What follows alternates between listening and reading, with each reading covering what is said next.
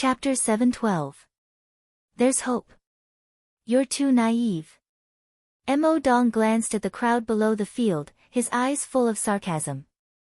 Boom. He put his hands in front of his chest and quickly formed a seal. A destructive aura suddenly rushed out from his hands. Mountain-toppling seal. At the same time, a palm-sized khaki square seal broke through the air from his hands. The square seal expanded with the wind. At last, it was like a towering mountain, lying above Qin Feiyang's head, exuding a shocking aura. Some of the people below the field couldn't help but retreat in horror. Qin Feiyang, this is the temple, not the spiritual state. You don't have the right to be arrogant. Kill! Mo Dong roared, and the mountain-toppling seal suddenly sank, crashing into the invisible force with irresistible force. Boom! An earth-shaking loud noise suddenly exploded. For a moment, the wind whistled in this place, and the void was distorted.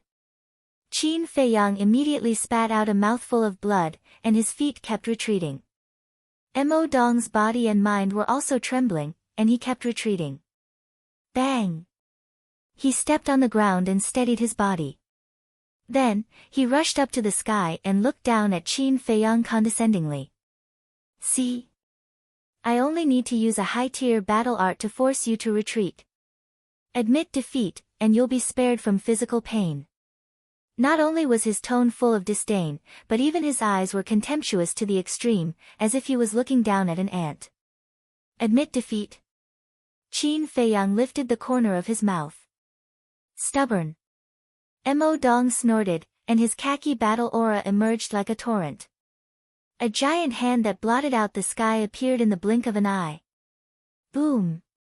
Immediately, the giant hand with the power to destroy the world rushed toward Qin Feiyang. Seeing this, Qin Feiyang narrowed his eyes slightly. This was also a superior battle technique. Whoosh! But instead of dodging, he took the initiative to meet it. Is he courting death?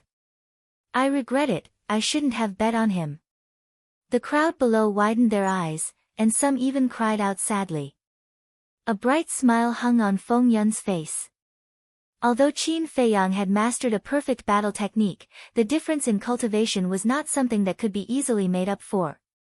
Mo Dong would definitely win this battle. Clang! But at this moment, around Qin Feiyang, a crimson-red sword chi emerged. Then, it condensed into two sword shadows, which swept in all directions. Go! Following closely, Qin Feiyang waved his hand. Two sword shadows soared into the sky and slashed at the giant hand. With a rumble, the giant hand disintegrated. Puff! High up in the sky, Missouri Dong's body also trembled, and he spat out a mouthful of blood that dyed the sky red. Another perfect battle art? The crowd below was dumbfounded. In addition to the previous battle art, he had actually mastered two perfect slaughter battle arts. Wan Qiu frowned and said in a low voice, Senior Brother Feng, I told you not to underestimate him. I'm fine. Feng Yun waved his hand indifferently, but he was actually a little worried. At this moment, Qin Feiyang had already rushed up to the sky and stood in the air with Mo Dong. Mo Dong wiped the blood from the corner of his mouth and said with a smile, Not bad, you can still block my attack. Qin Feiyang frowned slightly and said impatiently, Don't waste time, use all your means. So impatient?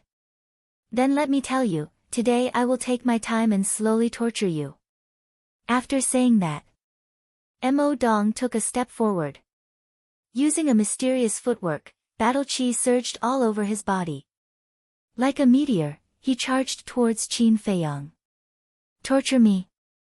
Qin Feiyang smiled coldly. He used phantom steps and charged forward, unwilling to be outdone. Bang bang bang. Rumble. The two immediately launched an endless battle high up in the sky. Their fists and feet collided with a deafening sound. Mo Dong's speed is fast enough, but Qin Feiyang's speed is not inferior at all. It seems that he has mastered a perfect auxiliary battle art. 3 perfect battle arts. Is this guy really from the spiritual state? Are there so many battle arts in the spiritual state? Many people found it inconceivable. Not good. Qin Feiyang is only a 2-star battle grandmaster. He is no match for Mo Dong in a head-on battle. Yeah, why is he so stupid?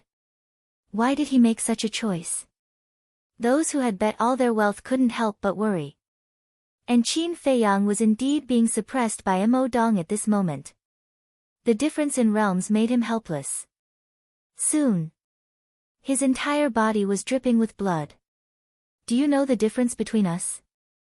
If it weren't for the second prince's order, I would have already killed you. Mo Dong sneered. At the same time, he punched towards Qin Feiyang's chest. Qin Feiyang said, then shouldn't I thank you for not killing me? At the same time, he also punched out. The 2 fists collided with a loud bang. Qin Feiyang's arm was instantly lacerated and blood splattered. Mo Dong's arm was a little numb. He turned around and quickly circled behind Qin Feiyang like a ghost, slapping his palm on Qin Feiyang's back. This palm contained his full strength. Bang! Qin Feiyang immediately swooped down like a meteorite and smashed into the hard ground of the arena. Puff! Blood gushed out of his mouth. Seeing this, most of the people outside the arena felt their hearts sink to the bottom. They were all muttering in their hearts, it's over. Qin Feiyang got us killed. And those who bet on Mo Dong had a smile on their faces with a trace of disdain.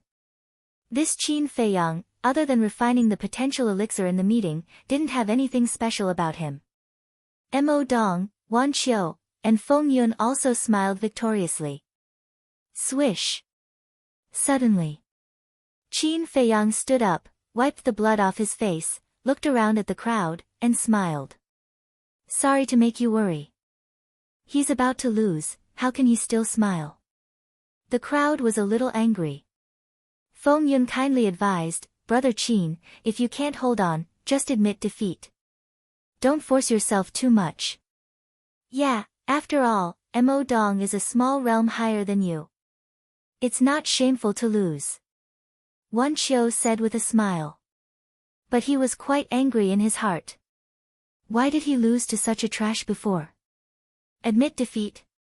Qin Feiyang smiled faintly, looked up at Mo Dong, and asked, Are you ready? Mo Dong raised his eyebrows. What did he mean? The others were also suspicious. Someone suddenly said, could it be that he was just warming up before? Warming up? Damn, is this guy crazy? Using this kind of life and death battle to warm up. Everyone was dumbfounded. This person was indeed crazy. Boom! At that moment, a torrential battle intent surged out of Qin Feiyang's body and shook the clouds. In just an instant, his long black hair and eyes turned blood red. This is... Wan Qiu narrowed his eyes and shouted, Mo Dong, his transformation is very strange. Be careful. Strange? Mo Dong sized up Qin Feiyang and shook his head. I can't tell. Are you trying to scare me? You'd better listen to him. Qin Feiyang grinned. Like a divine rainbow, he charged into the sky like a bolt of lightning and charged directly at Mo Dong. Boom! Bang! The two of them fought again. Mo Dong felt that something was wrong the moment they exchanged blows. At that moment, Qin Feiyang was like a god of war who had descended to the mortal world. Although his cultivation realm was lower than his, the power of every punch could push him back.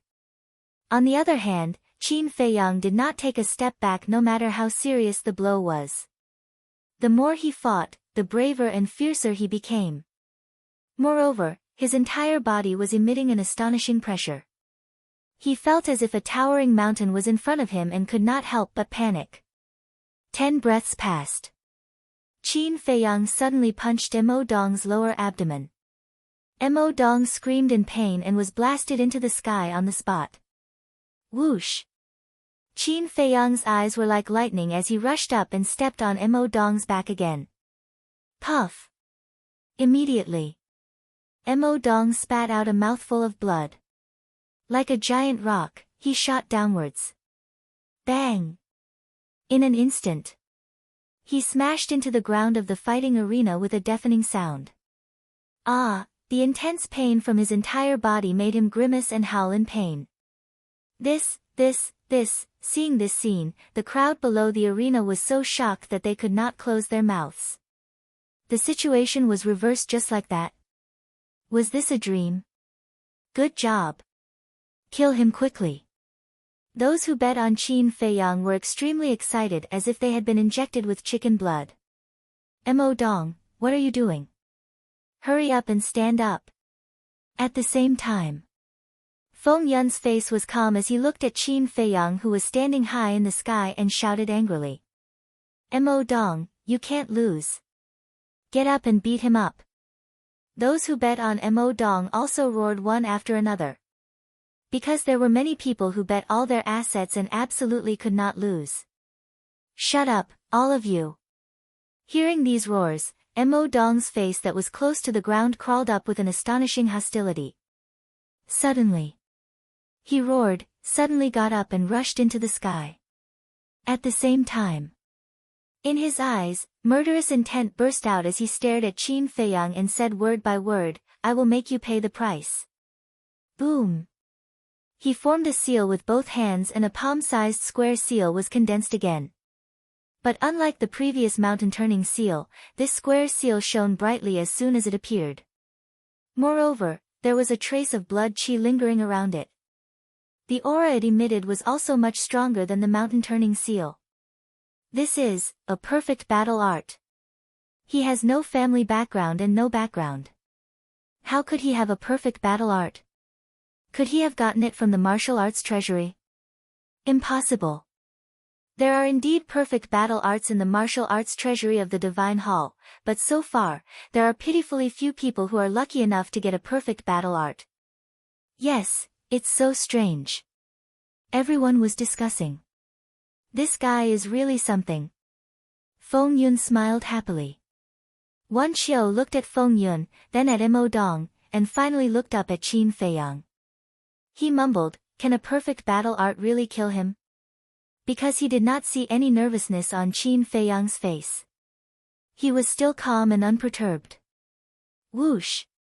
Mo Dong landed in front of Qin Feiyang with the square seal and sneered, are you scared now? Am I? Qin Feiyang smiled faintly. Stop pretending. No one will say anything even if you're scared. After all, your strength is in front of you. But I have to thank you. Mo Dong smiled. Thank you.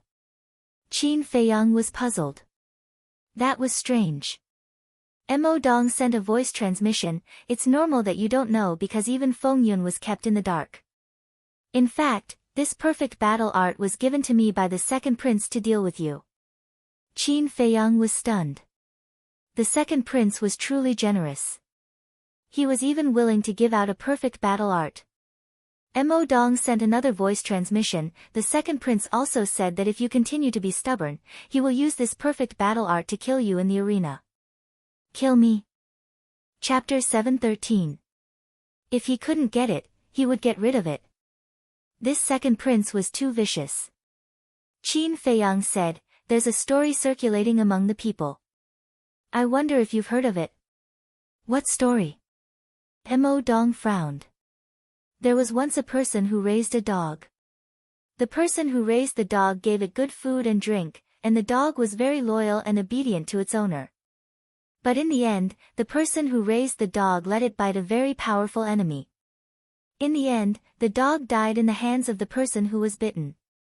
Qin Feiyang said indifferently. You're courting death. Mo Dong's eyes were filled with killing intent. Qin Feiyang's words were obviously saying that he was a dog beside the second prince. I'm not done yet. Until the moment of its death, the dog still didn't understand. Why would its master want it to bite such a powerful enemy? Actually, its owner didn't care about it at all. And these, it will never think of. Qin Feiyang said. You deserve to die. Mo Dong was furious.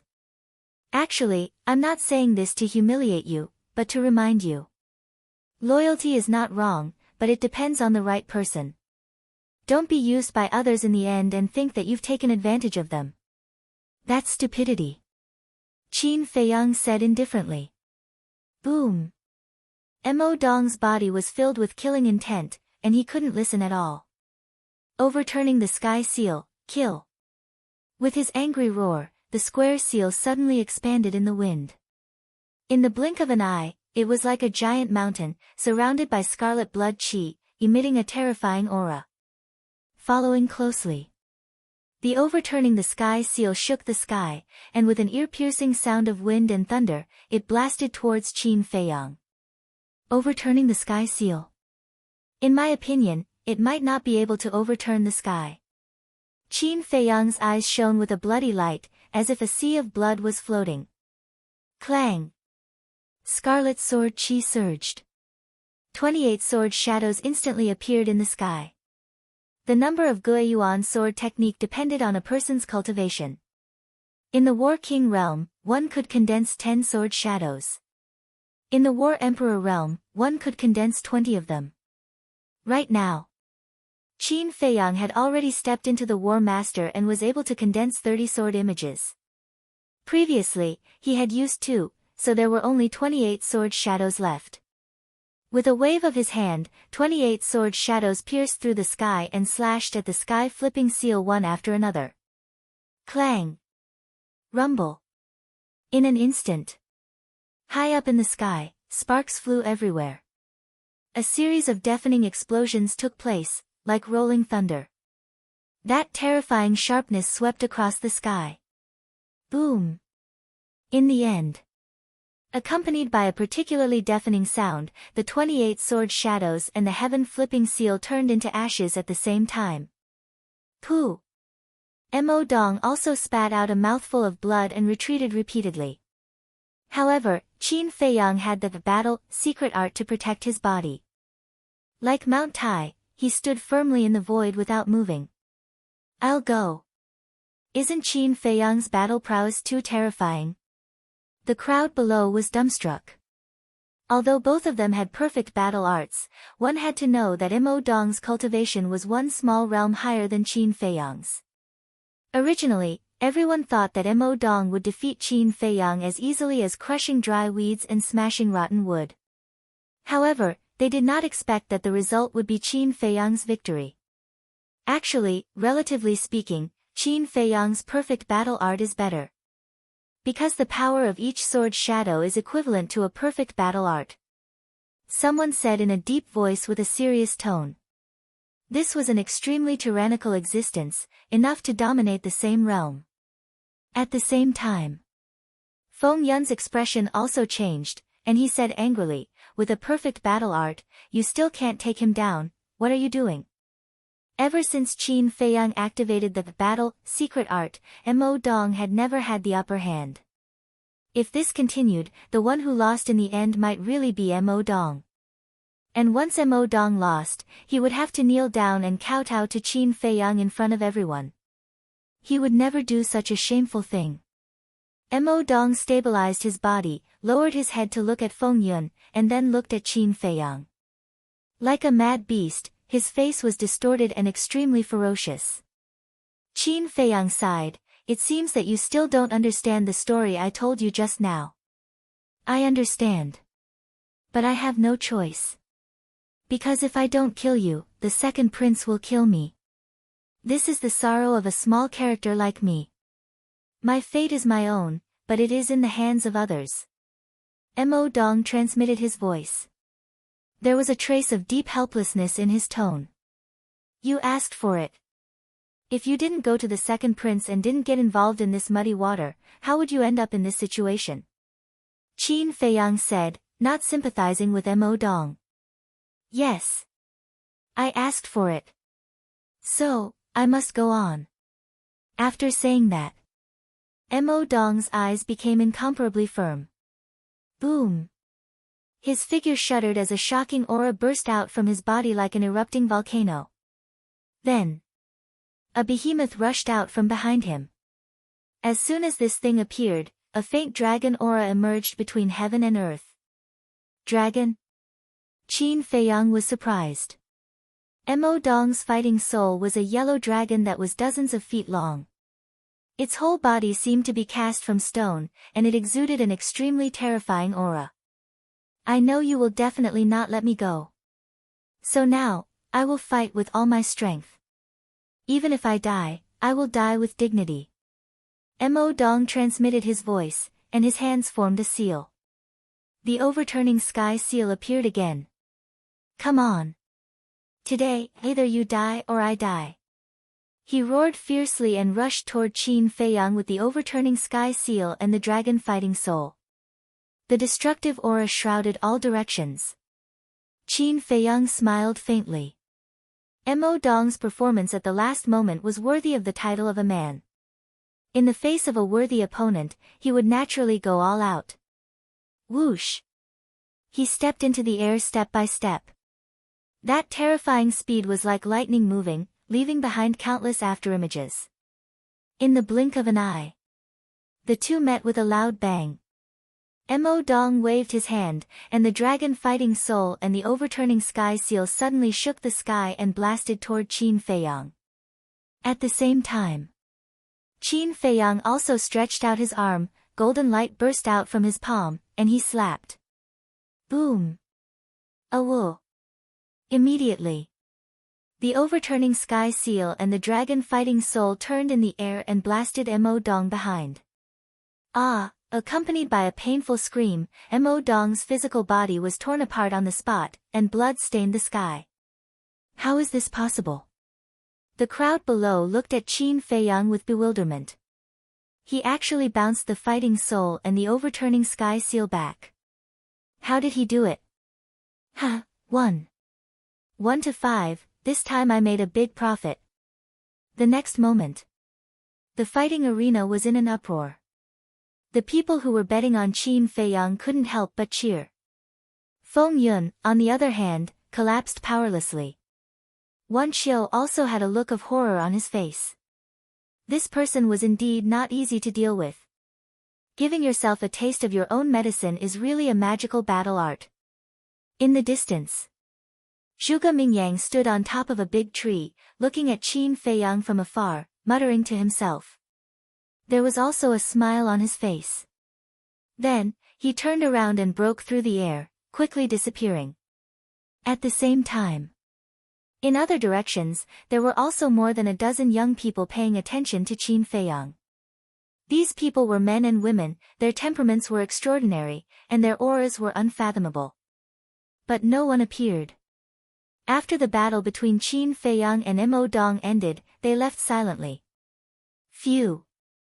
High up in the sky, Qin Feiyang took a deep breath, stopped circulating the battle character art, and his appearance quickly returned to normal.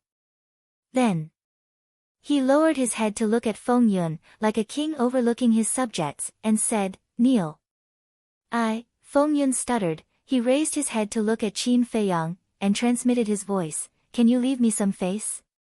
Qin Feiyang shook his head and said, "Face is earned by oneself, not given by others. Don't go too far." Feng Yun suddenly stood up and said angrily. Qin Feiyang said indifferently, "It's you who are going too far, not me. Hurry up, I don't have time to waste with you." Someone said disdainfully, "If you agree to a bet, you must accept your loss. If you want to kneel, then kneel." Feng Yun immediately looked at that person, his gaze was bone-chilling. That person immediately shrunk his neck, lowered his head, and did not dare to make a sound. Plop! Feng Yun also gritted his teeth, kneeled on the ground, and hit his forehead on the ground. He finally saw through it. No matter what he said today, Qin Feiyang would not change his mind. If he continued to beg, it would only be more humiliating. Swoosh! Qin Feiyang looked at him coldly, then turned around and streaked across the sky, quickly disappearing in the direction of the pill hall. "Bastard, I will definitely make you pay the price." Feng Yun also stood up. Looking at Qin Feiyang's back, his eyes flashed with a shocking murderous intent. However, The show had just begun. As soon as Qin Feiyang left, those who were escorting Qin Feiyang swarmed towards Feng Yun. Feng Yun was so angry that he was about to go crazy. Not only did he lose all his face, but he was also going to lose all his fortune. Senior Feng Yun, are you going to go back on your word? When it concerned their own interests, those disciples also became tough. What a joke. Do I, Feng Yun, look like someone who would go back on his word? It's just that there are too many of them, give me some time to prepare. Feng Yun said angrily. Someone said, then you should at least give a specific time, right? 3 days. 3 days later, go to my alchemy room to get it. I will compensate you however much you lose. As soon as Feng Yun finished speaking, he flew into the air and returned to his alchemy room. Damn it! As soon as he walked into the alchemy room, he flew into a rage and was about to go crazy. After a long time, he finally calmed down and took out the image crystal.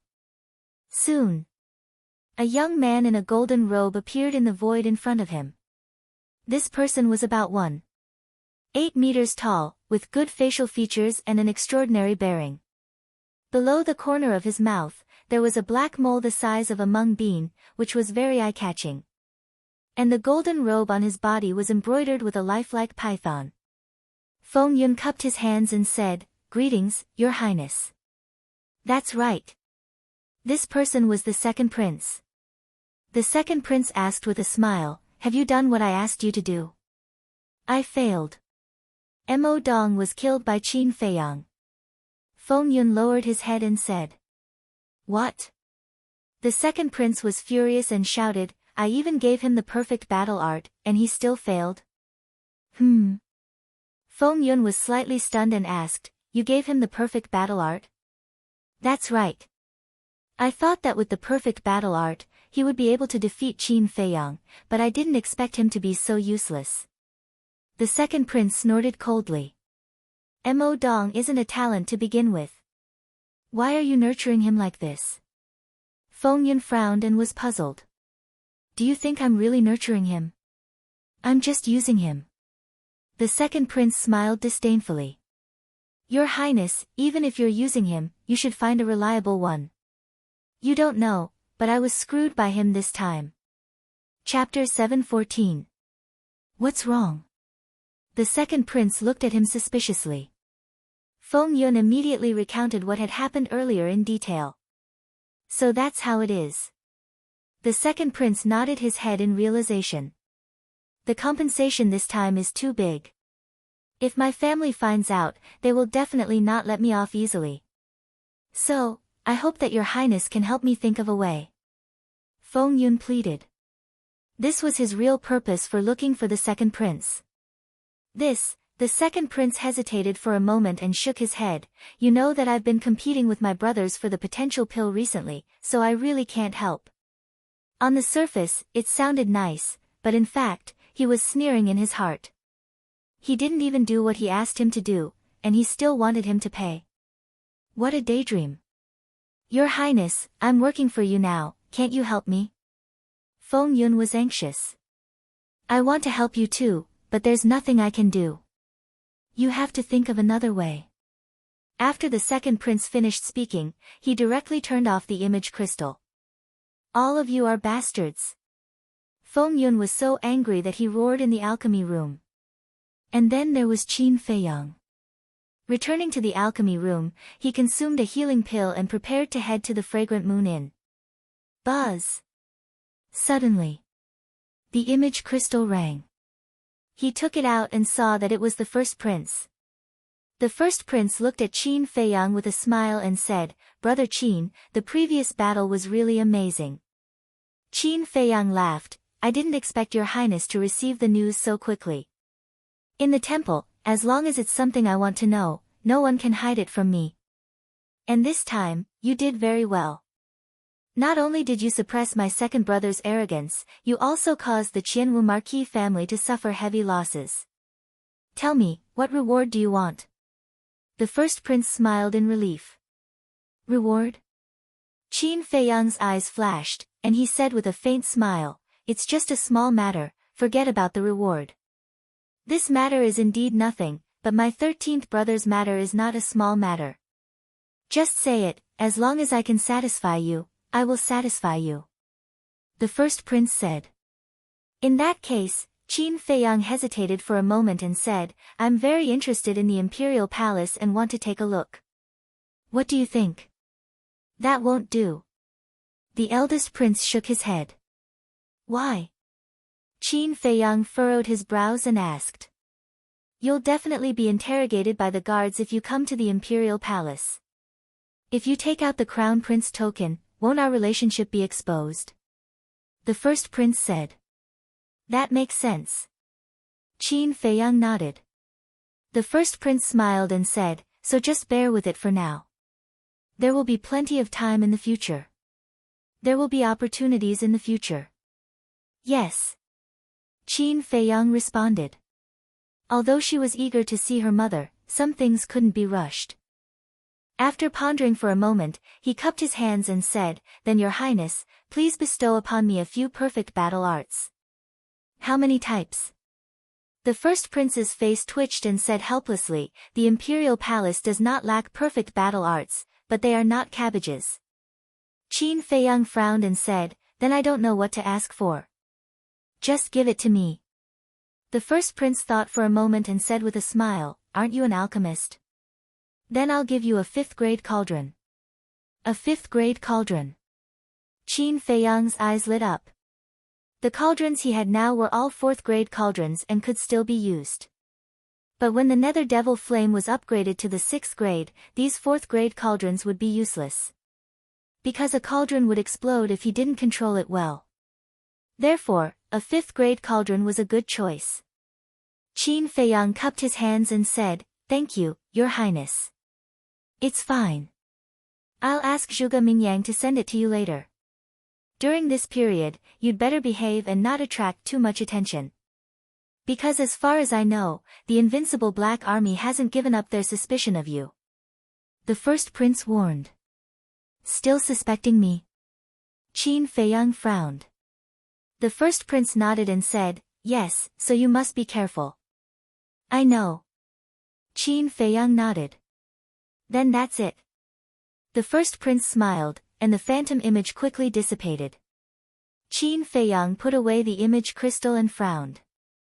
Originally, he planned to go to the Fragrant Moon brothel and find the owner of the Fragrant Moon brothel to see if he could get the 5th-grade cauldron fire. But now it seemed that he couldn't go to the Fragrant Moon brothel for the time being. Because once the people of the Imperial Palace received the news, it wouldn't be as simple as suspicion. At that time, he might even be captured and tortured. In less than half an hour, Zhuge Mingyang came with the cauldron. This cauldron was scarlet red, as if it was cast from magma, and a lifelike dragon was engraved on it. According to Zhuge Mingyang, this cauldron was called the Jiao Dragon Cauldron, and it was one of the best among the 5th-grade cauldrons. Qin Feiyang thanked Zhuge Mingyang and sent him away. After Qin Feiyang dripped blood on it, he also took the Jiao Dragon Cauldron into the castle and continued to copy the kill formula. At the same time, in the first prince's palace, the first prince looked down at Zhuge Mingyang and asked, Is he satisfied with the cauldron? I don't know. Because his expression is extremely calm, I really can't guess what he's thinking. Zhuge Mingyang shook his head. If he's not satisfied with the 5th-grade cauldron, then he's too greedy.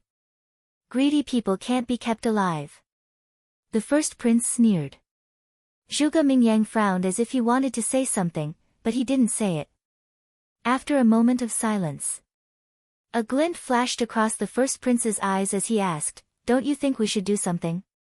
What do you mean? Zhuge Mingyang looked at him suspiciously. Right now, the Invincible Black Army is still suspicious of Qin Feiyang. If we don't get rid of this problem quickly, I'm afraid that Qin Feiyang will accidentally reveal a flaw and implicate us. The first prince said worriedly. Although the 13th prince was killed by Qin Feiyang, they also had accomplices. If this matter was exposed, they would more or less be affected. Zhuge Mingyang's pupils shrank when he heard this. He said in surprise, Your Highness, you're not planning to kill him, are you? Kill him? The first prince was taken aback. He shook his head and said with a smile, Qin Feiyang is too valuable. How could I bear to kill him? Then Your Highness, what do you mean? Zhuge Mingyang was puzzled. The first prince said, I mean to find a scapegoat. As long as the culprit is caught, the Invincible Black Army will naturally not suspect Qin Feiyang. A scapegoat, Zhuge Mingyang pondered for a while and said with a smile, Your Highness is wise. I'll take care of this. You must do it well. Don't make any mistakes. The first prince said. Don't worry. As long as you're willing to pay the price, there will naturally be someone willing to be the scapegoat. Zhuge Mingyang smiled confidently. In less than 3 days, an explosive piece of news spread throughout the capital city. The culprit who murdered the 13th prince and Lin Dian had been caught.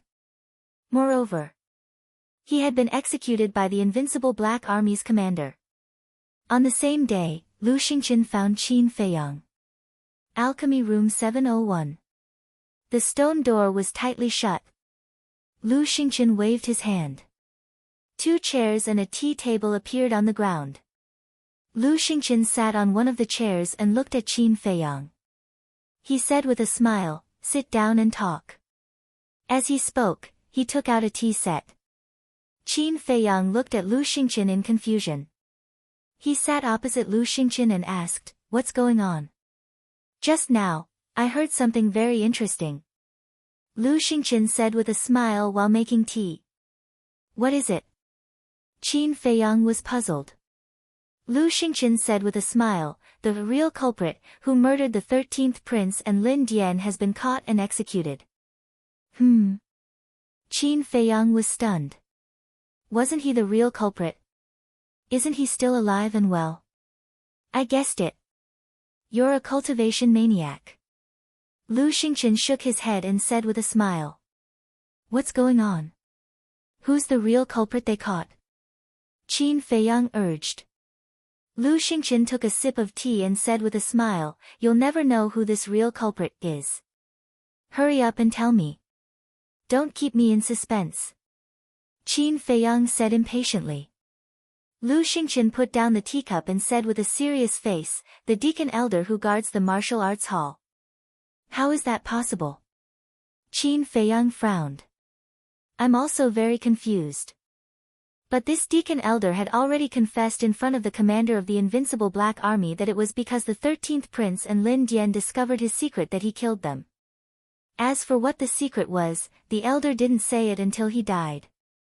The Lin clan also wanted to ask him for the 5th grade alchemy fire, but they didn't get it. According to the elder's confession, the alchemy fire was destroyed by him. Lu Xingqian said. Qin Feiyang said, Nonsense. He's not the real culprit. Where did the alchemy fire come from? Where did the secret come from? It's just a fabricated motive. I know that. But the strange thing is, why did he take the blame? Lu Xingqian said. Yes, why? Qin Feiyang lowered his head and was also very puzzled. Murdering a prince was a capital offense. Others would try to avoid it, but this person actually took the initiative to take the blame. Did he want to die? But there were other ways to die. Lu Xingqian suddenly said, I think there's a plot behind this. Plot? Qin Feiyang raised his eyebrows. Buzz. At this moment, Qin Feiyang's image crystal stone rang. I'll leave for a moment. Lu Xingqian stood up and walked to the corner beside the stone door.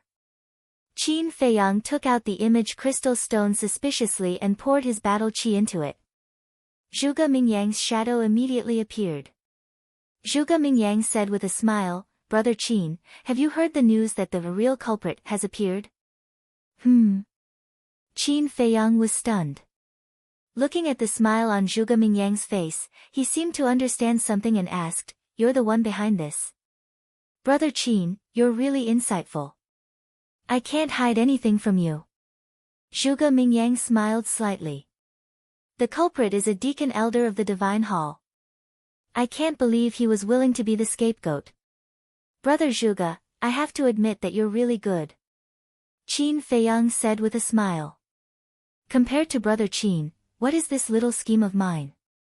I'm sending you a message to inform you that you don't have to hide anything in the future. Zhuge Mingyang said. Do I need to hide anything? Besides, you're not doing this just for me, but also for yourself.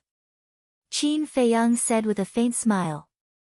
It doesn't matter whether it's for me or for you. The important thing is that the problem has been solved, isn't it? Well, I'm going back to work. As Zhuge Mingyang's voice fell, the shadow quickly disintegrated. Lu Xingqian returned to his seat and asked, Do you think the first prince knows about this? Qin Feiyang said, Is there a need to think about it? He definitely knows. Maybe it was the first prince's idea. These people are really ruthless. And the intrigue of the imperial palace is really scary. Fortunately, I didn't get involved. Lu Xingqian shook his head and smiled. In the imperial palace, if you don't have a brain, you'll only end up as cannon fodder. Chapter 7:15. Cannon fodder. Lu Xingqian pondered for a moment, then nodded, That's true. After a pause, he smiled and said, It's quite boring to cultivate every day. Why don't we go out for a stroll? Where to? Qin Feiyang asked. Lu Xingqian smiled and said, I heard that the Fragrant Moon brothel is very famous. I haven't been there for so long, so I might as well go to the Fragrant Moon brothel. Fragrant Moon brothel? Qin Feiyang muttered, his eyes flashing, and nodded, Okay, let's go to the Fragrant Moon brothel. Now that the crisis had been resolved, it was time to find the owner of the Fragrant Moon brothel and ask for the 5th grade pill fire. But just as he got up, Qin Feiyang suddenly looked straight at Lu Xingqian, a trace of surprise in his eyes. What's wrong? Lu Xingqian looked at him in confusion. Qin Feiyang frowned. Your aura is stronger than before, could it be? Lu Xingqian nodded. Yes, I have already broken through to the 4-star War Master. So fast. Qin Feiyang was dumbfounded. Lu Xingqian smiled. Aren't you also quite fast? How long have you been in the temple? You've already broken through to the 2-star War Master. Hee hee. Qin Feiyang put on a fake smile, then opened a teleportation door and took the lead to walk in. Lu Xingqian followed closely behind. The next moment, the two of them directly descended in front of the entrance of the Fragrant Moon brothel. When the two waiters standing at the door saw Qin Feiyang appear, they put on a flattering smile and said, Young Master Qin, please come in. Qin Feiyang said, Arrange a private room for me. Lu Xingqian waved his hand and smiled, What private room, just find a place in the lobby. This, Qin Feiyang frowned and nodded, All right. Seeing Qin Feiyang nod, the shop assistant smiled and said, Please follow me. Under the guidance of the waiter, the two of them arrived at a table in the middle of the hall. In the meantime, as soon as the two of them walked in, the noisy Fragrant Moon brothel immediately quieted down. All eyes were on Qin Feiyang. After the two of them were seated, the waiter asked, Young Master Qin, what would you like to order? Qin Feiyang said, Just a few dishes and 2 pots of wine will do. All right. Young masters, please wait for a moment. The waiter shouted, then turned around and ran to the kitchen. What do you mean? You clearly know that everyone in the capital knows about me, yet you still let me sit in the main hall? Qin Feiyang looked at Lu Xingqian and asked through voice transmission. Lu Xingqian smiled faintly. In the private room, it's just the two of us drinking, how boring, but here, look at how lively it is.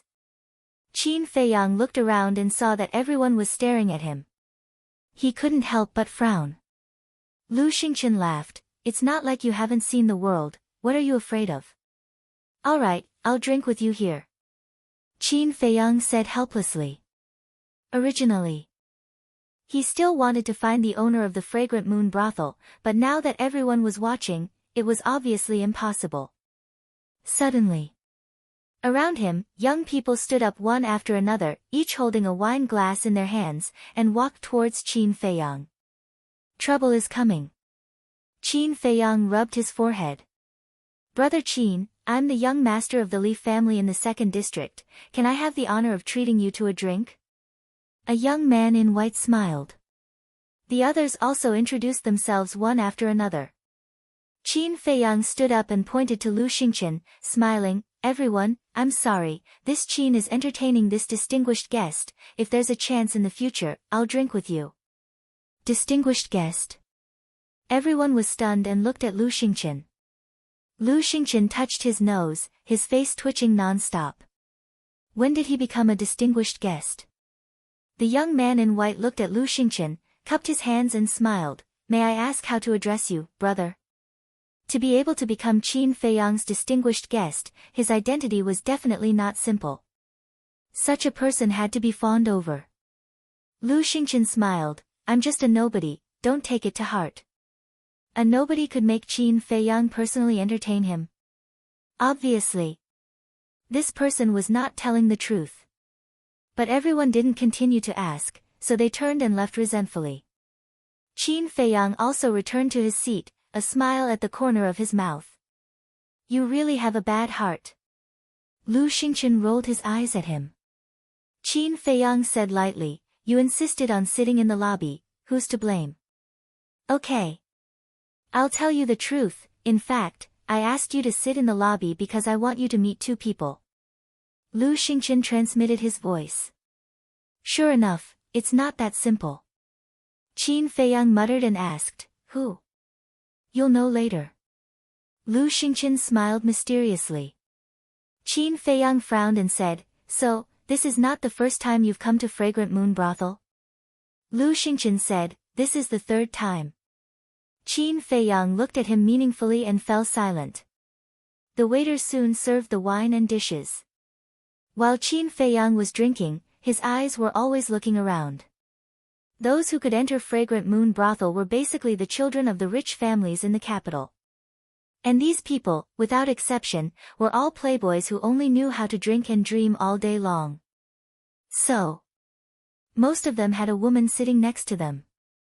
These women were dressed gorgeously, with heavy makeup, sexy and enchanting. They were the specially trained hostesses of Fragrant Moon Brothel. Their voices were soft and numb. Their manners were wanton. The scene was extremely erotic. There were even many women who were throwing coquettish glances at Qin Feiyang from a distance. Lu Xingchen teased, Brother Qin, seeing that you can't take your eyes off them, do you want to call one over to drink with you? Qin Feiyang rolled his eyes. He just wanted to see who Lu Xingchen wanted him to meet. That was all. Time flew. The sun set in the west, and night fell. Ding dong. Suddenly, a melodious sound of the zither slowly rose. The sound of the zither was gentle and lingering. Then, another crisp and pleasant sound of the flute, accompanied by the sound of the zither, spread in Fragrant Moon Brothel. At this moment, everyone raised their heads and looked at the top floor of Fragrant Moon Brothel in silence. And even the people in the private rooms came out. At the same time, Lu Xingchen also put down his wine glass and looked up, with a faint smile in his eyes. Seeing this, Qin Feiyang also looked up, but he didn't see the person playing the zither and the flute at all. The sound of the zither and the flute came from 2 different rooms on the top floor. Brother Qin, the person I want you to meet is the person playing the zither and the flute. Lu Xingchen said with a faint smile. Qin Feiyang frowned and said, who is it? Sure. Lu Xingchen made a gesture of silence and said, listen carefully to the sound of the zither and the flute, there is a lot of information hidden in them. A lot of information? Qin Feiyang was slightly stunned, calmed down, and listened silently. The sound of the zither and the flute were very beautiful, like the sound of nature. But gradually, Qin Feiyang felt a deep sense of helplessness, despair, sadness, and a trace of desolation in the sound of the zither and the flute. What's going on? Why are there such complicated emotions mixed in? Qin Feiyang was puzzled. A moment later, Lu Xingchen suddenly retracted his gaze and said, Brother Qin, I want to give you a surprise. What do you mean? Qin Feiyang was a little annoyed. Since entering the fragrant moon brothel, Lu Xingqian had been keeping him in suspense. But before his voice fell, the sound of the zither and the flute disappeared. At the same time, a middle-aged woman in a red robe came out from a room on the top floor. The middle-aged woman looked at the guests below and said with a smile, "Everyone, it's still the same old rules, the highest bidder wins. 100,000. 200,000. 300,000. 1 million. At that moment, everyone began to scramble to be the first to bid. Qin Feiyang looked at it strangely. Was this an auction? Lu Xingqian suddenly raised his hand and said with a smile, "I bid 200 million, I want both of them." Swish! At that moment, everyone in the fragrant moon brothel looked at Lu Xingqian in unison. Seeing Qin Feiyang sitting next to him, the look in their eyes changed. No one bid anymore. The middle-aged woman smiled and said, "So it's the famous young Master Qin, congratulations to the two of you, please go upstairs." Lu Xingqian laughed, "Brother Qin, this is my surprise for you, quickly go up." "Speak clearly." Qin Feiyang secretly shouted. Lu Xingqian said, "As long as you go up, I don't need to say anything, you will naturally know." Qin Feiyang frowned and raised his head to look at the middle-aged woman. He leaped up and landed beside the middle-aged woman. "First Prince, when Qin Feiyang knows about their current situation, you will be completely finished, just wait." Lu Xingqian muttered, a strange light flashing in his eyes. He picked up the wine pot, sat there alone, and drank by himself. The top floor. The middle-aged woman was still charming, dressed coquettishly, and exuded a strong smell of perfume. Qin Feiyang was a little disgusted. He felt that this person was like a brothel's procuress. The middle-aged woman smiled, "I didn't expect young Master Qin to be a romantic person, please follow me." Finished. The middle-aged woman turned around and walked towards a private room called Spring Pavilion. Romantic person? Qin Feiyang raised his eyebrows and followed.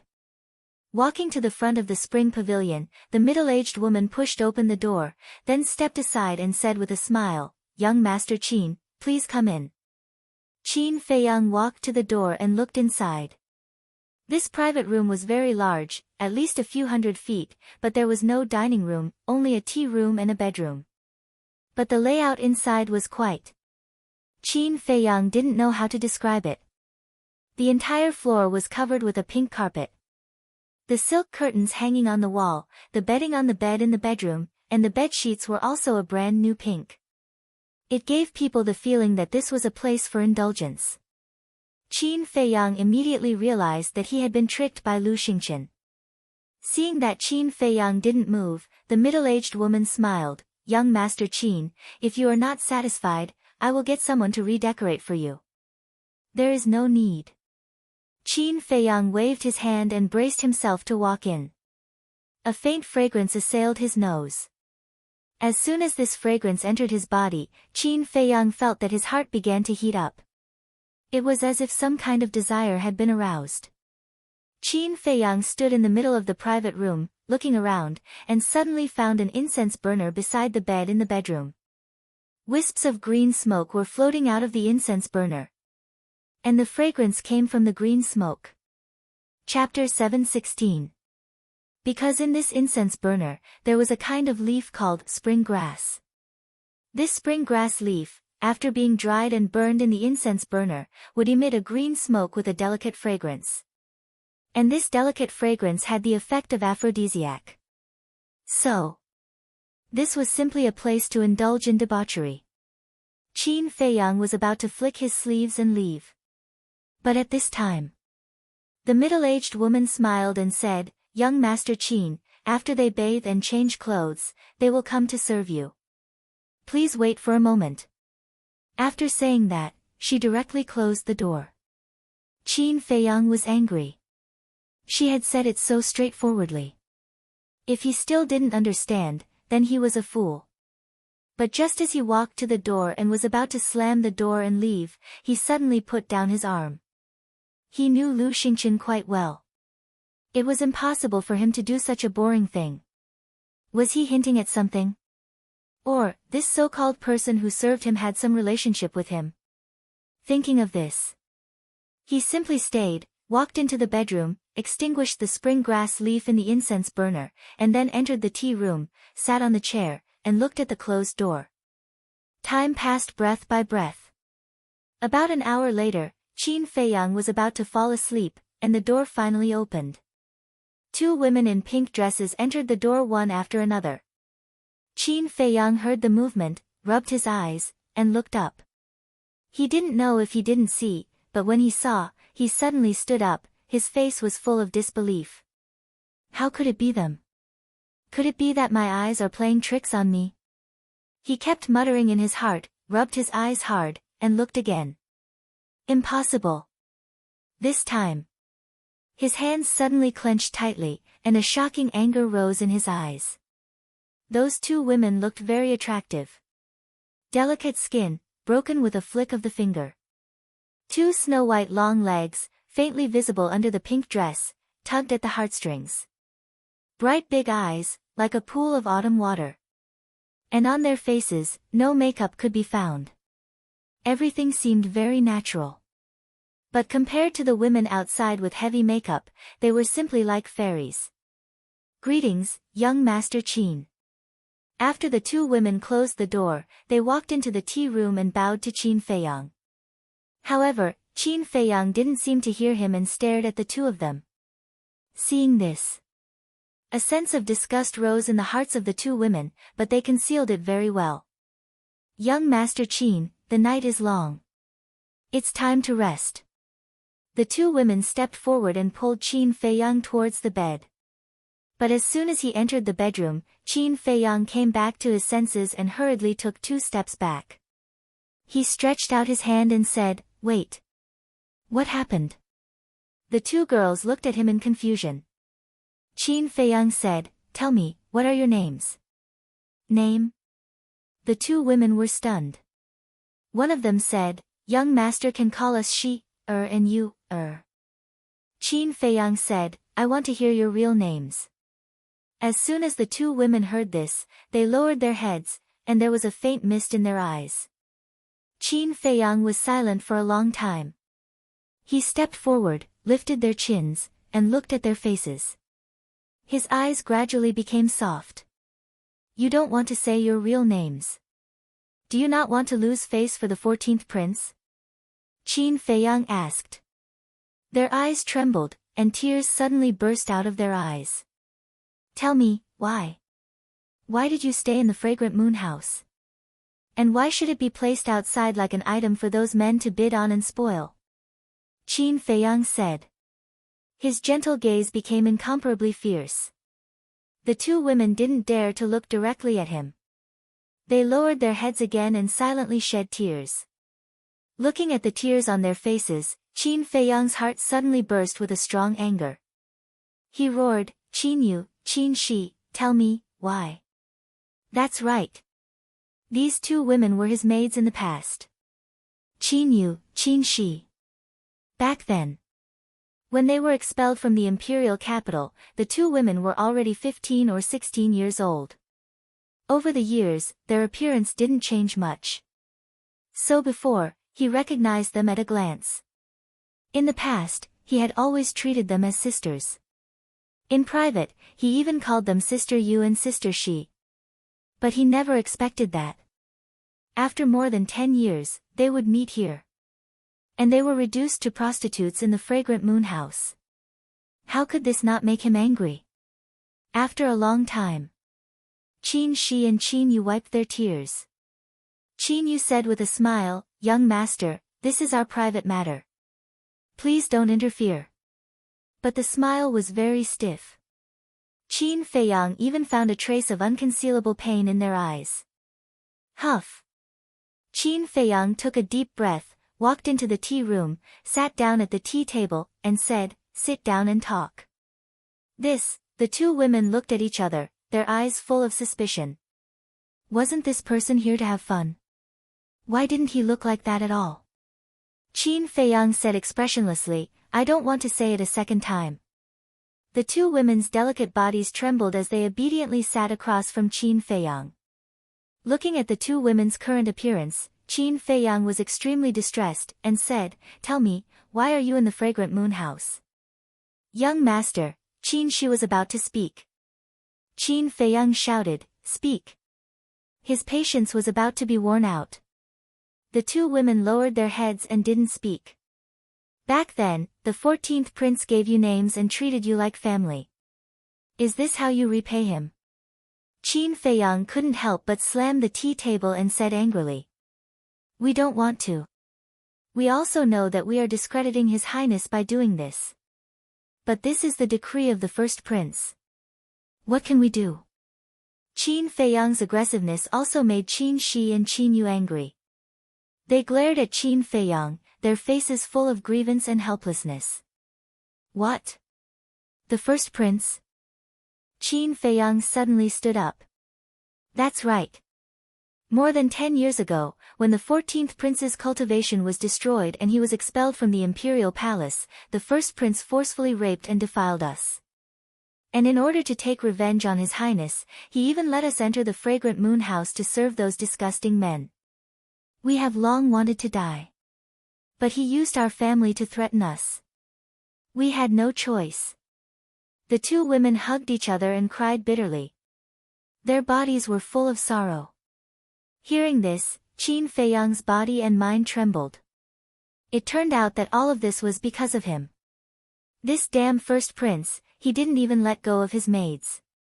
This was simply unforgivable. He lowered his head and looked at the two women, his eyes full of guilt. "I'm sorry," he said silently in his heart and returned to his seat. After pondering for a moment, he said, "Go and call the procuress here." The two immediately raised their heads and looked at Qin Feiyang with tears in their eyes. "Go quickly." Qin Feiyang smiled. Looking at the smile on Qin Feiyang's face, the two women suddenly felt an inexplicable sense of familiarity in their hearts. Qin Yu wiped away her tears and looked at Qin Shi. Go and call the procuress. I have a few words to ask young Master Qin." "Okay." Qin Shi nodded, got up and walked out of the tea room. She opened the door and walked straight out, then closed the door again. Qin Yu also retracted her gaze and looked at Qin Feiyang. She asked suspiciously, "Young master, may I ask how you know that His Highness treated us like family back then?" Qin Feiyang said, "I heard it from someone else. Not many people know about the relationship between His Highness and us. Everyone only knows that we are His Highness's maids." "Young master, may I ask who you heard it from?" Qin Yu asked, her eyes somewhat vigilant. Qin Feiyang directly took out the crown prince token. "What? You are the first prince's maid?" Seeing the crown prince token, Qin Yu suddenly panicked. "Yes. But don't be afraid, I won't hurt you." Qin Feiyang smiled. Creak. At this time, the door opened. Qin Shi and the middle-aged woman walked in one after the other. Qin Feiyang also immediately put away the crown prince token. "Young Master Qin, what's the matter? Is it because they didn't treat you well? Tell me, I will definitely punish them severely." As soon as the middle-aged woman came in, she came to Qin Feiyang and asked with a smile. "Don't get so close." Qin Feiyang raised his eyebrows and said in disgust. The smile on the middle-aged woman's face froze. She took a few steps back and said with a smile, "Young master." Qin Feiyang waved his hand and said, "Don't talk nonsense, name a price." "Name a price?" The middle-aged woman was slightly stunned. Qin Shi and Qin Yu also looked at Qin Feiyang in confusion. Qin Feiyang said lightly, "I want to take them away." "Take them away?" The middle-aged woman was completely stunned. When she came back to her senses, she hurriedly said, "Young master, you can't do that." "Why?" Qin Feiyang frowned. Qin Yu and Qin Shi's background is not simple. Someone deliberately arranged for them to be in the fragrant moon brothel. And this person, neither you nor I can afford to offend. The middle-aged woman hurriedly explained. Qin Feiyang frowned. The person the middle-aged woman was talking about was obviously the first prince. But he must take Qin Yu and Qin Shi away today. Qin Feiyang's face turned cold, and he said, since you can't make the decision, then ask your brothel master to come. You still want to disturb the brothel master? Qin Yu and Qin Shi's expressions changed and they were about to say something. Qin Feiyang waved his hand and looked at the brothel keeper. His eyes were like sharp blades, and he said, didn't you hear? Go and ask your brothel master to come here. Okay, I'll go right away. The brothel keeper's eyes trembled, and she quickly turned around and trotted out. Young master, thank you for your kindness, but this matter involves too much. I hope young master won't bring trouble to yourself. Qin Yu also immediately persuaded. It's okay. This fire can't burn me. Qin Feiyang smiled faintly, took out the image crystal, and sent a message to Zhuge Mingyang. Soon, Zhuge Mingyang's shadow appeared. At the same time, Qin Feiyang, Qin Yu, and Qin Shi also appeared in front of Zhuge Mingyang. When he saw Qin Yu and Qin Shi, Zhuge Mingyang was slightly stunned, and he said with a smile, Brother Qin, you're so carefree. You even went to the fragrant moon brothel. Life is short, so I naturally have to enjoy myself. Qin Feiyang smiled faintly, and said, this time I'm looking for Brother Zhuge because I want to trouble Brother Zhuge to tell His Highness that I want to take Qin Yu and Qin Shi away. Take them away. Zhuge Mingyang was stunned, and said, do you know their identity? Yes. They used to be the maid of the 14th prince. Qin Feiyang nodded. Zhuge Mingyang frowned and asked in confusion, why do you want to take them away? Well, cough. Qin Feiyang coughed and said with a smile, I like them, but the fragrant moon brothel won't let them go, so I can only ask the first prince. This is not easy. I'll talk to the first prince and give you an answer later. Chapter 717. As soon as Zhuge Mingyang's shadow disappeared, Qin Yu stood up and bowed, young master, thank you very much, but you can't offend the first prince because of us. Please reconsider. Qin Feiyang smiled, don't worry, he is afraid of offending me, not me. Young master, Qin Yu still wanted to say something, but Qin Feiyang waved his hand, I have made up my mind. This, Qin Yu and Qin Shi looked at each other. They really couldn't understand. They were just strangers who met by chance, why would this person help them? Wang. Soon. The image crystal rang. The first prince and Zhuge Mingyang's shadow appeared at the same time. Greetings, your highness. Qin Yu and Qin Shi immediately bowed. Although they hated the first prince, they had no choice but to submit to his status. To be valued by Brother Qin, you are really lucky. The first prince coldly snorted and looked at Qin Feiyang, frowning, Brother Qin, if you really like women, I can give you a lot. Why do you like them? Qin Feiyang smiled, if I say love at first sight, would you believe me? Only a ghost would believe you. The first prince rolled his eyes and said, say it. What is it? Qin Feiyang's eyes flashed. He had long expected that the first prince would get to the bottom of it, so he had already thought of a countermeasure. Cough cough. With a dry cough, Qin Feiyang said awkwardly, their skills are good, I like women like them. Skills are good. The first prince and Zhuge Mingyang looked at each other. They really didn't expect that Qin Feiyang actually liked this. The first prince smiled, since Brother Qin likes them, then I will reluctantly give them to you. Qin Feiyang cupped his hands and smiled, then I will thank your highness here. The first prince waved his hand, it's a small matter, let's drink together when we have time. Okay. Qin Feiyang nodded. Then you can continue playing. I will inform the owner of the Fragrant Moon Inn. With that, the first prince turned off the image crystal. Ha! As soon as the image crystal was turned off, the first prince couldn't help but laugh, his face full of ridicule. However, Zhuge Mingyang's eyes flickered as he suddenly asked, Your Highness, don't you find it strange? What's strange? The first prince asked. According to my sources, this Qin Feiyang isn't someone who covets beauty. But now, he insists on taking Qin Yu and Qin Yu away. Isn't this a little strange? Zhuge Mingyang frowned. You're thinking too much. Qin Yu and Qin Shi have been in the Fragrant Moon brothel for more than 10 years and have served countless men. In this aspect, even those experienced men can't resist, let alone Qin Feiyang. This Qin Feiyang looks like a chick at first glance. Once he has tasted the pleasure of a man and a woman, he will naturally indulge in it. Actually, this is good too. At least we can grasp one of his weaknesses. The first prince sneered. Is that so? Zhuge Mingyang muttered. He had a feeling that this matter was not so simple. Fragrant Moon brothel.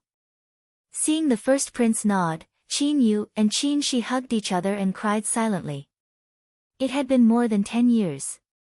They had suffered mental torture every day and lived a life worse than death. Now that they were finally free, they couldn't help but shed tears of joy. Qin Feiyang didn't say anything and just looked at them silently. He could understand the feelings of the two women at this moment. Because these years were also like years for him. Dong! A moment later. There was a knock on the door. Qin Yu and Qin Shi wiped away their tears, tidied up their messy long hair, and looked at Qin Feiyang. Qin Shi said, "We've made a fool of ourselves." Qin Feiyang smiled faintly, looked up at the door, and said, "Come in." The door opened. A man and a woman walked into the pavilion. The woman was the brothel keeper. The man was a middle-aged man with a thin figure, wearing a white robe, with mottled white hair at his temples, with a vicissitude aura. This person walked into the tea room, looked at Qin Feiyang, and cupped his hands with a smile. "I'm the owner of the Fragrant Moon Pavilion. Greetings, young Master Qin." Qin Feiyang nodded and smiled. The owner looked at the brothel keeper and Qin Yu and said, "You two go out first." "Yes." The three bowed and turned to leave the pavilion one after another, closing the door. The owner also withdrew his gaze and sat opposite Qin Feiyang, saying with a smile, "I didn't expect young Master Qin to be His Highness's guest." Qin Feiyang's eyes flashed slightly, and he said with a faint smile, "It seems that the owner is also His Highness's man." The owner of the Fragrant Moon Pavilion was stunned and asked curiously, "How do you know?" "Only Zhuge Mingyang knows that I follow His Highness. Moreover, His Highness has always asked me to hide this matter." "May I ask how you know?" "Without a doubt. His Highness must have told you personally. Doesn't this prove that you are a person His Highness trusts very much?" Qin Feiyang smiled faintly. Hearing these words, the owner looked at Qin Feiyang in a daze, shook his head and smiled. Just based on this, young Master Qin can think so much. Indeed, his mind is extraordinary. Qin Feiyang shook his head and said, "I'm just a little clever. How dare I show off in front of an expert? In terms of brains, looking at the whole younger generation of the imperial capital, probably only Zhuge Mingyang can compete with you, so young Master Qin doesn't have to be modest. As for Qin Yu and Qin Shi, the first prince also said that you can take them away at any time." The owner smiled. "Thank you, owner. But I have one more thing to talk to you about." Qin Feiyang said. "What is there to talk about between us?" The owner was suspicious. Qin Feiyang said, "Of course there is. I heard that you have a 5th grade pill fire in your hands." The owner was slightly stunned and nodded. "Many people know about this. What's the matter?" "To be honest, I came to the Fragrant Moon brothel this time for the 5th grade pill fire." "Owner, you can name your price." Qin Feiyang didn't talk nonsense and directly revealed his real purpose. "I was wondering why young Master Qin would come to my Fragrant Moon brothel today. It turns out that you have ulterior motives," the owner said with a playful look in his eyes. Qin Feiyang leaned on the chair and put his hands on his legs. He looked calmly at the owner of the Fragrant Moon brothel and said, "There's no need to say these meaningless words. Since young Master Qin doesn't want to say meaningless words, then I won't beat around the bush. Although my attainments in alchemy are not as good as young Master Qin, I'm still an alchemist. So I won't sell this 5th grade pill fire to you. The owner said. Is that so? Qin Feiyang smiled indifferently, took out a potential pill, and threw it on the tea table. The owner immediately looked at the potential pill, and his eyes shone brightly. Is it enough? Qin Feiyang asked. The owner didn't say anything, and his eyes flickered. Qin Feiyang took out another pill, threw it on the tea table, and asked, Is this enough? The owner still didn't say anything. Qin Feiyang smiled playfully, took out 3 potential pills, and said, Is it enough? When it's time to keep a low profile, he will keep a low profile. But when it's time to show off, he won't be careless at all. Since this person wasn't willing to sell, then he will use the potential pill. Anyway, he didn't lack potential pills now. He didn't believe that this person wouldn't be tempted. However, the owner was still silent. To be honest, he was indeed tempted. Because no matter how precious the 5th grade pill fire was, it couldn't be compared to the value of the potential pill. But looking at Qin Feiyang's indifferent face, he wanted to see where Qin Feiyang's limit was. To put it simply, he was greedy and wanted a few more. Is it still not enough? Qin Feiyang raised the corner of his mouth, took out 5 potential pills at once, and directly threw them on the table. A total of 10 potential pills. Although his behavior seemed frivolous, he was observing the owner's expression throughout the whole process. So, he had seen the Tower Master's interest in him. Seeing that the owner still didn't show any signs of speaking, Qin Feiyang smiled faintly. It seems that the owner really doesn't intend to sell the pill fire. Since that's the case, then I won't force you. Goodbye. After saying that, he grabbed the 10 potential pills on the table, got up, and strode away. This change caught the owner of the Fragrant Moon in a little off guard. Looking at this guy's attitude before, wasn't he determined to get it? Why did he suddenly give up? Young Master Qin, wait. After he came back to his senses, he hurriedly got up and said. You're still too inexperienced to fight with me. Qin Feiyang secretly smiled disdainfully, turned to look at the owner suspiciously, and asked, Is there anything else? I've thought about it carefully. The 5th grade pill fire is actually not that useful to me. And young Master Qin is the Crown Prince's guest, and you're so sincere. If I still refuse, wouldn't I be too heartless? The owner smiled. So? Qin Feiyang asked. The owner said, So, I plan to sell the pill fire to you. In that case, then I'll thank the owner first. Here are 5 potential pills, please kindly accept them. Qin Feiyang took out 5 potential pills, walked into the tea room, and handed them to the owner. The owner was stunned and frowned. Why are there 5 pills? Shouldn't there be 10? Qin Feiyang shook his fingers and said, No, no, no. There were 10 pills just now, but now there are only 5. The owner looked at the 5 potential pills and then looked at Qin Feiyang, not knowing what to do. Although I don't lack potential pills, I'm very particular about principles.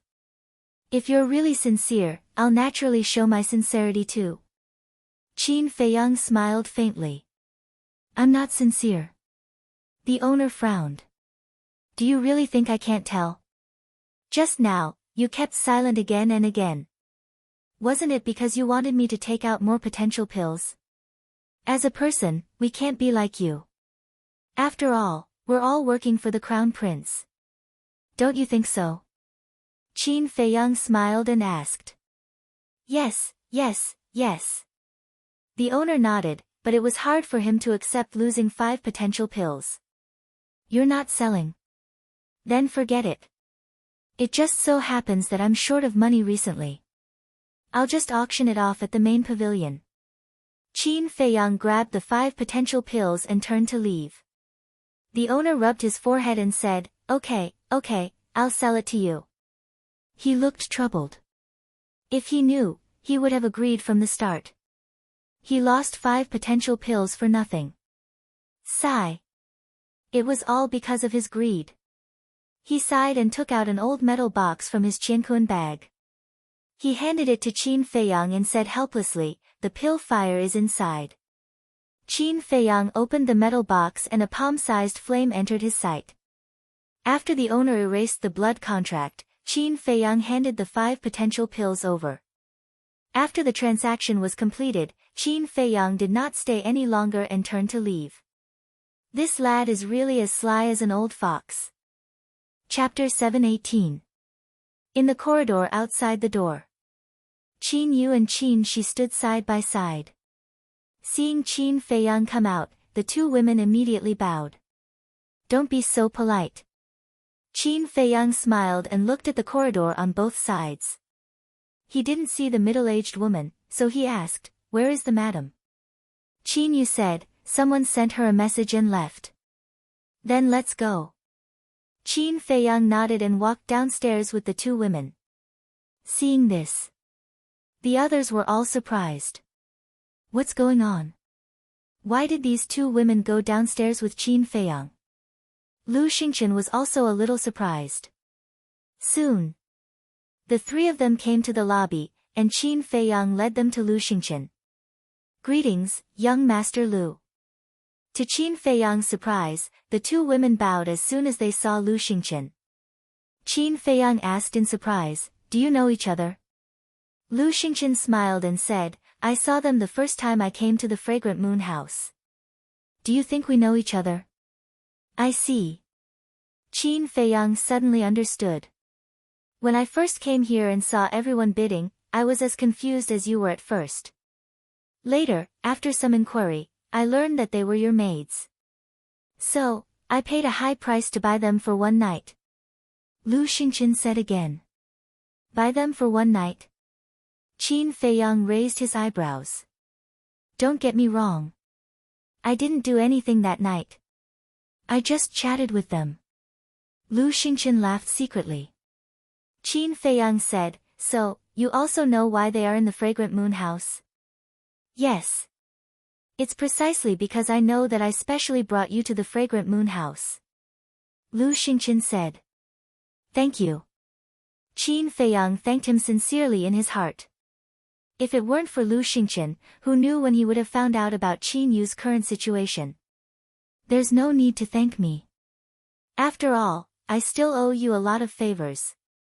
Lu Xingchen smiled faintly.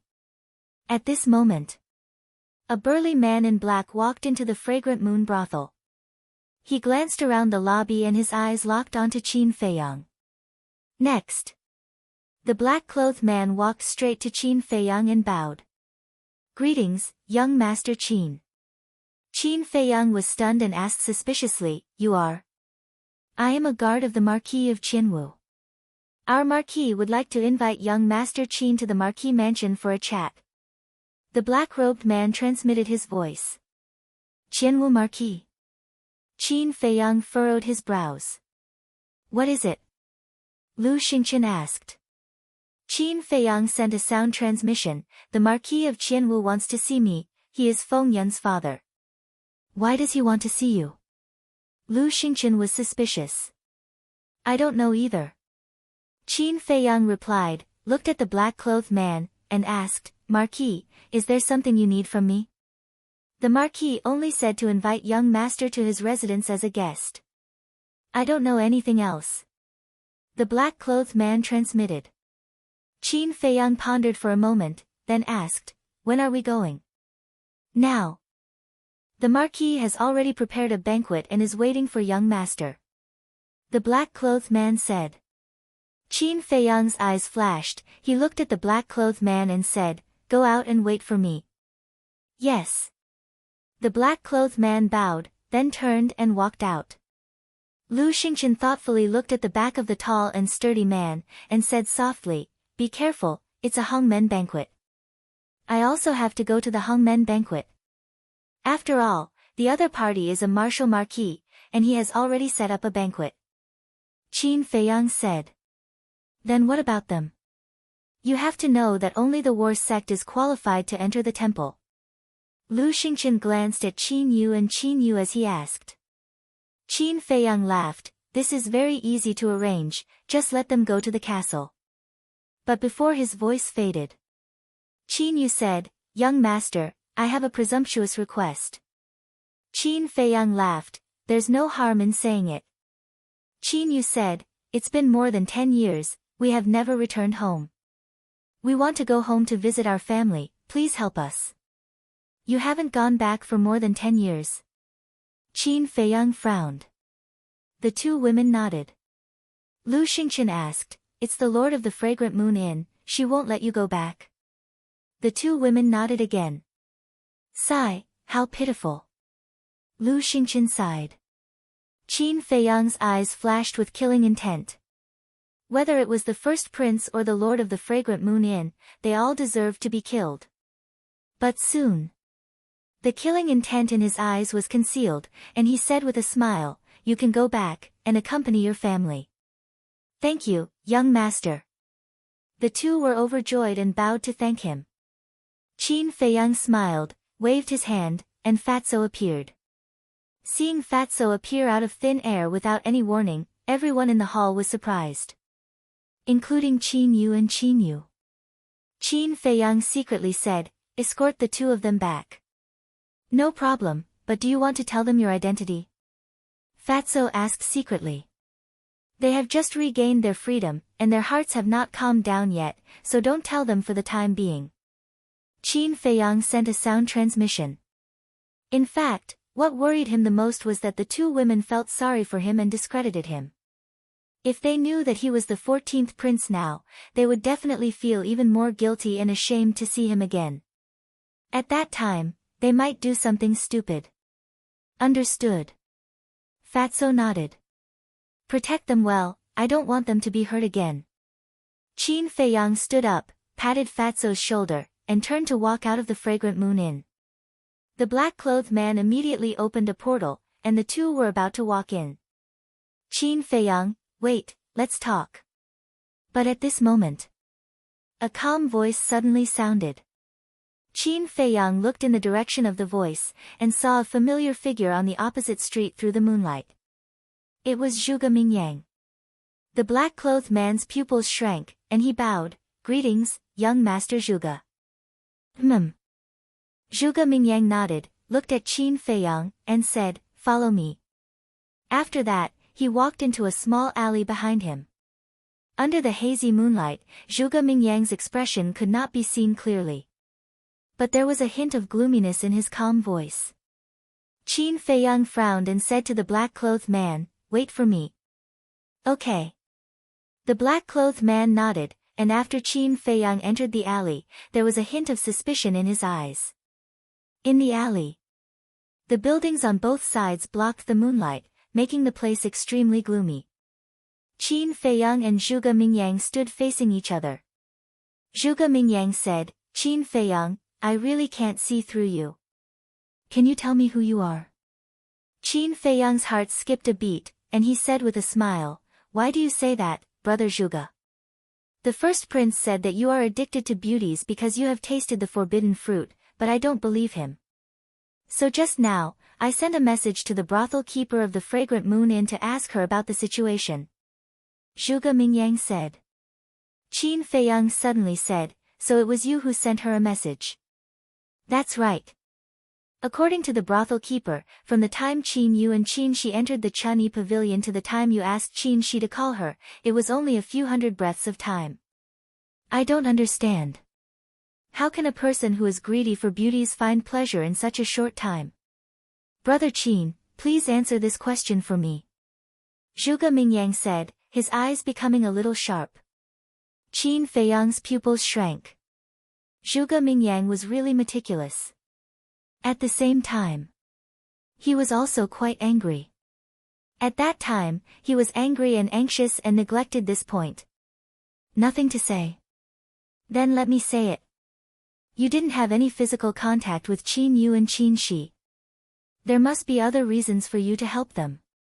Zhuge Mingyang said. Qin Feiyang said calmly, "Then I also want to ask Brother Zhuge a question. You are such a smart person, why do you want to work for the first prince? I have already answered this question. The princes are fighting openly and secretly. If I don't choose a side, I will be implicated sooner or later. Zhuge Mingyang said. Qin Feiyang said with a faint smile, you can only deceive others with this kind of nonsense. Zhuge Mingyang frowned and said, whether you believe it or not, this is the truth. Now it's time for you to answer my question. Okay. I admit, I only helped them because I saw that they were pitiful. Qin Feiyang said helplessly.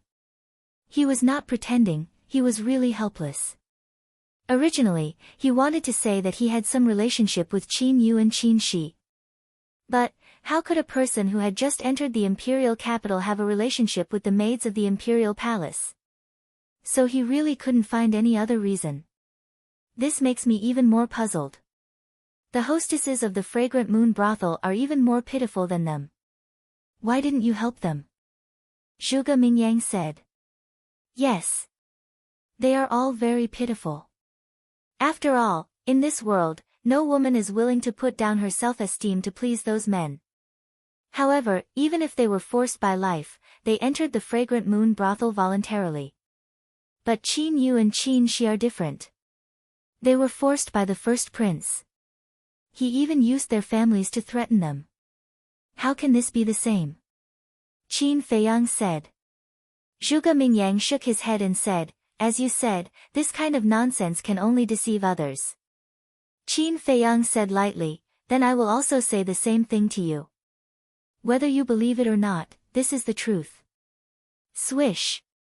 But before his voice faded, Zhuge Mingyang took a step forward and landed in front of Qin Feiyang. His whole body was filled with a bone-piercing cold current. Brother Zhuge, are you going to make a move? Qin Feiyang's eyes were still calm. Zhuge Mingyang said, if I were the first prince, I would never believe you so easily. The point is, you are not the first prince. And I, Qin, am loyal to the first prince. Qin Feiyang said. Zhuge Mingyang took a deep look at Qin Feiyang, took a few steps back and said, I don't care what you want to do, but I advise you not to hurt the first prince. Otherwise, I will definitely not let you go. After that, Zhuge Mingyang waved his hand and opened a portal. Then let me tell you, if you become the enemy of I, Qin Feiyang, even if you were once the #1 monster in the imperial city, you will still die. Qin Feiyang said. Is that so? Zhuge Mingyang turned his head and looked at him meaningfully, then walked straight into the portal. Yes. Chapter 719. Inner City. A huge mansion was located in the South City district. Inside the mansion, layers upon layers of majestic halls stood tall. Gardens, pavilions, small bridges and flowing water were everywhere. And every intersection was guarded by guards, the security was extremely tight. Banquet Hall. A long dining table was placed in the center, it was more than 10 meters long. The dining table was carved from a type of red ancient wood, and the patterns on the edge of the table seemed to be naturally formed, vivid and lifelike. On the table, there were plates of delicious dishes arranged neatly, the aroma overflowing. And on the main seat, sat a middle-aged man. His body was well built, his face rough, he wore a purple robe, and his serious face was imposing without anger. This person was the owner of this mansion, Marquis Qianwu. On both sides of the table, there was a group of maids standing respectfully, they were all 17 or 18 years old, and looked slender and elegant. Swish!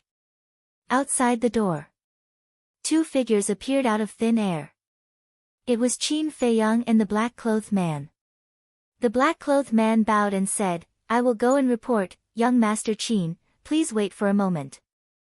Qin Feiyang nodded, curiously looking at the surroundings. Although he knew Marquis Qianwu, it was his first time in Marquis Qianwu's mansion. At the same time, the black-clothed man turned and walked into the banquet hall, looking at Marquis Qianwu, he said respectfully, Marquis, Qin Feiyang has been invited, he is now outside the door. Marquis Qianwu, who had been keeping his head lowered, finally raised his head, two rays of light bursting out of his eyes. Invite him in. His voice was filled with power, and it carried a great sense of majesty. Yes. The black-clothed man replied respectfully, turned to look at the door, and said loudly, "Young Master Qin, Marquis invites you in." Duh. Accompanied by a series of footsteps, Qin Feiyang walked in with large strides. After more than 10 years, Marquis Qianwu's appearance had not changed much. But the aura he emitted was stronger than before. Qin Feiyang stood opposite Marquis Qianwu and cupped his hands. "Greetings, Marquis." Marquis Qianwu nodded.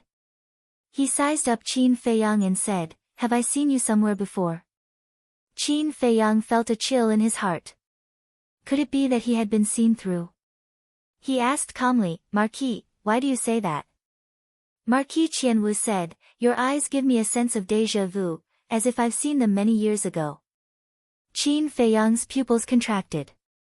The older the ginger, the spicier it was. After interacting with the first prince for so long, he had not noticed anything amiss. However, the moment they met, the Marquis of Qianwu managed to catch a glimpse of it. Qin Feiyang said, "Marquis is in a high position and has seen countless people. It's not strange that you have seen similar eyes, right?" "That's true." Marquis Qianwu nodded and did not think too deeply about this question. He extended his hand and said, "Please take a seat." Qin Feiyang secretly heaved a sigh of relief. He did not stand on ceremony and sat opposite Marquis Qianwu. Marquis Qianwu looked at the maid beside him and instructed, "Pour wine for young Master Qin." A maidservant immediately stepped forward with a wine pot. "Wait." Qin Feiyang extended his hand to cover the wine cup and said to the maidservant. He then looked at Marquis Qianwu and laughed, "I won't drink this wine. If Marquis has anything to say, just say it. Straightforward. This Marquis likes young people like you." Marquis Qianwu waved his hand and the maid retreated to the side. Following that, Marquis Qianwu stood up and cupped his hands. "First of all, this Marquis will apologize to Brother Qin on behalf of my son, Feng Yun." "Apologize?" Qin Feiyang was startled. According to what he knew, this Marquis Qianwu was extremely protective. Logically speaking, he should take the opportunity to make things difficult for him. What was this person planning? Qin Feiyang's eyes flashed as he laughed. "The dispute between me and your young master is purely a small matter. Marquis does not need to be so polite." "Is it just a small matter?" Marquis Qianwu seemed to be asking himself, but also seemed to be asking Qin Feiyang. He then returned to his seat and said, "But it's just a small matter, and almost half of my house of Marquis' fortune has been lost." Qin Feiyang was surprised, "So much?" Actually, he was still somewhat dissatisfied in his heart. He had originally thought that Feng Yun would make Marquis Qianwu go bankrupt this time. After all, the people who bet at that time had basically bet all of their wealth. But he didn't expect that it was only half. From the looks of it, Marquis Qianwu's fortune was quite astonishing. Marquis Qianwu sized up Qin Feiyang and said indifferently, "After hearing my words, is Brother Qin a little disappointed?" "Disappointed? Where did that come from?" "I, Qin, have never targeted senior brother Feng Yun and the Marquis." Qin Feiyang said somewhat innocently. "Is that so?" Marquis Qianwu asked, the expression in his eyes gradually changing. "Of course. The grudge between senior brother Feng Yun and I is actually a misunderstanding. Furthermore, Qin did not place a bet at that time." Qin Feiyang said. "Indeed, you did not place a bet, but you instigated others to do so. If not for your instigation, would I have lost so much of my fortune?" Marquis Qianwu said. Qin Feiyang raised his eyebrows. He could tell that this was a trap. "If Marquis invited me here for this matter, then please forgive me for being rude. Goodbye." Qin Feiyang stood up and was about to leave. Swish.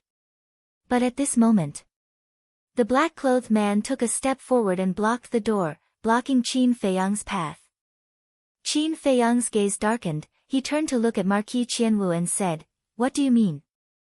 Since Brother Qin doesn't like to beat around the bush, then this marquis will speak frankly. You must repay all the wealth that I have lost this time. Otherwise, don't even think about walking out of this door. Marquis Qianwu leaned on his chair and said indifferently. Hearing this, Qin Feiyang was so angry that he laughed. Your fortune was lost by that idiot Feng Yun, and now you want me to compensate you. Don't you find it funny? Whether Feng Yun is stupid or not is his business, and whether you compensate or not is your business. It has nothing to do with each other. Marquis Qianwu said. Qin Feiyang sneered. First peaceful means, then force. Marquis is indeed worthy of being an overlord. Marquis Qianwu's gaze was cold as he said, Young man, think carefully before you speak, lest trouble comes from the mouth. Is that so? Qin Feiyang's mouth lifted as he laughed. Then I will kindly advise Marquis, don't think too highly of yourself, be careful of falling. He actually dared to speak to the Marquis like this. The maids and the black-clothed man all felt that it was inconceivable. Ha! Marquis Qianwu laughed loudly, and said, Little brother is indeed as the rumors say, your courage is outstanding, but in front of this Marquis, those who are bold will often die early. Ha! Qin Feiyang laughed faintly. Since he could not leave, he walked to the dining table and sat down on the chair. It seems that little brother is a tactful person. Marquis Qianwu laughed, thinking that Qin Feiyang had compromised. Qin Feiyang could not be bothered with him, and looked at the maid beside him, saying, Give me the wine. The maid was startled, and could not help but look at Marquis Qianwu. Give it to him. Marquis Qianwu said. Yes. The maid obediently brought over the wine jug. Qin Feiyang grabbed the wine jug and started to drink without caring about anything else. Gradually, Marquis Qianwu also lost his patience, and said, When do you plan to compensate? The wine of the Marquis's mansion is delicious. Qin Feiyang praised. He raised his head to look at Marquis Qianwu, and asked curiously, How many gold coins is Marquis going to ask me to compensate? Forget about the gold coins, I want your potential pill formula. Marquis Qianwu said, his eyes filled with greed.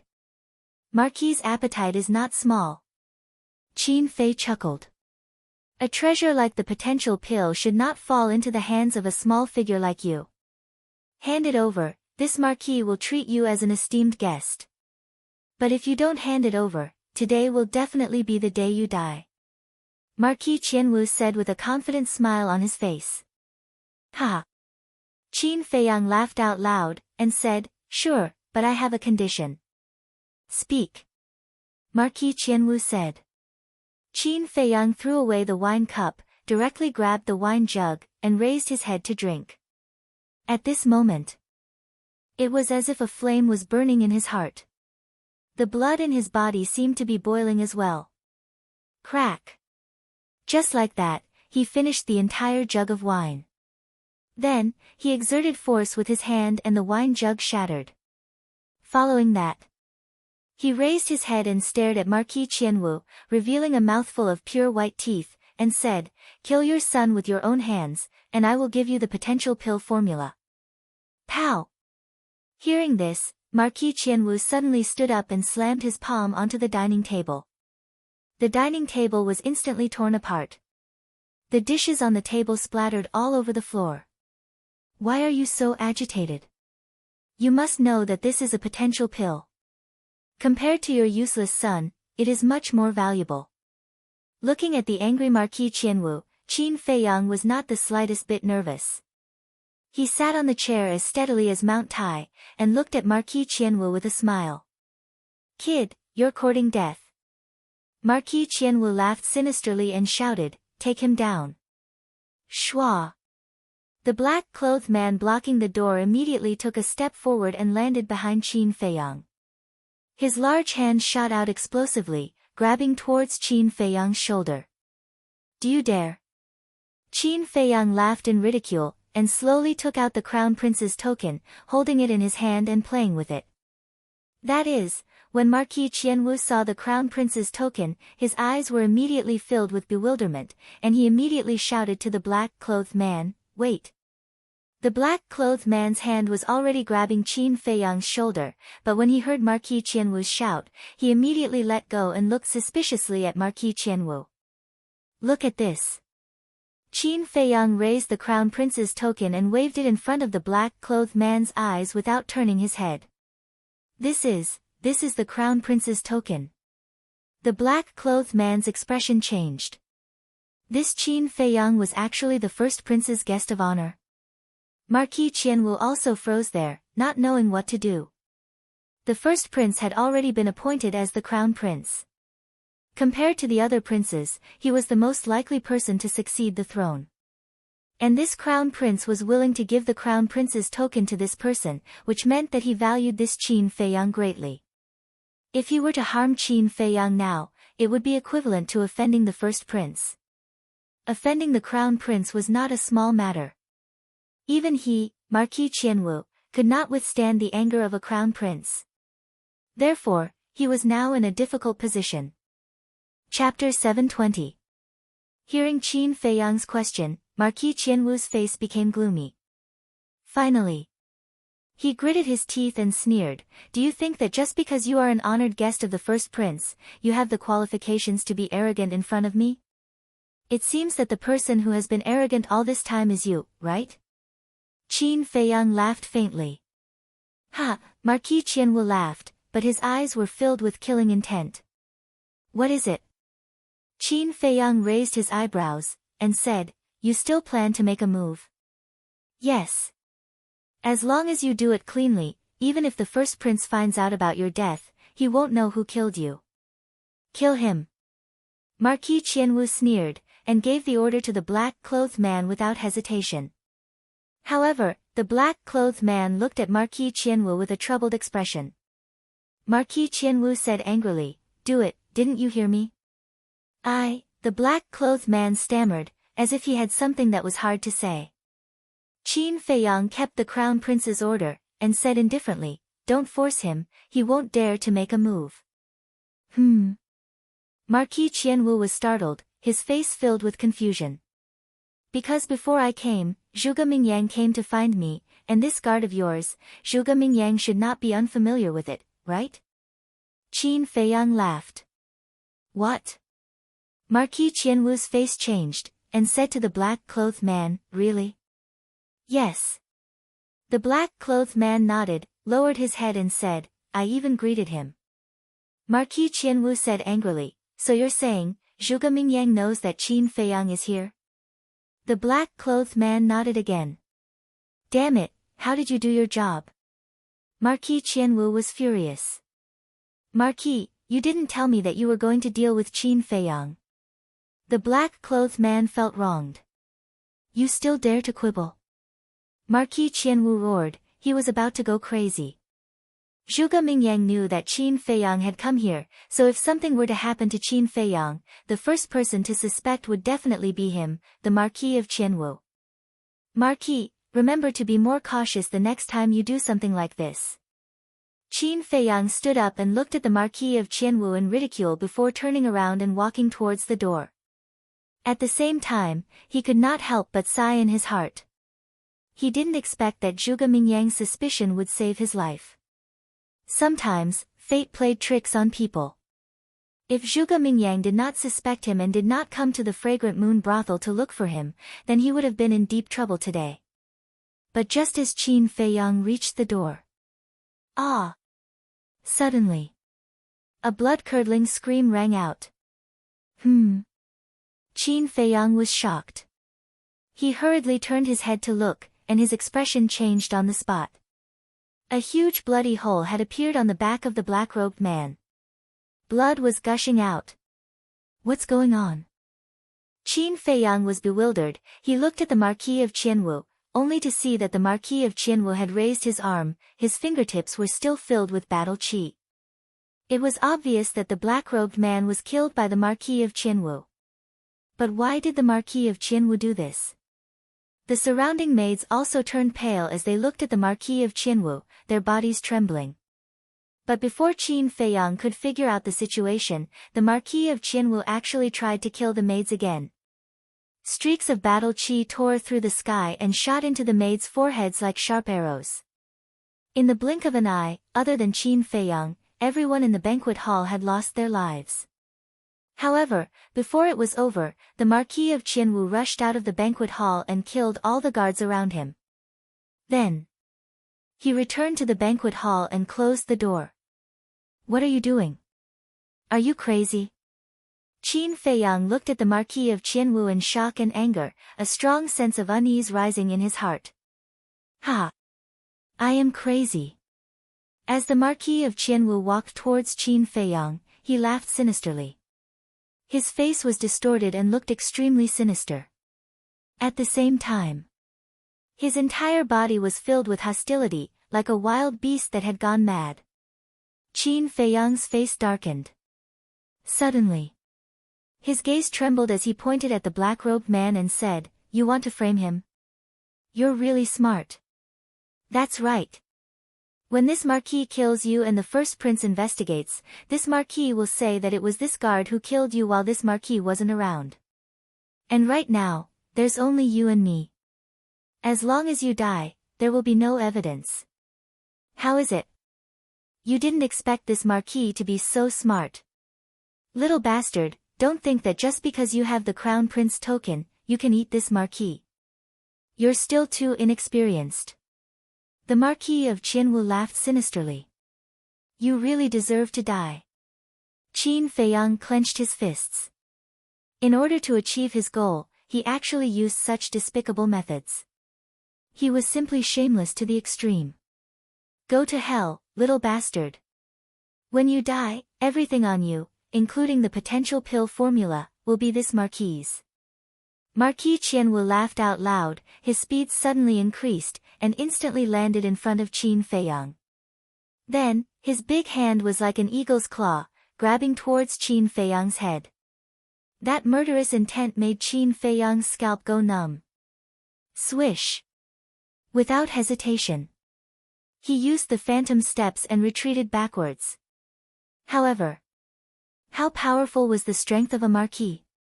How could he compare to it? There was no way to escape. His head was about to be grabbed, and once it was grabbed, it would definitely explode on the spot.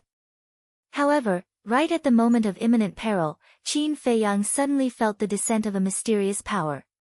Following closely, his vision blurred and he appeared in a secret room. At the same time, he also sensed a familiar aura. He turned around and immediately saw a white-robed youth beside him. Who else could it be but Lu Xingqian? "Why are you here?" Qin Feiyang was somewhat stunned. "I was a little worried, so I snuck in here. In the end, I was right to come, and I returned you a favor." Lu Xingqian laughed, waved his hand, and an image appeared in the air in front of him. "This Marquis knows that you have a spatial treasure that can hide in it. This Marquis also knows that this spatial treasure of yours is unable to be moved. If you don't want to be trapped inside, then get the hell out of here." In the image, Marquis Qianwu stood in the banquet hall, looking around in shock and anger. He was going crazy. Qin Feiyang looked at the screen, then turned to look at Lu Xingqian, and laughed, "Thank you." Lu Xingqian waved his hand, and said, "How do you plan to take revenge on him?" Qin Feiyang shook his head, "Martial Marquis are all experts that surpass War Master, I can't afford to offend them right now." Lu Xingqian said, "Then we have to let him pay some interest first, right?" "That's a must. Since he likes his idiot sons so much, then I'll make an example out of him." Qin Feiyang's eyes flashed with a cold light. "Interesting." Lu Xingqian chuckled, and immediately controlled the spatial divine object to leave the banquet hall.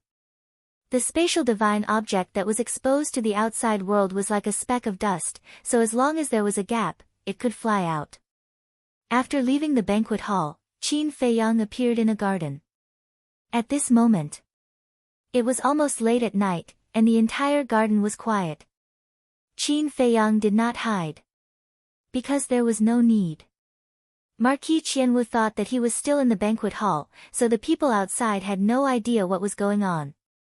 Just like that, he openly walked along a narrow path in the garden. 10 breaths later, He walked to a fork in the road. Here, there was a guard. Who is it? Hearing the footsteps, the guard immediately became vigilant. Qin Feiyang walked out from the darkness, cupped his hands and smiled. I am Qin Feiyang, greetings brother. The guard was startled, and asked suspiciously, weren't you in the banquet hall? Qin Feiyang laughed faintly. I accompanied the marquis to drink a few cups and resolve the conflict, but after all, the age difference is too great, and I really can't find any common topics, so I wanted to come out and take a look at the marquis's mansion. So that's how it is. The guard muttered and laughed. Then young Master Qin, take your time to tour.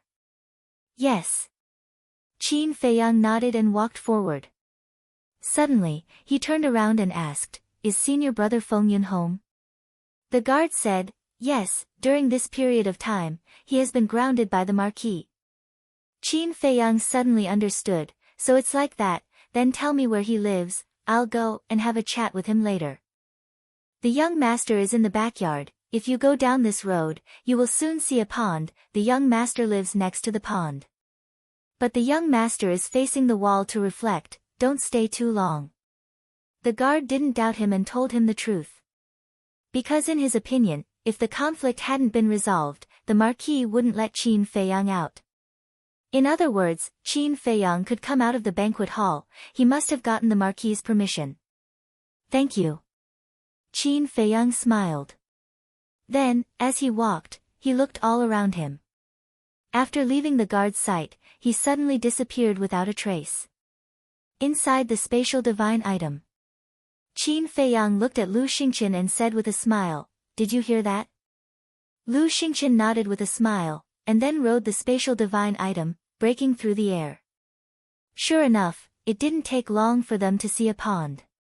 Beside the pond, there was an exquisite pavilion, with big red lanterns hanging around.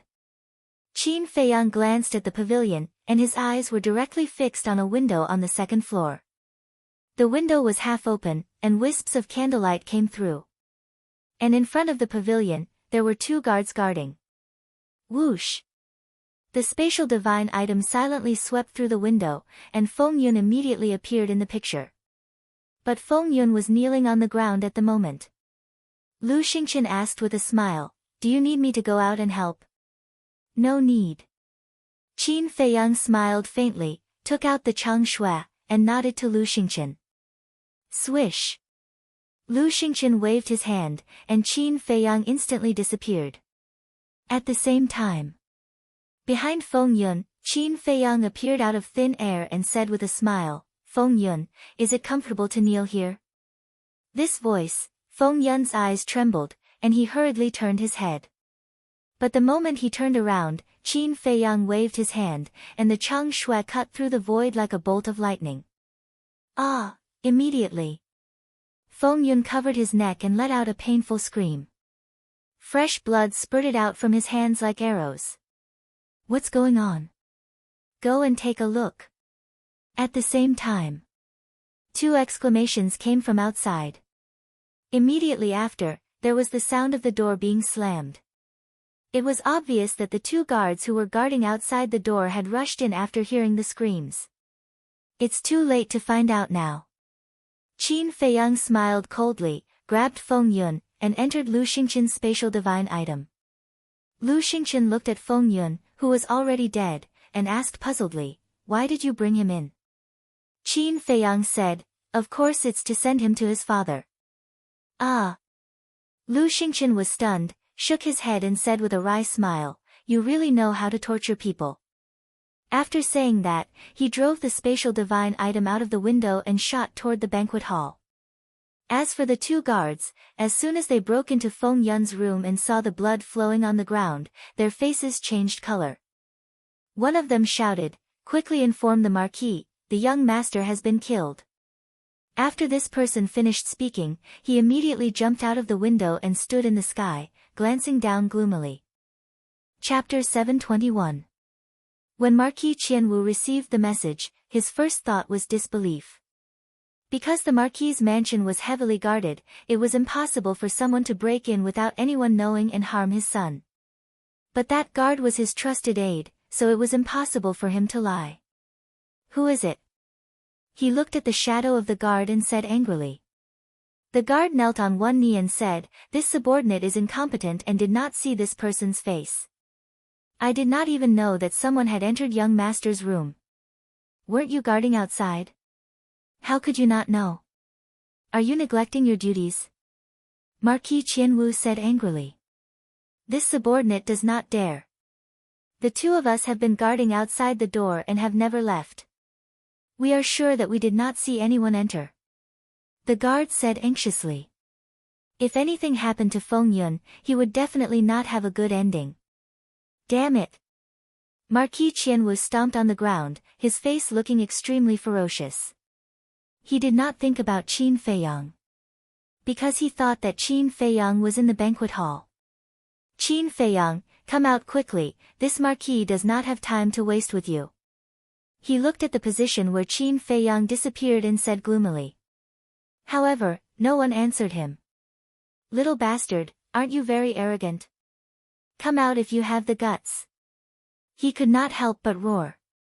Bang! But before he finished speaking, a bloody corpse fell in front of him out of thin air. He was slightly taken aback, looked down, and immediately bared his teeth. Wasn't the corpse lying in front of him his son, Feng Yun? Who? Get out here for this marquis. He scanned his surroundings, his eyes filled with killing intent. Swish! Suddenly, a white figure materialized. It was Qin Feiyang. The moment he appeared, he cupped his hands and said with a smile, "Marquis, I am deeply sorry for my previous offense, so I specially sent you a big gift." Big gift? Marquis Qianwu was stunned. Qin Feiyang said with a faint smile, "Can't you see?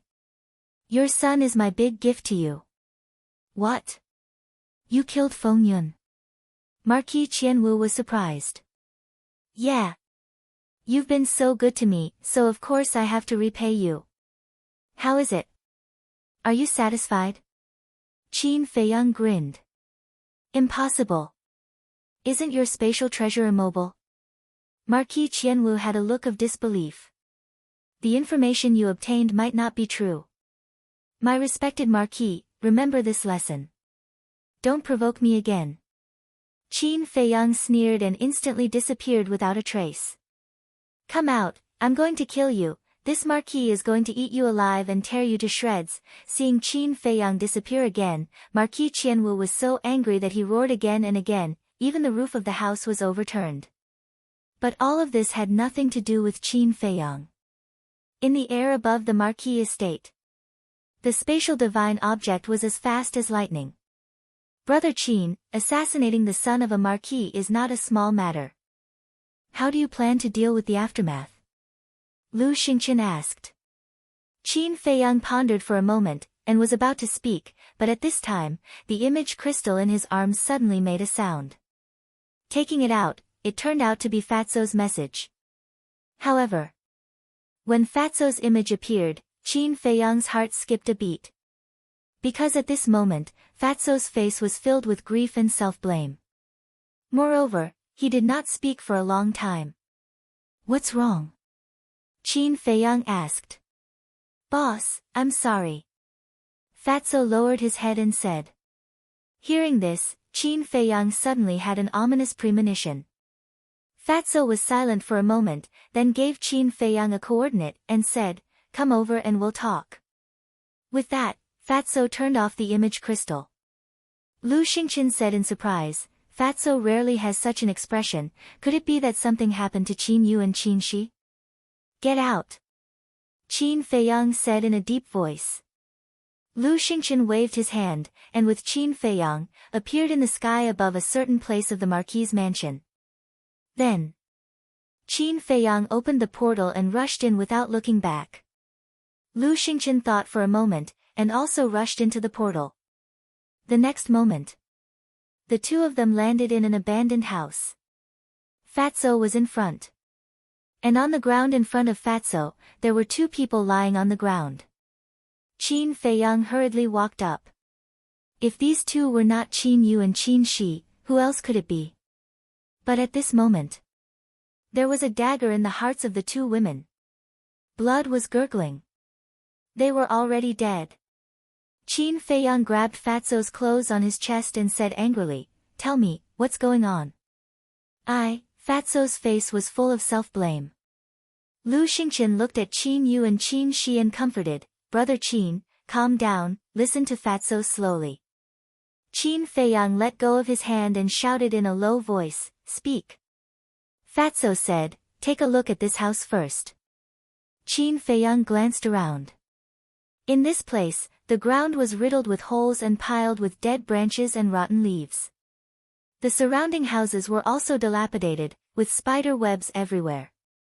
It was obvious that they had been abandoned for a long time. "This is," Qin Feiyang frowned. Fatso said, "This is Qin Yu's home." "What?" Qin Feiyang's eyes trembled. Although he had a good relationship with Qin Yu, he had never been to Qin Yu's home. He only heard Qin Yu say that it was in the 10th city district. Lu Xingqian asked, "Why is it so abandoned?" Fatso pointed to a well next to him and said, "Go there and take a look." Qin Feiyang and Qin Shi walked over and looked down. When they saw the scene at the bottom of the well, even with their temperament, they couldn't help but feel their scalps tingle.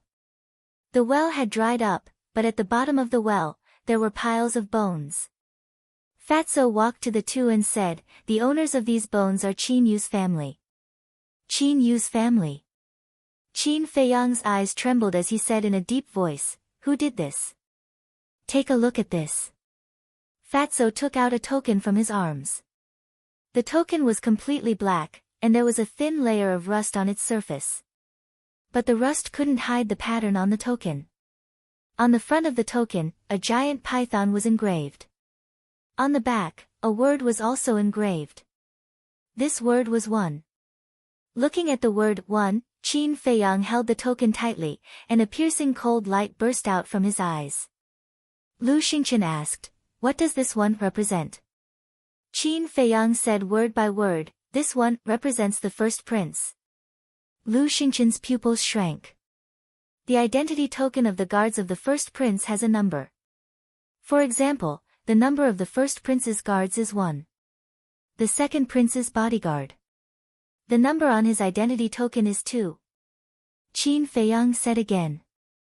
Lu Xingqian said, "So, Qin Yu's family were all killed by the first prince's guards. It must be the first prince's order." Qin Feiyang's eyes were gloomy as he looked at Fatso and asked, "Where was this token found?" "Right here." Fatso pointed to the withered leaves under his feet. "At that time, when I was standing here and looking at the bones in the well, I felt as if I had stepped on something. When I pushed aside the withered leaves, I found this token. I think it should be the first prince's guards. When they were dealing with these corpses, they accidentally left it behind. And when we came here, there was a big stone blocking the well. At that time, Qin Yu also recognized at a glance that this was the identity token of the first prince's guards. So it immediately occurred to me that these people were all killed by the first prince's order." Fatso said. Qin Feiyang looked at the ground next to him. Sure enough, there was a big black stone. And the traces of weathering were very serious. Qin Feiyang asked, "Then what about Qin Shi's family?" Fatso said, "Qin Shi's family is all dead. The situation is almost the same as here." Qin Feiyang said, "So, they chose to commit suicide?" "Yes. At that time, they might have guessed that I would stop them from committing suicide. So, they sent me away and asked me to go to this well to help take out these bones, saying that they wanted to find a place to bury them. But as soon as I went down, I heard their painful cries. By the time I came up, there was already a dagger in their hearts. Boss, I'm really sorry. It was my carelessness that led to their deaths." Fatso lowered his head, his face full of guilt. Qin Feiyang turned his head to look at Qin Yu and Qin Yu. He sighed and said, "They insisted on dying. Even if you had stopped them at that time, they would have continued to look for opportunities to commit suicide. You can't be blamed for this. There's one more thing. Before they died, I told them who you were. Both of them were very happy to hear that you were back. They also said that they were sorry and asked you to forgive them. Fatso said. The one who should say sorry is me.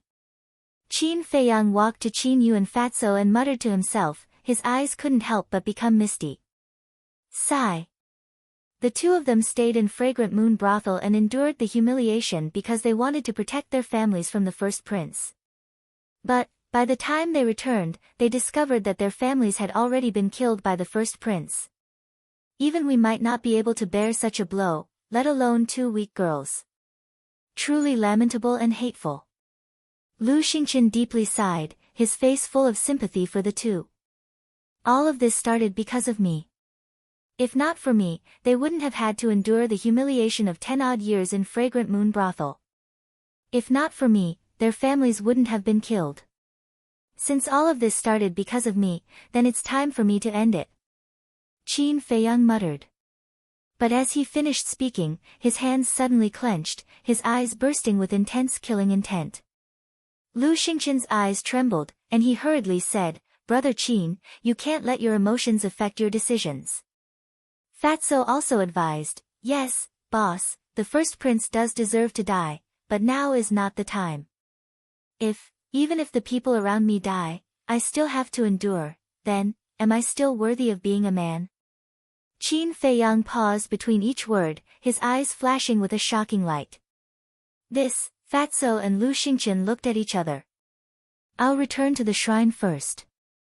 You bury them properly, then come back to the shrine to find me. Qin Feiyang said to Fatso, then opened a teleportation gate and strode in with the rusty black token. Lu Xingqian frowned and sighed, it seems that we can't persuade him. It's useless to persuade boss when he has decided on something. Just wait, the sky of the imperial capital is about to change. Fatso smiled coldly, carried Qin Yu and Lu Xingqian into the well, and placed them on the bones. Don't worry. Soon, boss will avenge you and your families. Chapter 722. In Alchemy Room 701. Inside the ancient castle. Qin Feiyang put away the black token, took out a set of medicinal herbs, and began to refine pills. Lu Hong, Wolf King, the pangolin, and the black dragon snake stood behind him, their eyes full of worry. They really wanted to persuade Qin Feiyang. But they didn't know how to persuade him. For a moment, there was dead silence in the ancient castle. Dozens of breaths passed. A stream of light suddenly swept out from the Jiao Dragon cauldron. Qin Feiyang stretched out his big hand and grabbed it in his hand. When he turned around and saw the expressions of Lu Hong and the others, he said in amusement, "What are you doing?" Lu Hong asked, "Are you really going to deal with the eldest prince?"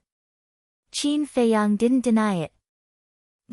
Lu Hong's beautiful brows knit together, and she hesitated to speak. "Forget it, don't persuade him. At worst, we'll just run away. Little Qin Zi, I support you." Wolf King stood on the ground and patted his chest. "Yes. I've long disliked him. This time, I must kill him." The pangolin said, his eyes flashing.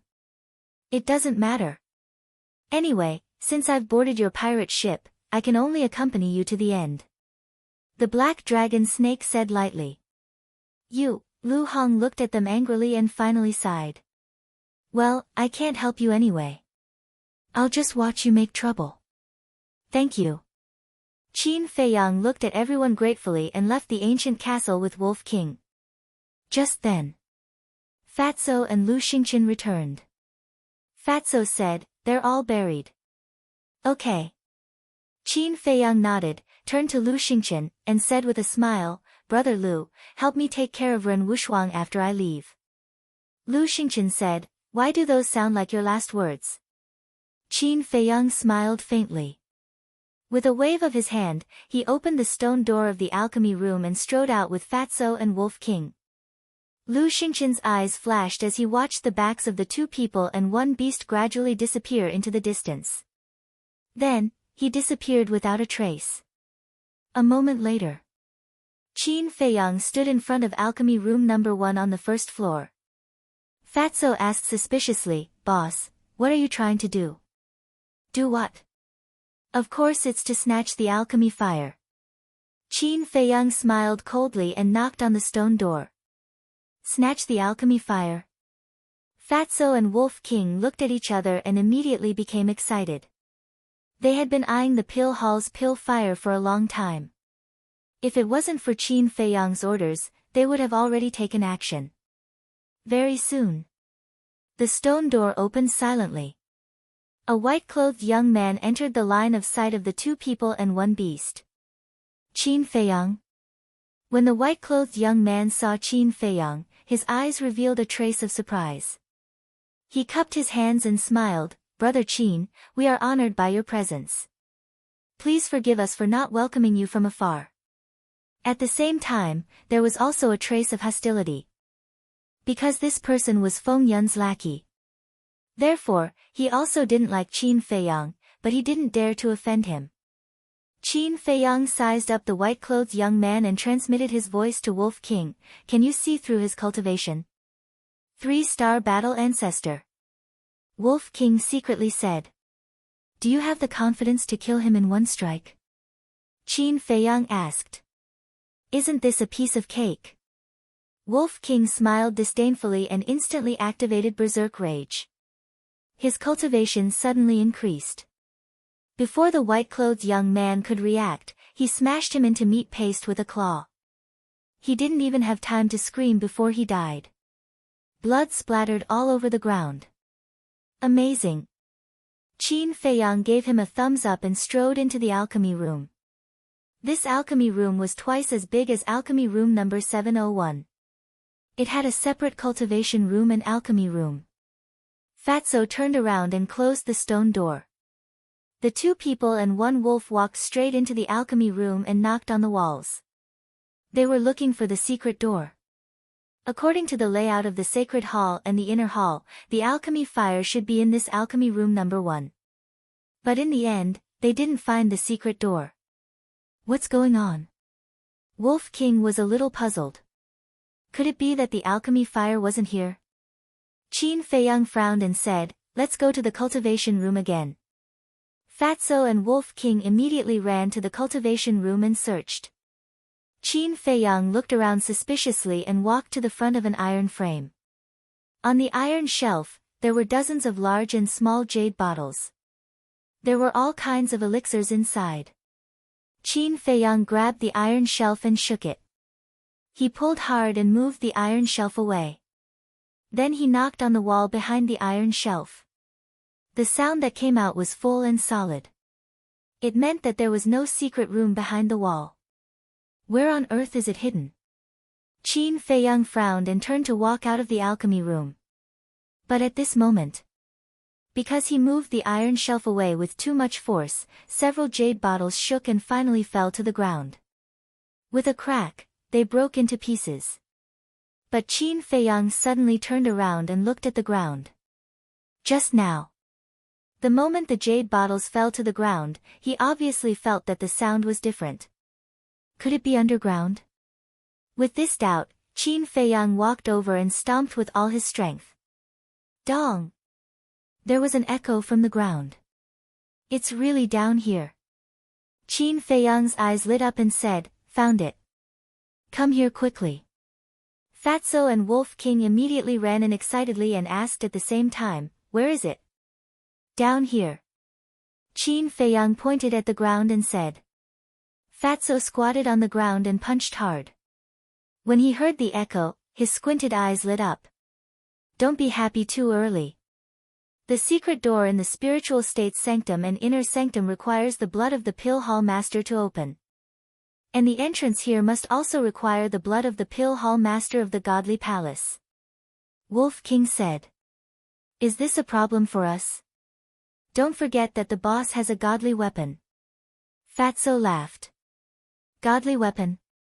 Wolf King was slightly stunned, and then his eyes lit up. At the same time, Qin Feiyang also took out the Chang Shui. Let me do it. Fatso grabbed the Chang Shui and slashed at the ground with all his might. Crack! The Chang Shui sank into the ground easily like cutting tofu. TSK, TSK, TSK. Awesome! Wolf King was speechless. The ground was very thick, but the Chang Shui was indestructible. In less than 10 breaths, a fist-sized hole appeared. Buzz! A wave of fire instantly rushed out from the hole. It's indeed alchemy fire.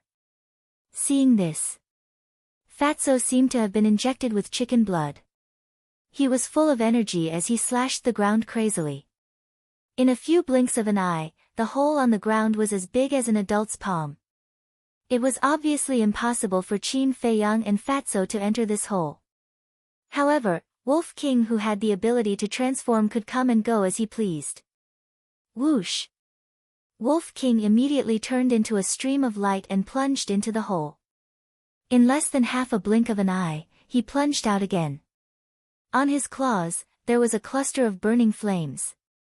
You guys go to the ancient castle first. Qin Feiyang moved his mind and sent Fatso and Wolf King to the ancient castle. Then, he immediately opened a portal and walked in without turning his head back.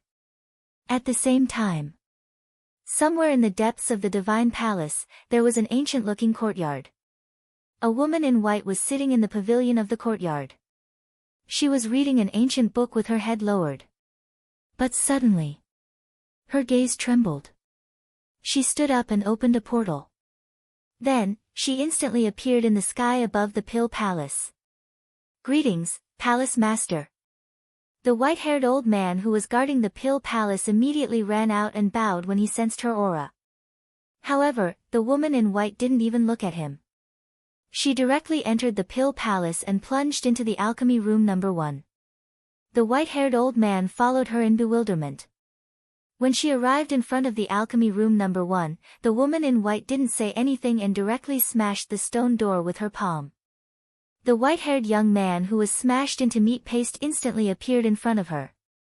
Her face immediately turned gloomy. Then, the woman in white ran into the alchemy room again. Looking at the hole on the ground, a terrifying pressure suddenly rushed out from her body. What happened? The white-haired old man ran into the alchemy room. When he saw the white-haired young man's corpse, he was also bewildered. When he entered the alchemy room, he was dumbfounded. The alchemy fire was stolen? The woman in white suddenly turned around and looked at the white-haired old man. She shouted, "Tell me, who did this? Your Highness, please spare my life." "I don't know either." The white-haired old man trembled. He kneeled on the ground and said in fear, "As the guardian of the Pill Palace, you don't even know that the alchemy fire was stolen. What else can you do?" The woman in white was furious. The white-haired old man felt wronged too. It was true that he was the guardian of the Pill Palace. However, he couldn't keep an eye on the alchemy fire every day, right? However, the woman in white was in a fit of anger. No matter how wronged he felt, he could only hold it in. The woman in white looked at the hole on the ground again. Such a small entrance. It was impossible for a human to go in. It must be a beast. She turned around and looked at the white-haired old man. She said, "Go and check immediately. See who among the disciples of the Pill Palace has a beast with them." Okay. The white-haired old man nodded. He quickly got up and ran out. Useless trash. Looking at the white-haired old man's back, the woman in white cursed. Then, she squatted on the ground and touched the knife mark on the edge of the hole. Her eyebrows were tightly knitted together. Obviously, the ground was split open by a sharp weapon. However, every brick and tile in the Pill Palace was made with a very hard stone. Ordinary weapons couldn't even leave a mark on it. Now, someone actually broke such a big hole. This was too unbelievable, right? What kind of weapon did this? What's going on? Why did the alchemy fire in my alchemy room suddenly disappear? My alchemy fire here also disappeared. At the same time, the stone doors of the alchemy room on the first floor opened one after another. One by one, the disciples walked out of the alchemy room with a face full of surprise. In an instant, The first floor of the Pill Palace was in an uproar. As the culprit, Qin Feiyang was standing in front of a tall and majestic palace. This was the eldest prince's palace. In other words, he was in the imperial palace. After living in the imperial palace for 10 years, he knew the coordinates of the eldest prince's residence. The palace in front of him was still the same as it was 10 years ago. There weren't many changes. On both sides of the palace door, there were 10 guards in black armor standing straight. They were the Invincible Black Army. You are Qin Feiyang? The 10 of them looked at Qin Feiyang with a trace of surprise in their eyes. That's me. Qin Feiyang nodded. What are you doing here? How did you know the coordinates of this place? Chapter 723. Without further ado, Qin Feiyang took out the Crown Prince token. Seeing the Crown Prince token, the eyes of the 10 guards immediately changed, with a trace of respect. Can I go in now? Qin Feiyang asked. Yes. Young Master Qin, please come in.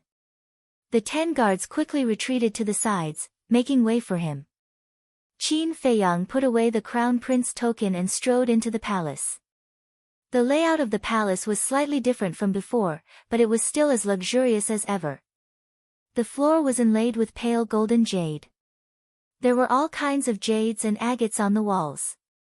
The furniture was also made of high-quality gold-rimmed nanmu, full of nobility. But seeing all this, Qin Feiyang couldn't help but clench his fists. All these years, in order to survive, he had risked his life outside. But the first prince lived like a prince in the imperial palace. Why? It wasn't because he was jealous, but because he felt it was unfair. They were both princes, but why was there such a big difference in treatment? Phew. Letting out a long breath, Qin Feiyang went straight to the second floor. If he remembered correctly, the first prince lived on the second floor. On the second floor, Qin Feiyang saw the first prince sitting cross-legged on a bed, meditating with his eyes closed. On both sides stood 2 guards. They wore black armor and their cultivation levels were unfathomable. Who is it? Sensing the appearance of an unfamiliar aura, the 2 guards immediately shouted coldly. You are, but when they saw Qin Feiyang, a trace of surprise crept into their eyes. At the same time, the first prince opened his eyes and saw Qin Feiyang standing outside, his brows furrowed. Qin Feiyang cupped his hands and said, Greetings, Your Highness. The first prince said, Come in. Qin Feiyang walked in with large strides. Brother Qin, didn't I tell you not to come to the imperial palace? If you come in, won't the guards outside know that you have the Crown Prince token? The first prince frowned. Qin Feiyang said, They are your bodyguards. They won't leak it out, will they? It's true that they're my guards, but they've all been bribed by other princes. In other words, they are spies placed here by the other princes. I reckon that it won't be long before the news of you possessing the Crown Prince medallion spreads throughout the imperial capital. The first prince was furious. So that's how it is. It seems I was too reckless. I ask for your highness forgiveness. Qin Feiyang cupped his hands and said. Actually, he knew all of this. There were spies in the residences of all the princes. This was the unspoken rule of the imperial palace, and it was unavoidable. The first prince rubbed his forehead and sighed. You are my honored guest. What can I do to you? Speak, what's the matter? Is it convenient to talk? Qin Feiyang looked at the 2 guards beside the first prince. The first prince smiled and said, Don't worry, they are all my trusted aides. Trusted aides? Qin Feiyang raised his eyebrows and said telepathically, Your Highness, I think it's better not to let them know about this. With these 2 guards around, he had no chance to make a move, so he had to send them away. So mysterious. The first prince's eyes flashed. He waved to the 2 guards and said, You 2 go out first. Yes. The 2 guards respectfully responded. They looked suspiciously at Qin Feiyang, turned around, and went out to guard the door. The first prince got up, walked to the tea table next to him, and sat down, saying, "Sit down and talk." Qin Feiyang glanced at the two guards and his eyes flashed with a bright light. Then, he walked forward, sat next to the first prince, and directly took out the rusty black medallion. When the first prince saw the medallion, a trace of doubt crept into his eyes. "Your Highness, do you recognize this?" Qin Feiyang handed it over with both hands. The first prince took it and looked at it over and over. He said, "Isn't this the identity medallion of my guards?" "Yes." Qin Feiyang nodded and said, "Then Your Highness, do you know where I found this?" "Where?" The first prince was puzzled. Qin Feiyang said, "Next to a well in Qin Yu's house." The first prince's pupils shrank. He looked up at Qin Feiyang and frowned. "Brother Qin, are you here to condemn me?" "Condemn me?" Qin Feiyang shook his head with a smile and said, "Your Highness is the high and mighty crown prince. How would I dare to question Your Highness? I just don't understand why Your Highness wants to kill Qin Yu and Qin Shi's family." The first prince's eyes darkened. "This is not something you should care about. If there is nothing else, please leave immediately. Don't be in such a hurry. Let me finish. If I'm not wrong, Your Highness killed their families because of the former 14th prince." Qin Feiyang said. "Pa." Hearing this, the first prince slammed his palm on the tea table, his face full of anger. The two guards guarding outside immediately rushed in and looked at Qin Feiyang with unfriendly faces. The first prince raised his eyebrows and said angrily, "Who let you in? Get out." The two of them shrunk their necks and turned to leave.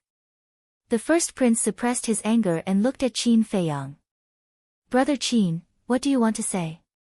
"What I want to say is that Your Highness didn't even let off the 14th prince's maids and their families. Does Your Highness hate him that much?"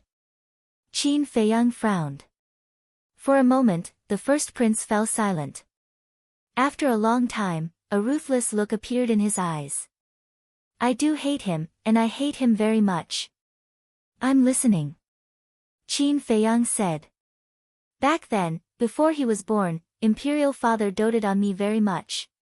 Whatever I want, Imperial Father will give it to me. Moreover, Imperial Father had always intended to make me the heir apparent. However, after my 14th brother was born, he displayed unparalleled talent. Father's concern for me gradually shifted to him. Imperial Father even intended to make him the heir apparent, so I hated him. Seeing him become more and more favored with each passing day, the hatred in my heart grew stronger and stronger with each passing day. I remember that when he was 10 years old, I sparred with him. If not for someone stopping me, I would have already killed him. But there's a good saying, the sky is full of unforeseen events. Although I didn't kill him during that sparring, the next day, Imperial Father gave the order to cripple his cultivation and expel him from the Imperial Palace.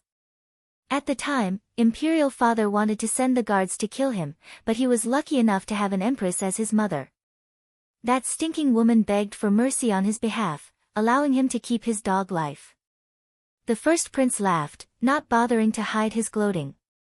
Qin Feiyang's eyes flashed coldly. How dare she humiliate his mother? Unforgivable.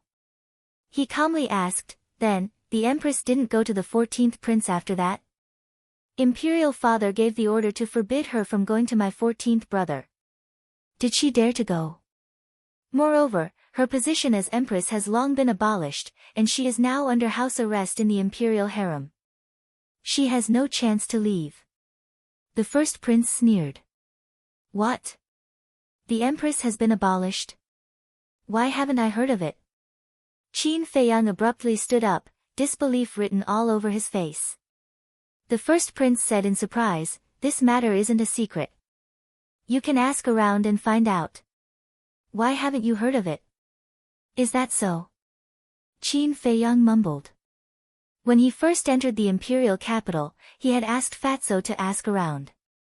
Apart from the first prince being made the heir apparent, did anything else happen in the imperial capital? Later, Fatso also said that nothing else had happened. Could it be that Fatso didn't tell him the truth? Or could it be that Fatso really didn't find out? Seeing Qin Feiyang's big reaction, the first prince frowned and asked in confusion, "Brother Qin, why do you seem so concerned about my 14th brother?" "Of course I am." Qin Feiyang smiled. "What do you mean?" The first prince was stunned. "I mean," Qin Feiyang's eyes suddenly turned cold. He stood up and grabbed the first prince's neck. At the same time, with his other hand, he took out a pill and stuffed it into the first prince's mouth. Then, Qin Feiyang let go and took a few steps back. The first prince panted and said in shock and anger, "What did you feed me?" At the same time, hearing the commotion, the two guards rushed in and looked at the first prince in shock. "What did you eat?" "You will know very soon." Qin Feiyang smiled faintly. The first prince shouted, "Catch him for me." The two guards immediately rushed towards Qin Feiyang. But at this moment, the first prince fell to the ground with a bang. He hugged his head and screamed in pain. The faces of the two guards who were rushing towards Qin Feiyang changed. They immediately turned around and asked with concern, "Your Highness, how are you?" "It hurts." The first prince howled miserably, his face distorted. And at the same time, his cultivation crazily plummeted. In the blink of an eye, he fell from a 1-star war master to a 1-star war emperor. What's going on? Looking at this scene, the two guards panicked.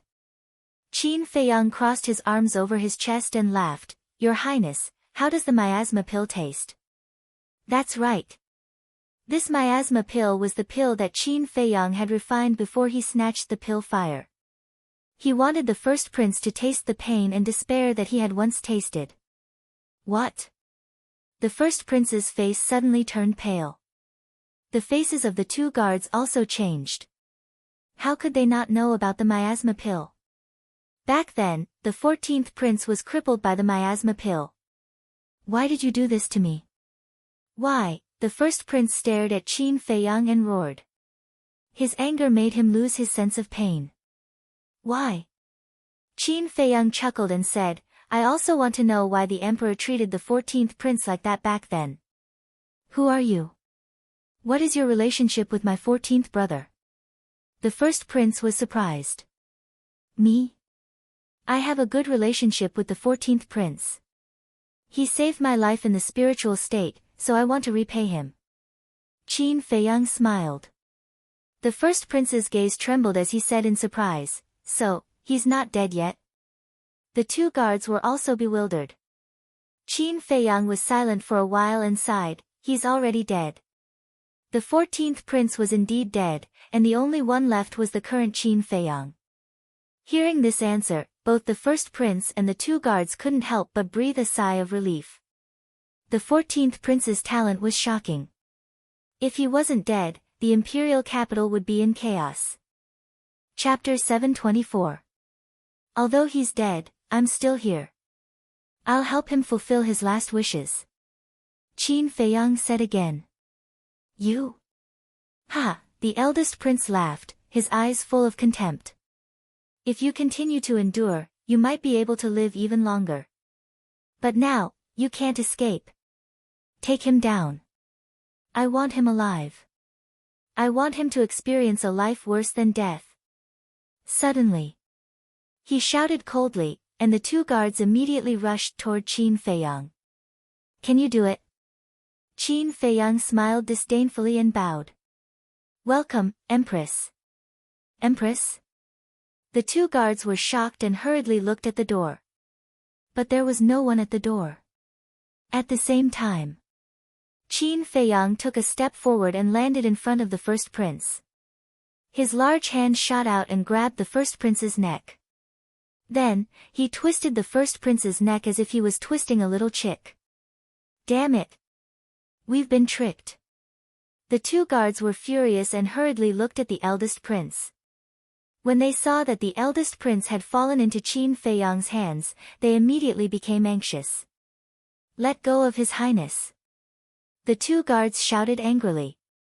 "If you dare to take a step forward, I'll crush his throat." Qin Feiyang grinned, revealing his white teeth. How dare you? The two guards shouted. Qin Feiyang smiled and said, try me if you don't believe me. The two guards didn't dare to move. This person dared to give the eldest prince a spiritual disaster pill. What else did he not dare to do? What do you want? The eldest prince was also afraid. At this time, his cultivation had been completely destroyed, and he was powerless. However, if his cultivation was destroyed, he could cultivate again. If he lost his life, everything would be gone. Qin Feiyang asked, answer me, who is the current empress? The eldest prince said, it's my mother. You and your son are really powerful. One took away the 14th prince's position as crown prince, and the other took away his mother's position as empress. You mother and son, why are you so shameless? Qin Feiyang said disdainfully. The positions of crown prince and empress were conferred by imperial father. What does it have to do with us? If you want to settle the score, you should look for him. The first prince said furiously. Yes, we do need to ask him about it. Qin Feiyang muttered to himself and shouted, tell me, where is the 14th prince's mother under house arrest? The first prince replied, Bright Heaven Palace. Bright Sky Palace. Qin Feiyang's eyes trembled. This name was too familiar. It was the place where he used to live. Furthermore, the Bright Heavenly Palace was a birthday gift from the emperor back then. But now, he was using it to put his mother under house arrest. This was too much. Whoosh! Qin Feiyang waved his hand and opened up a teleportation gate. He grabbed the first prince and walked in with large strides. Where did he go? The two guards looked at the dissipating teleportation gate in bewilderment. He asked about the 14th prince's mother's residence just now. I think he should have gone to Bright Heavenly Palace. Hurry and inform the commander. I'll go to Bright Heavenly Palace to keep an eye on him. After one of the guards finished speaking, he immediately opened a teleportation door. The other guard also hurriedly ran out. What? The first prince was kidnapped by Qin Feiyang? And his cultivation was crippled? This person is too bold. He actually dared to come to the imperial palace to commit murder? Soon. The news spread in the imperial palace. Whether it was the palace maids, eunuchs, or guards below, or the princes, princesses, and concubines above, they were all so shocked that they could not speak. This was the first time someone had come to the imperial palace to commit murder since the establishment of the Great Qin Empire. For a moment, countless people rushed to Bright Heavenly Palace. Many people in the imperial palace had only heard of Qin Feiyang's name, so they all wanted to see if this person had 3 heads and 6 arms to be so audacious. Bright Heavenly Palace. This place covered an area of half a mile. Apart from a palace, the rest of the place was filled with gardens. There was a sea of flowers everywhere, their fragrance assailing the nostrils. There was also a small stream, winding around in the garden. The stream water was so clear that one could see the bottom. Colorful little fishes leaped out of the water from time to time, splashing up waves after waves. And somewhere in the stream, there was a pavilion. The pavilion was richly ornamented and had an antique feel. There was a small bridge in front of the pavilion's entrance. The stream water flowed slowly under the small bridge. A light breeze blew, giving people a cool feeling. Swoosh! Suddenly, the void distorted, and 2 figures appeared on the small bridge out of thin air. It was Qin Feiyang and the first prince. Looking around, the first prince asked in surprise, how do you know the coordinates of this place? The 14th prince told me. Qin Feiyang said indifferently.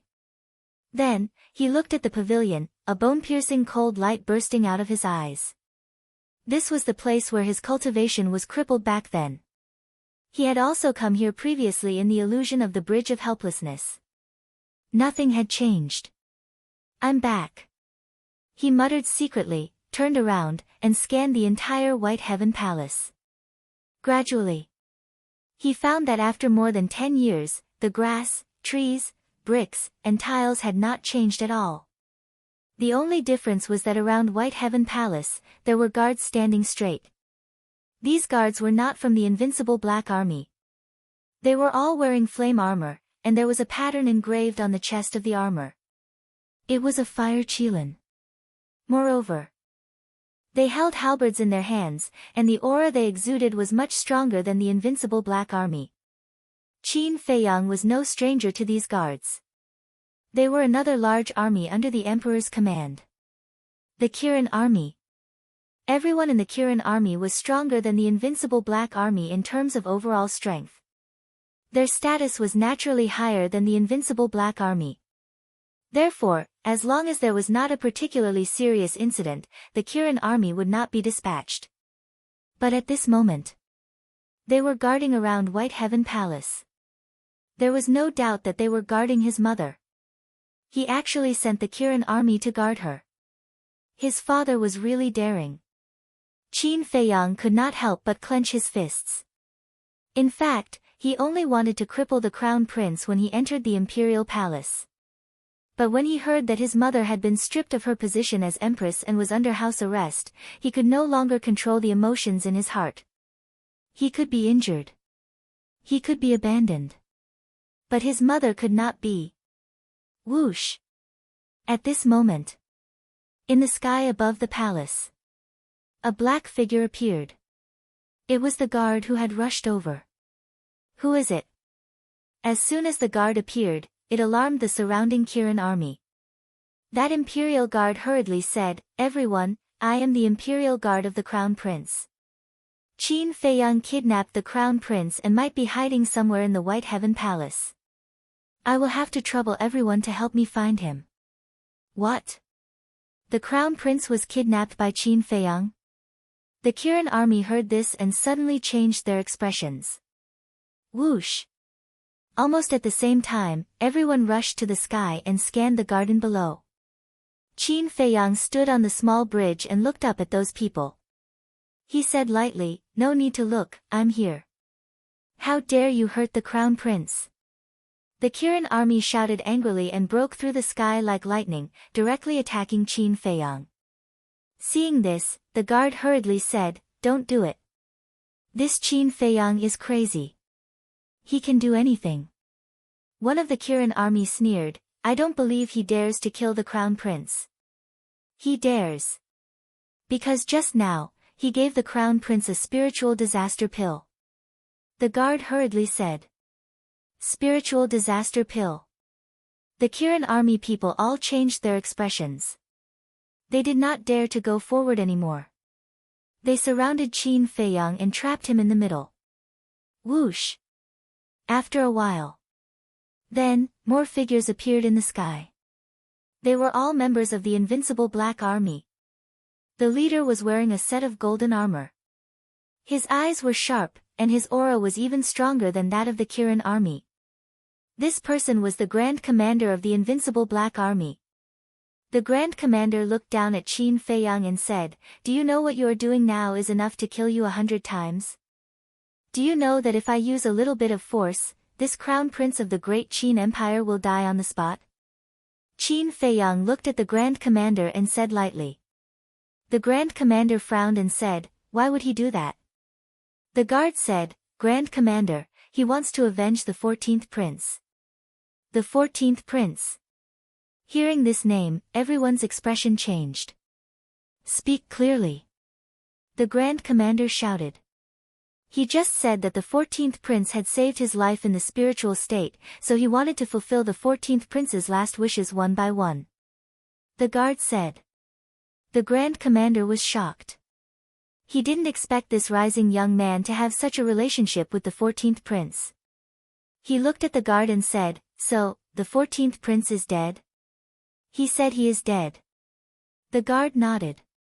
The Grand Commander looked at Qin Feiyang and asked, "Is he really dead? Do you want him dead?"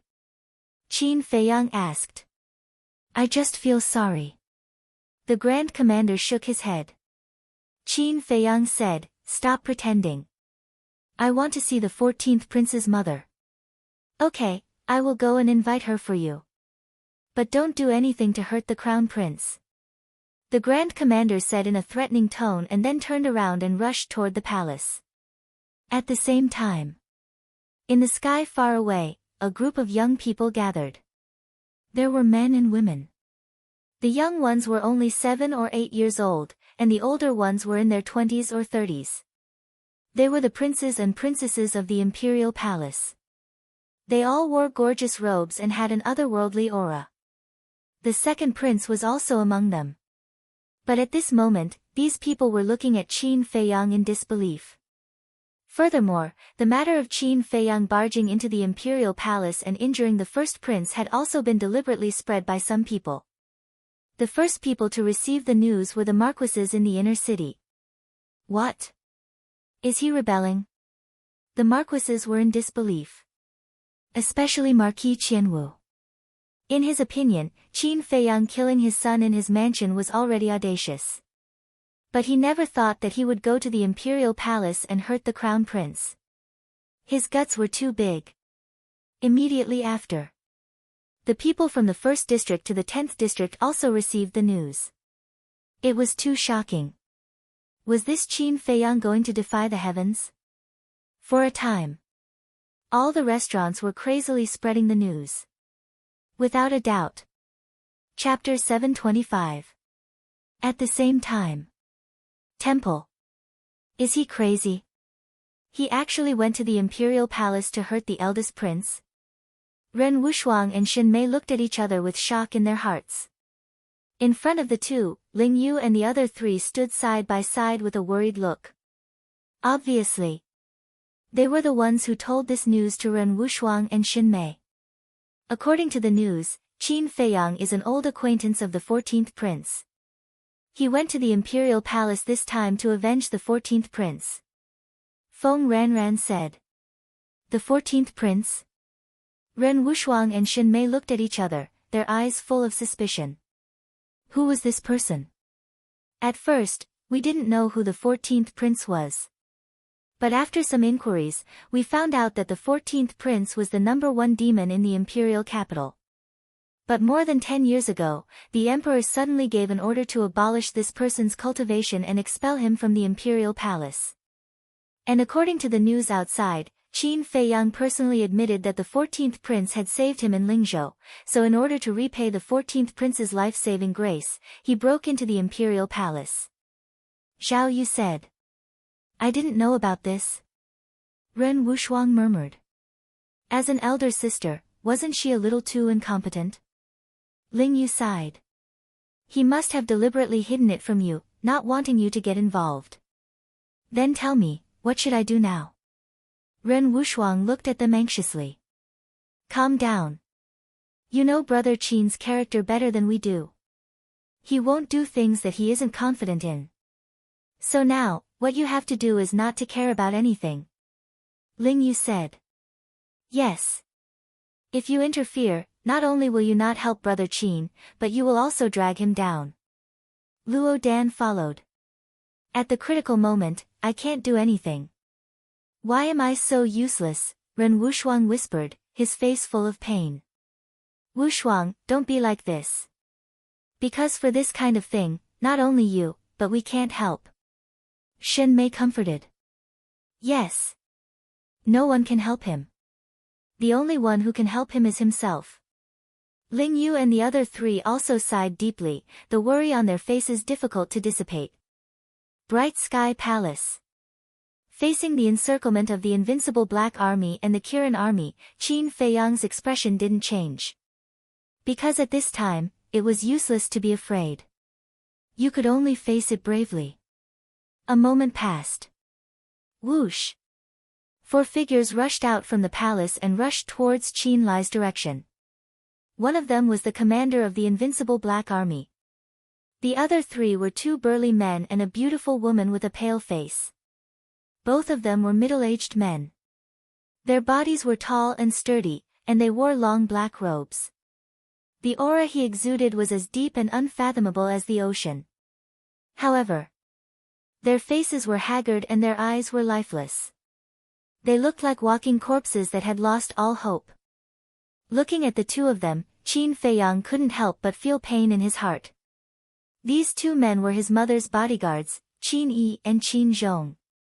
In his heart, Qin Yi and Qin Zhong had always been fierce, decisive, and full of fighting spirit. But at this moment, these things couldn't be found on their faces. There was a lot of white hair on their temples. One could imagine how tired they had been in the past 10 years. Turning his gaze, Qin Feiyang looked at the beautiful woman again. Immediately, her eyes were filled with tears. This face, this figure, Qin Feiyang was too familiar with. He would never forget it. It was his mother that he had missed for a long time. But it was different from before. His mother had taken off her phoenix coronet and phoenix robe. Her previous elegance and nobility no longer existed. Now, she was wearing a very old white dress, but it was very clean and neat. There was no trace of makeup on her face.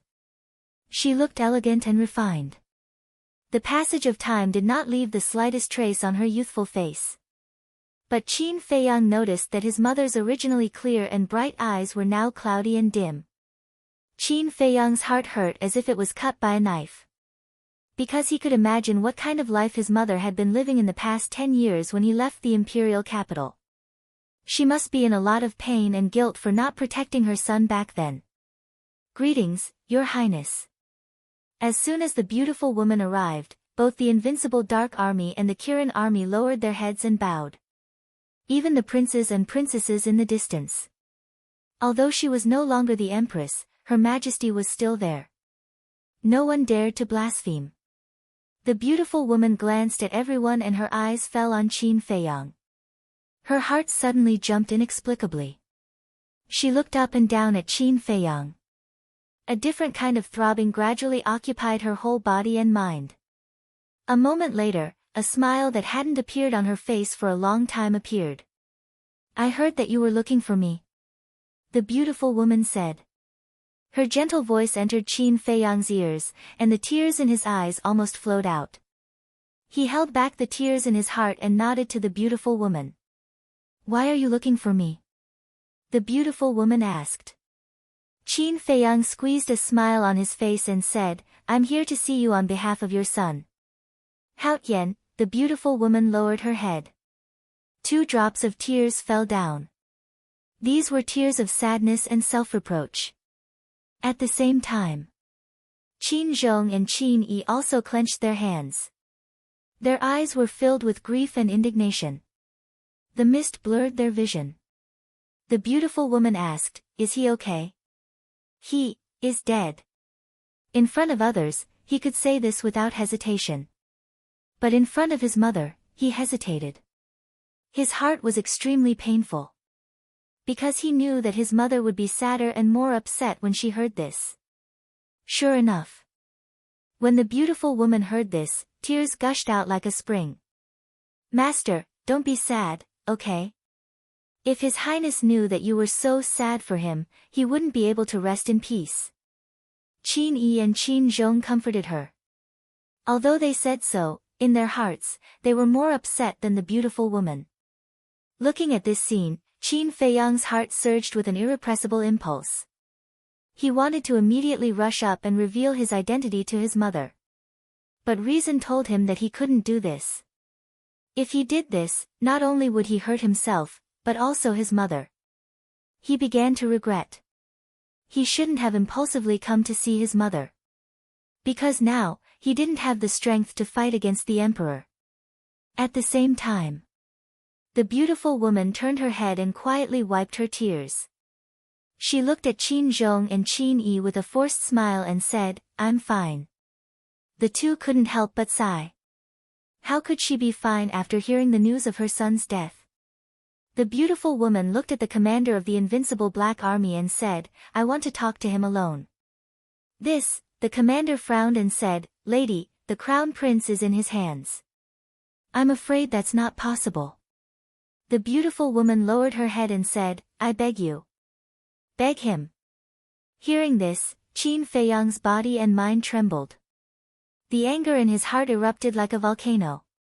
He's just a commander. What qualifications does he have for you to beg him? Qin Feiyang's eyes turned red. He looked at the commander and roared, "Get lost immediately, or I'll kill the crown prince." The Grand Commander was enraged, but when he saw the dying first prince, he compromised. "Retreat." With a wave of his hand, the Invincible Black Army and Kirin Army around Qin Feiyang retreated. But they didn't retreat too far. They surrounded Bright Sky Palace, their auras firmly locked onto Qin Feiyang. There was no doubt. As long as Qin Feiyang showed a trace of weakness, these people would immediately launch a thunderous attack. Whoosh! The beautiful woman took a step forward and landed in front of Qin Feiyang in the blink of an eye.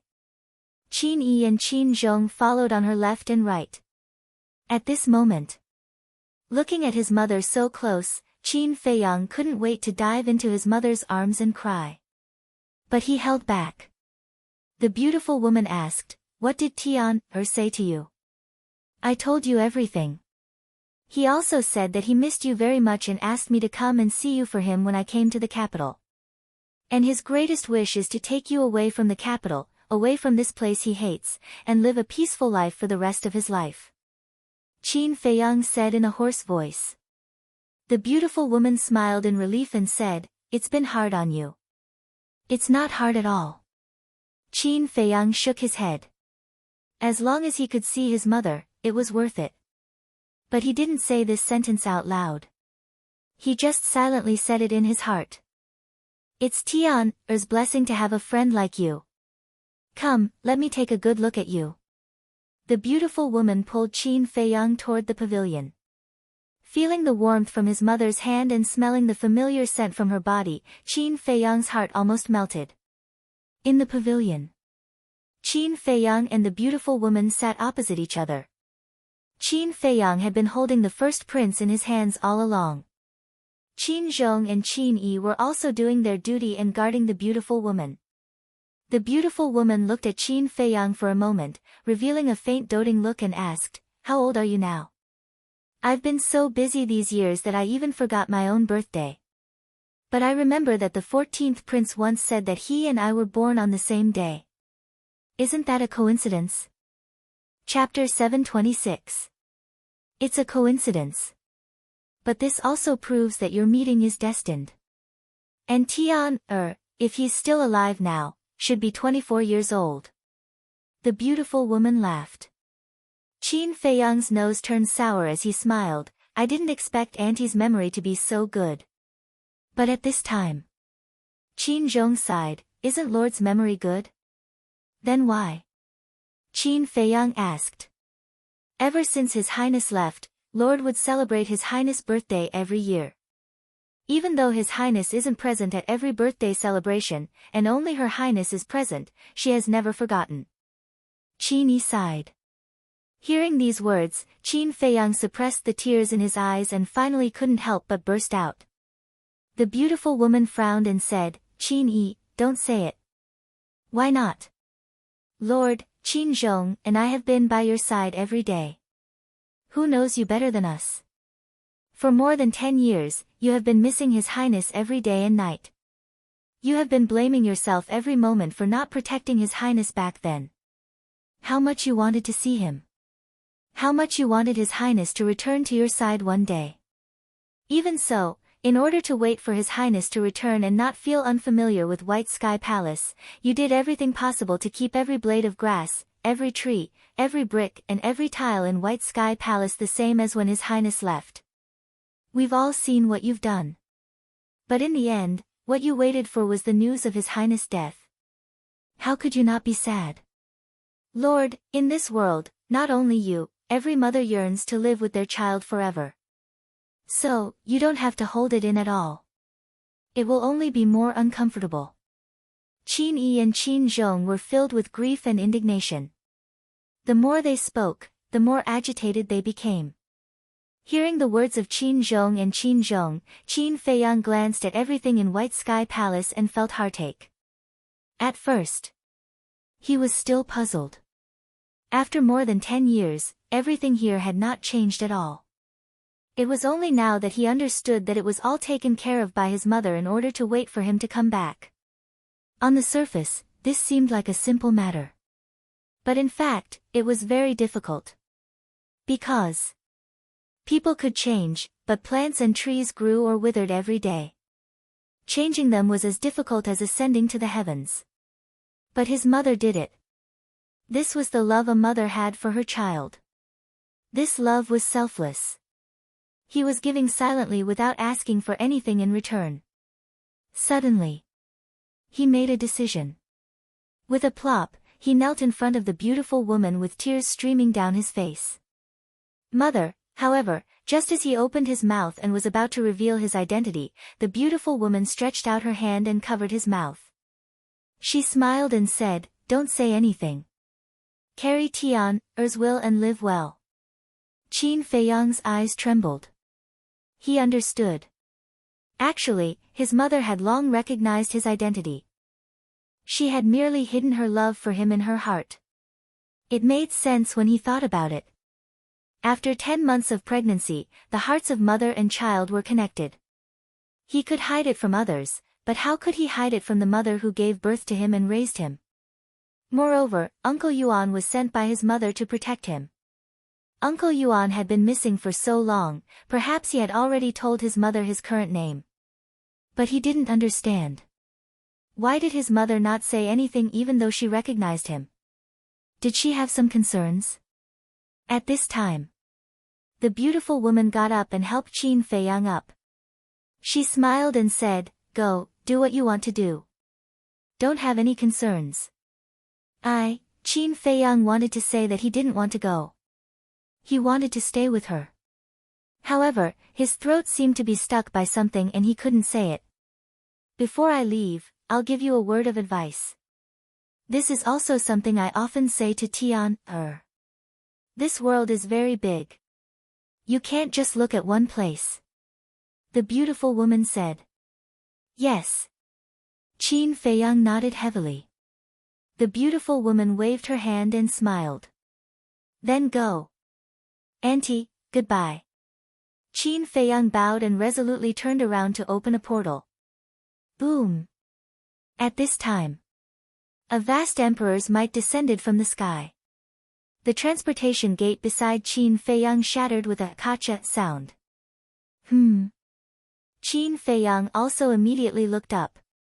A piercing cold light burst out from his eyes. He saw a middle-aged man standing high up in the sky.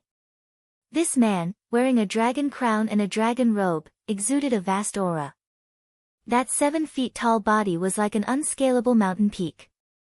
An invisible pressure came crashing down, making it hard for people to breathe. "Greetings, Your Majesty." "Greetings, Father." In an instant, everyone present knelt on the ground with a respectful look. However, the emperor ignored them and fixed his eyes on Qin Feiyang. At the same time, the beautiful woman's face changed. She protected Qin Feiyang behind her and shouted, "Go." Looking at his mother's thin back, Qin Feiyang's heart ached. He gently pushed his mother away and smiled. "Auntie, I once promised the 14th prince that I won't let you get hurt again." The beautiful woman was a little angry. However, when she saw the smile on Qin Feiyang's face, she couldn't help but laugh. Whoosh! Qin Feiyang took a step forward, holding the first prince, and flew up 90,000 miles and landed in front of the emperor. This scene caused many jaws to drop to the ground. One had to know. The emperor was the supreme ruler. No one could be on equal footing with him. Qin Feiyang's current behavior was undoubtedly challenging the emperor's dignity. The moment their eyes met, invisible sparks seemed to collide in the void. The atmosphere suddenly froze. Qin Feiyang raised the corner of his mouth and said, "I didn't bow to you. Are you unhappy?" The emperor said coldly, "Put him down." "Who? Is it him?" Qin Feiyang picked up the first prince and waved him in front of the emperor. The emperor said, "Put him down and I'll leave your corpse intact." "You still want to kill me?" Qin Feiyang was stunned for a moment. Then, with a loud boom, a towering rage suddenly erupted. "I didn't intend to kill him, but since you said so, I might as well kill him." Qin Feiyang grinned and his 5 fingers suddenly tightened. The first prince screamed in pain. Of course, his neck was broken, and blood splattered in the sky. The people below were dumbfounded. Including Qin Feiyang's mother and Qin Zhong. Not only did he challenge the emperor's dignity, but he also killed the current crown prince in front of the emperor. Was this person borrowing courage from the heavens? Little brat, give me back my son's life. Suddenly, a furious roar was heard. A noble-looking woman with a phoenix crown on her head and a phoenix cloud draped over her body flew into the sky and rushed towards Qin Feiyang as if she had gone mad. Qin Feiyang looked down, and a cold light flashed in his eyes. This woman was the first prince's mother. Qin Feiyang was no stranger to her. This woman's strength was not much, not even half of his mother's, but her heart was extremely vicious. When he was young, the first prince dealt with him mostly because of her. Back down. The emperor raised his eyebrows and said expressionlessly. The woman said angrily, Your Majesty, back down. The emperor shouted again. The woman shrunk her neck. She knew that the emperor was angry, so she stopped. However, her eyes were filled with resentment. Swoosh. At this moment, another 2 figures appeared. These 2 people were the Pill Hall's hall master and Zhuge Mingyang. As soon as he saw the first prince's corpse, Zhuge Mingyang's expression changed, and a hint of ruthlessness appeared in his eyes. Your Majesty. The 2 of them bowed to the emperor. The emperor nodded his head. Next, Zhuge Mingyang looked at Qin Feiyang and said, I said, if you dare to hurt His Highness, I won't let you go. Qin Feiyang said indifferently, I'm not in the mood to care about you now. Go away. Zhuge Mingyang turned around and looked at the emperor. He bowed and said, Your Majesty, I want to fight with Qin Feiyang. Is it interesting for a 9-star battle sect to challenge me, a 2-star battle sect? Qin Feiyang sneered. Zhuge Mingyang looked at Qin Feiyang coldly and said, Your Majesty, please allow it.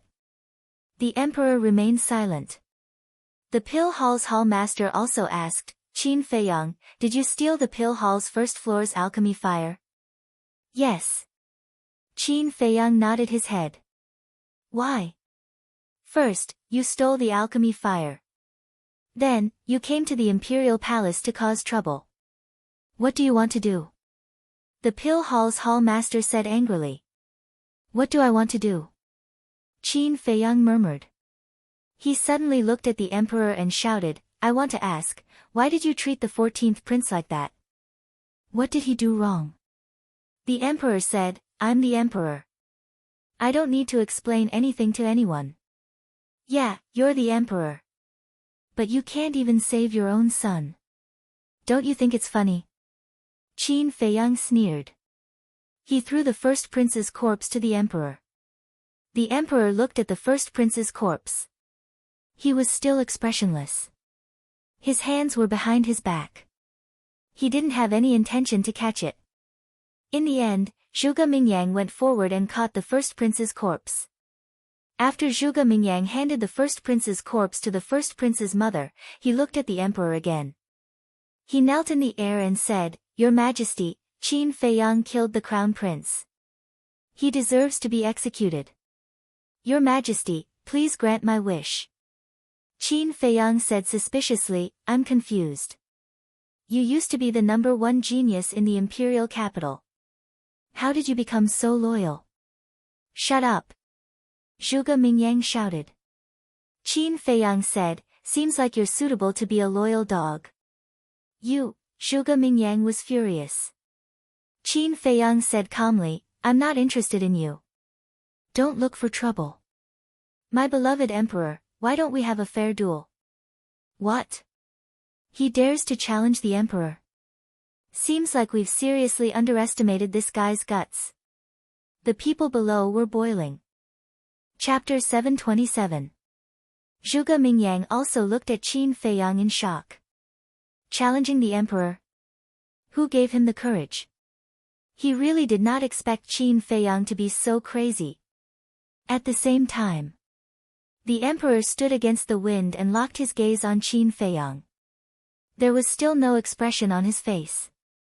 No one knew what he was thinking. Suddenly, a monstrous aura rushed out from the emperor's body. It was like a peerless storm that swept across the sky. Heaven and earth were trembling. Swoosh! In an instant, everyone began to retreat, including Zhuge Mingyang and the Pill Hall Master. However, Qin Feiyang's mother, Qin Zhong and Qin Yi did not move. They stood on the small bridge in front of the pavilion and looked at Qin Feiyang and the emperor with different expressions. There was a trace of relief on the beautiful woman's face, mixed with a trace of worry. Qin Zhong and Qin Yi were shocked. A mere two-star combat grandmaster actually dared to challenge the emperor of a country. He was the first person in history to have such courage. High up in the sky, Qin Feiyang stood opposite the emperor. Facing the emperor's terrifying aura, he was not nervous at all. Bang! His aura also exploded. Although it was many times weaker than the emperor's aura, the boldness that he displayed was not inferior to the emperor's.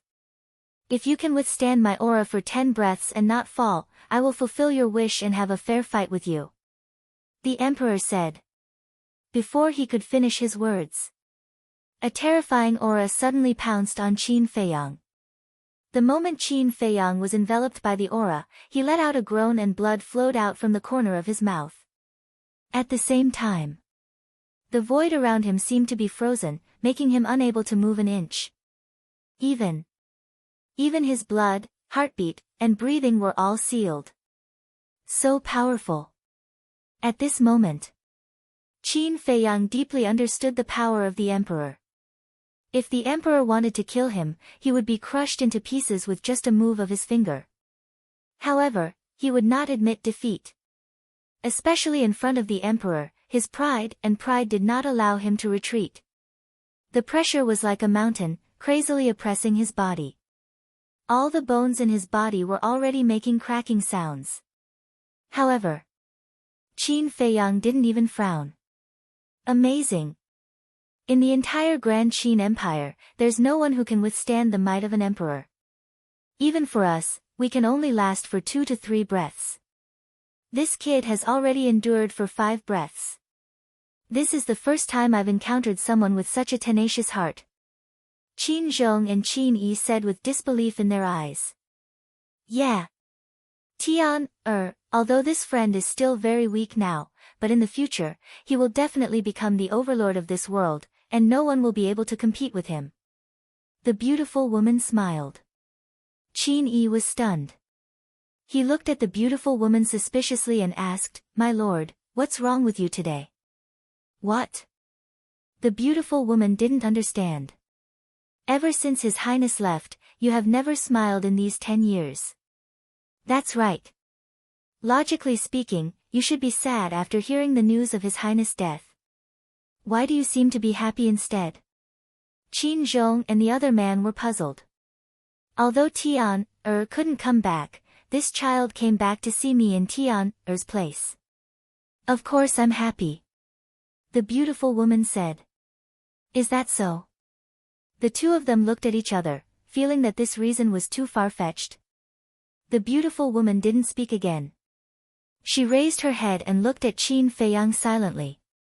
7 breaths. 8 breaths. In normal times, a mere 10 breaths was just a matter of a few blinks of an eye. However, at this moment, Qin Feiyang felt that time was passing very slowly, as if it had been several centuries. All the bones in his body had been broken. Blood was gushing out of his pores. At this moment, he was like a man of blood. If it were anyone else, they would have fallen long ago. However, he relied on his unyielding will and still stood tenaciously in the void. Even his body didn't sway at all. That thin figure was like a majestic giant mountain at this moment, shocking everyone's heart. Everyone was puzzled. What made this person persist until now? 9 breaths. 10 breaths. 10 breaths were finally up. However, the emperor did not disperse his might. Qin Feiyang's feet were already faintly trembling. Blood splattered all over his body, dyeing the sky red. His consciousness was also dizzy. He could clearly sense that the aura of the Grim Reaper was descending. I, Qin Feiyang, will never admit defeat, abruptly. He let out a hysterical roar, raised his head with difficulty, and stared at the emperor. His eyes were filled with incomparable determination. If the emperor didn't stop, he wouldn't retreat either. Even if the result was to pay with his life, he would still fight to the end. Another 3 breaths passed. The emperor's eyes flashed slightly, and he finally withdrew his might. Qin Feiyang also immediately fell down powerlessly. At this moment, he was really tired. Moreover, every part of his body was emitting a heart-wrenching pain. This time, he had truly tasted what it meant to be in so much pain that he wished he was dead. He really wanted to fall asleep like this. He didn't wake up. However, deep in his heart, there was a voice telling him that the battle had not yet begun. How could he fall here? Boom! All of a sudden, a terrifying aura surged out from his body. This aura had already surpassed his original aura. It was a 3-star war ancestor. What? He actually broke through at this time. The eyes of the people below were filled with surprise and bewilderment. Facing this kind of situation, shouldn't he be seriously injured and unconscious? Amazing. Yeah, to be able to break through at this time, it's hard to imagine how he was able to walk through it in the past. Qin Zhong sighed. He has an unyielding and unforgiving heart. When encountering a powerful enemy, he will not fall, but will only become stronger. The beautiful woman laughed. Qin Zhong and the other nodded. This heart of a strong person was not something that everyone had. It required a long period of tempering. It also required experiencing pain that others could not bear, as well as setbacks. Seeing that Qin Feiyang was about to fall to the ground, he suddenly turned in the air and stood firmly in the air.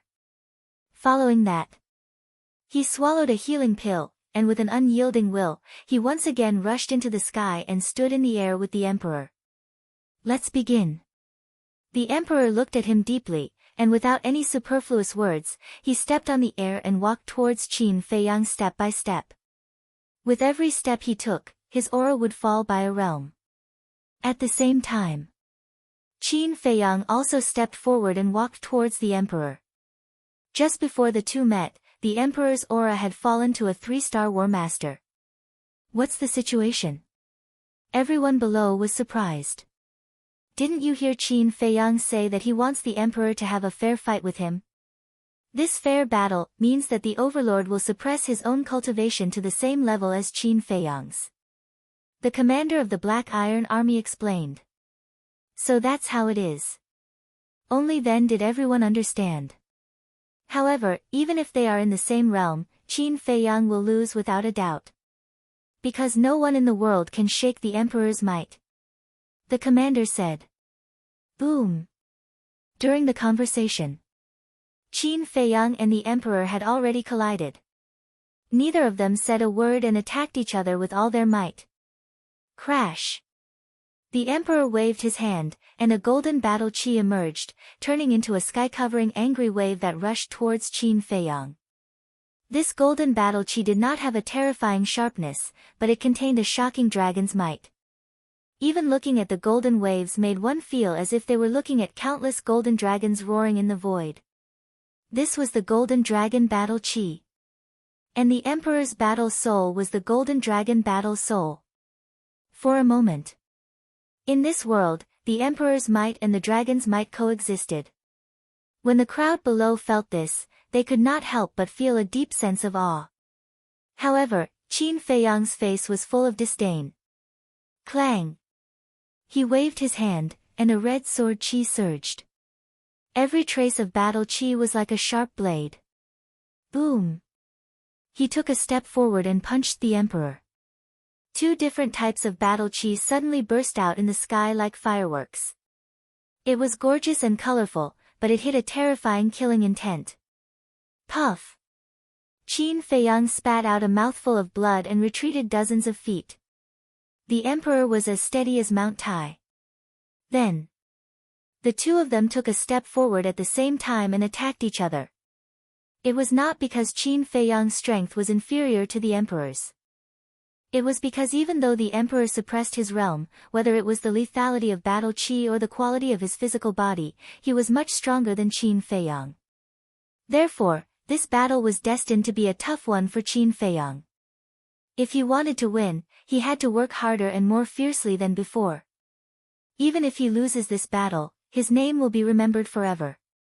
The beautiful woman smiled. Yes, in today's world, he is the first person who dares to challenge His Majesty. Qin Zhong and the Emperor's feelings were very complicated.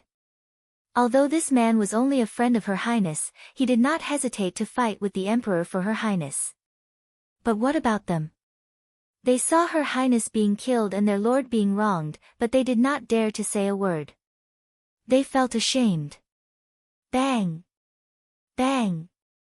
High in the sky, two figures shuttled back and forth like lightning, fighting crazily. The golden dragon battle Qi and the red sword Qi turned into two giant storms, sweeping across the sky. Qin Feiyang was covered in blood, and his black hair had turned dark red. But his fighting spirit and battle intent were getting more and more terrifying. His whole person was like a peerless sword, exuding a terrifying sharpness. Do you regret what happened to the 14th prince? Qin Feiyang asked. At the same time, the red sword Qi rose from behind him, and 30 flaming sword shadows appeared in an instant. A bone-piercing sharpness surged out in all directions, covering the sky and covering the earth. No. The emperor shook his head. Then today, I will make you regret it. Qin Feiyang's eyes were like lightning, and the 30 sword shadows trembled in the void at the same time, producing an earth-shattering sound of metal. Each of these sword shadows contains the hatred and anger of the 14th prince. Can you take it? Qin Feiyang waved his hand, and the 30 sword shadows suddenly swarmed out, slashing at the emperor one after another. But the emperor was still expressionless. He stretched out his arm, and the golden dragon battle Qi gushed out. In the void in front of him, golden divine dragons appeared one after another. In the end, there were exactly 30 golden dragons. Each of them was dozens of feet long, and they looked as if they were cast in gold. Each of the dragon's scales shone with a dazzling light. The mighty dragon power shook the 9 heavens and 10 lands. This is my will, can you take it? Chapter 728. Boom! On one side was Qin Feiyang's anger. On the other side was the emperor's will. The collision of anger and will caused heaven and earth to tremble at this moment. Even the radiance of the sun was overshadowed. A woo! Clang! Accompanied by a series of wails, the 30 golden streaks continued to disintegrate. The 30 sword shadows were also collapsing. The rain of light sprinkled down and dyed the sky, as well as Qin Feiyang's face that was filled with anger. Every time a sword shadow collapsed, it would cause him a bit of damage. The corner of his mouth was bleeding non-stop. But this time, he did not take a step back. His legs seemed to have fused with the void. On the other hand, the emperor. Every time they collided, he would take a step back and his face would turn pale. It was not until the 29th collision that Qin Feiyang took a step back. But the emperor had already taken 29 steps back. It seems that the 14th prince's anger and hatred are stronger. Qin Feiyang waved his hand, and the remaining red sword Qi in his body all gushed out and converged into the last sword shadow. Clang! That sword shadow suddenly continued to expand. Finally, a gigantic sword that could split the heavens appeared high up in the sky. Its entire body was surrounded by flames. The surrounding fire waves covered the sky. The sharpness tore the heavens and split the earth. Kill! Qin Feiyang roared angrily. The giant sword trembled in the air, and with a deafening clang, it slashed out angrily. This sword was like a sword that could split the heavens and earth. The sword Qi surged and was unstoppable. Below, those who were not as strong as the War Master felt as if they had fallen into hell at this moment. They could not help but feel cold all over. Swish! The Emperor looked at Qin Feiyang, his eyes flickering. Then he raised his head and looked at the sword shadow. He could clearly sense that the sword shadow contained a strong resentment and hostility. Suddenly, two sharp rays of light burst out of his eyes. He raised his arm and battle chi gushed out from his fingertips. The last golden dragon also expanded in the wind. In an instant, a golden divine dragon that was thousands of feet long and surging with dragon's might appeared out of nowhere. Roar! Following closely, the golden dragon dragged its huge body and bared its fangs and brandished its claws as it pounced towards Jianing. Boom! The two behemoths collided at the top of the clouds with a loud bang, causing an earth-shaking explosion. It was like rolling thunder, deafening to the ears. The clouds were torn apart. Everything within a radius of several hundred miles was covered in a layer of golden and fiery red light. Pooh! Qin Feiyang spat out another mouthful of blood. His body flew out like a meteor. The Emperor was also retreating frantically. The blood in his body was surging, and his face was flushed red. In the end, he still couldn't hold it in. With a cry, blood spurted out from his mouth. What? His Majesty is actually injured. Everyone in the imperial palace looked at this scene in disbelief. The Emperor was the Emperor of the 9 and 5, yet he was still able to injure him. Wasn't this Qin Feiyang a little too cruel? Is this all you've got? In the crowd, Zhuge Mingyang mumbled to himself. If it was him, he would definitely not be able to do it. He might not even be able to touch a strand of the Emperor's hair.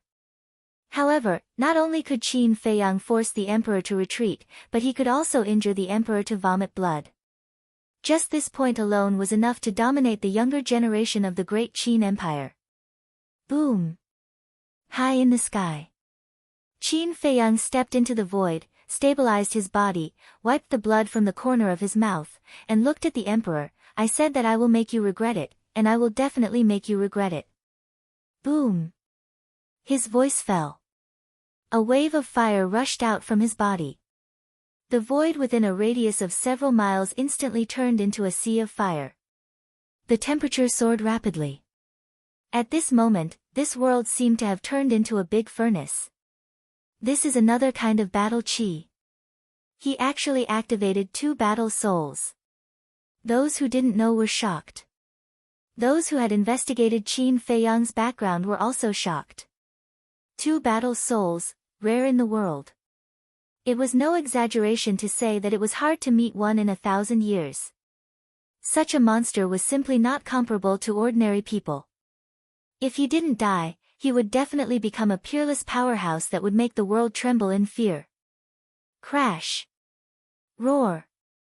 At the same time, an even more majestic golden dragon battle chi rushed out from the Emperor's body, and there was even a faint dragon roar. Looking at the Emperor's cold face, the anger in Qin Feiyang's heart was like the fire waves around him, uncontrollable.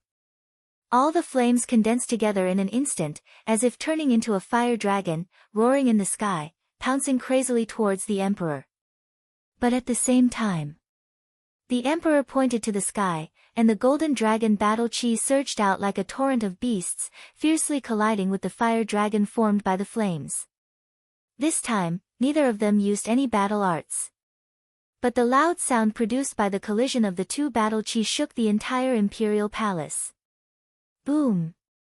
At the same time, Qin Feiyang's body shook, and immediately crashed into the bright sky palace below like a meteorite. Qin Feiyang's expression changed. The bright sky palace was his mother's hope, and it could not be destroyed. But at this moment, he couldn't control it at all. No, finally. Accompanied by an unwilling roar, he crashed into the ground of the bright sky palace. The ground was instantly torn apart. Cracks spread out in all directions like a spider web. Boom! Crack! In just an instant, the entire Bright Sky Palace was razed to the ground. And the emperor was also sent flying, blood splattering all over as he crashed into a palace in the distance. With a loud bang, the palace also shattered and turned into ruins. Boom! But also at the same time, the two shot out from the ruins and stood in the sky. The difference was, the emperor didn't care about the destroyed palace at all, and his gaze swept directly towards Qin Feiyang. Qin Feiyang lowered his head, looking at the Bright Sky Palace, his heart bleeding. He didn't have much feelings for the Bright Sky Palace. He even hated this place very much. The reason for that was because it was here that his cultivation had been crippled. But now, he knew that every blade of grass and every tree here was his mother's blood, sweat, and tears. Destroyed by him just like that, his heart ached and he felt guilty. Sigh. Below. Looking at Qin Feiyang's expression, the beautiful woman secretly took a deep look and said with a smile, "You don't have to blame yourself because this place no longer has any meaning to exist." Is that so? Qin Feiyang looked at his mother and asked. The beautiful woman nodded. Thank you. Qin Feiyang smiled. He felt relieved. Since his mother said so, this place should indeed disappear. It could also be considered as cutting off the only fetter in his heart. Swish. He looked up at the emperor and sneered, "Until now, you still don't feel the slightest bit of guilt. The emperor family is the most ruthless, this sentence is indeed true." Yes. So, you shouldn't have come to this place. The emperor said calmly. Wrong. I have never regretted coming here. Even if I die today, I want to die knowing why. Qin Feiyang roared, bristling with anger. The reason why he was so angry was because he could tell that the emperor had already seen through his identity. But he still didn't feel sorry for him. He couldn't tolerate it. Clang. Accompanied by a loud sound, the red sword's soul rushed into the sky. Awaken! Qin Feiyang roared. The red sword soul suddenly shone brightly, and a huge flaming beast shadow roared out from the sword soul. This beast shadow was just a shadow in the past, but now, it could be seen in its embryonic form. It looked a little like a horse and a little like a donkey, and it was impossible to tell them apart. But it didn't affect anything. On the contrary, the aura and ferocious aura of the beast shadow were more terrifying than before. Roar! Clang! As soon as the beast shadow appeared, the red sword soul and the beast shadow flew side by side, diving toward the emperor. At this moment, the sky above the imperial palace was howling with fiery clouds surging. That scene was as if a terrifying demon king was breaking through the boundary. Clang! Looking at the fighting soul, the emperor's expression remained unchanged, and his eyes were calm. He gave people the feeling that nothing in this world could make his heart palpitate. Clang! Similarly, he didn't show any mercy. Accompanied by an earth-shattering dragon roar, a golden divine dragon soared into the sky from behind him. In an instant, the imperial palace was drowned by the terrifying dragon force. His Majesty has activated his fighting soul. Looking at the golden dragon dancing in the sky, the people below were shocked to the extreme. Including the commander of the Invincible Black Army. After staying by the emperor's side for so many years, it was his first time seeing the emperor activate his golden dragon fighting soul. Others didn't know, but he knew. Although the emperor looked expressionless and didn't take Qin Feiyang seriously, he was actually afraid of Qin Feiyang in his heart. Boom! At this moment, the battle in the sky started again. He looked up, and there was a trace of horror in his eyes. The red sword soul and the beast shadow had forcefully blasted the emperor's golden dragon fighting soul away. Even the golden dragon's head showed signs of collapsing. However, Qin Feiyang's fighting soul was unscathed. How could this be? Although the emperor had suppressed his cultivation, the power of his fighting soul was not something that Qin Feiyang's fighting soul could compare with. A sword soul and a beast soul, which was equivalent to two fighting souls. What was the origin of this fighting soul? The commander was shocked. The rest of the people were also shocked and could not calm down for a long time. However, the emperor's heart did not waver at all. "Emperor prison," he said calmly. The golden dragon fighting soul that had been blasted away started to shrink rapidly. Finally, it turned into a human figure. Furthermore, that humanoid figure, regardless of whether it was the body shape or the face, was exactly the same as the emperor. Those who didn't know would definitely think that it was the emperor's twin brother. Qin Feiyang was also extremely shocked. This was the first time he had seen a fighting soul turn into a human figure and look exactly the same as its owner. Moreover, the human figure fighting soul exuded a strong emperor's aura. It was as if the void had solidified. Qin Feiyang stood in the void, unable to move. The red sword soul was also unable to move. I remember now. This emperor prison is the golden dragon fighting soul's innate superpower. The world is vast and all lands belong to the emperor. All lands belong to the emperor's servants. Under the emperor prison, no living thing has the strength to fight back, Qin Zhong said in a low voice, his eyes filled with fear. The beautiful lady said with a smile, "However, I believe that Qin Feiyang has a way to break it." "Really?" Qin Zhong mumbled. Chapter 729. High in the sky. The humanoid battle soul was like the ruler of heaven and earth as he stood upright. The terrifying emperor's aura covered the sky and earth, shocking the hearts of countless people. As for Qin Feiyang, who was trapped within the emperor divine prison, he was in utter disbelief. This innate ability was similar to Tan Wu's innate ability. However, compared to Tan Wu's gravitational domain, the emperor divine prison was even more terrifying. He remembered. Tan Wu's gravitational domain could only suppress a person's speed, preventing them from unleashing their full strength. The emperor divine prison, on the other hand, could completely imprison a person. In other words, once one entered the emperor divine prison, one would be like a fish on a chopping board, waiting to be slaughtered. In terms of quality, it was exactly the same as Dong Zhengyang's innate ability. As long as one could bind one's opponent, one would be able to immobilize them in the air. However, whether it was battle techniques or battle souls, there was a limit. If one could break this limit, everything would collapse. At this moment, Qin Feiyang was prepared to break the limit of the emperor divine prison. He wanted to let the emperor know that he was no longer the ignorant young man from back then. Apart from himself, no one else had the right to decide his fate. Boom! His body trembled violently as a wave of fire shot into the sky. Amidst the wave of fire, the palm-sized nine-leaf fire lotus emitted a destructive aura. "Even heaven and earth can't trap me, let alone your innate ability. Break!" Qin Feiyang roared as his black hair fluttered in the wind. The nine-leaf fire lotus and the crimson sword soul shone brilliantly at the same time.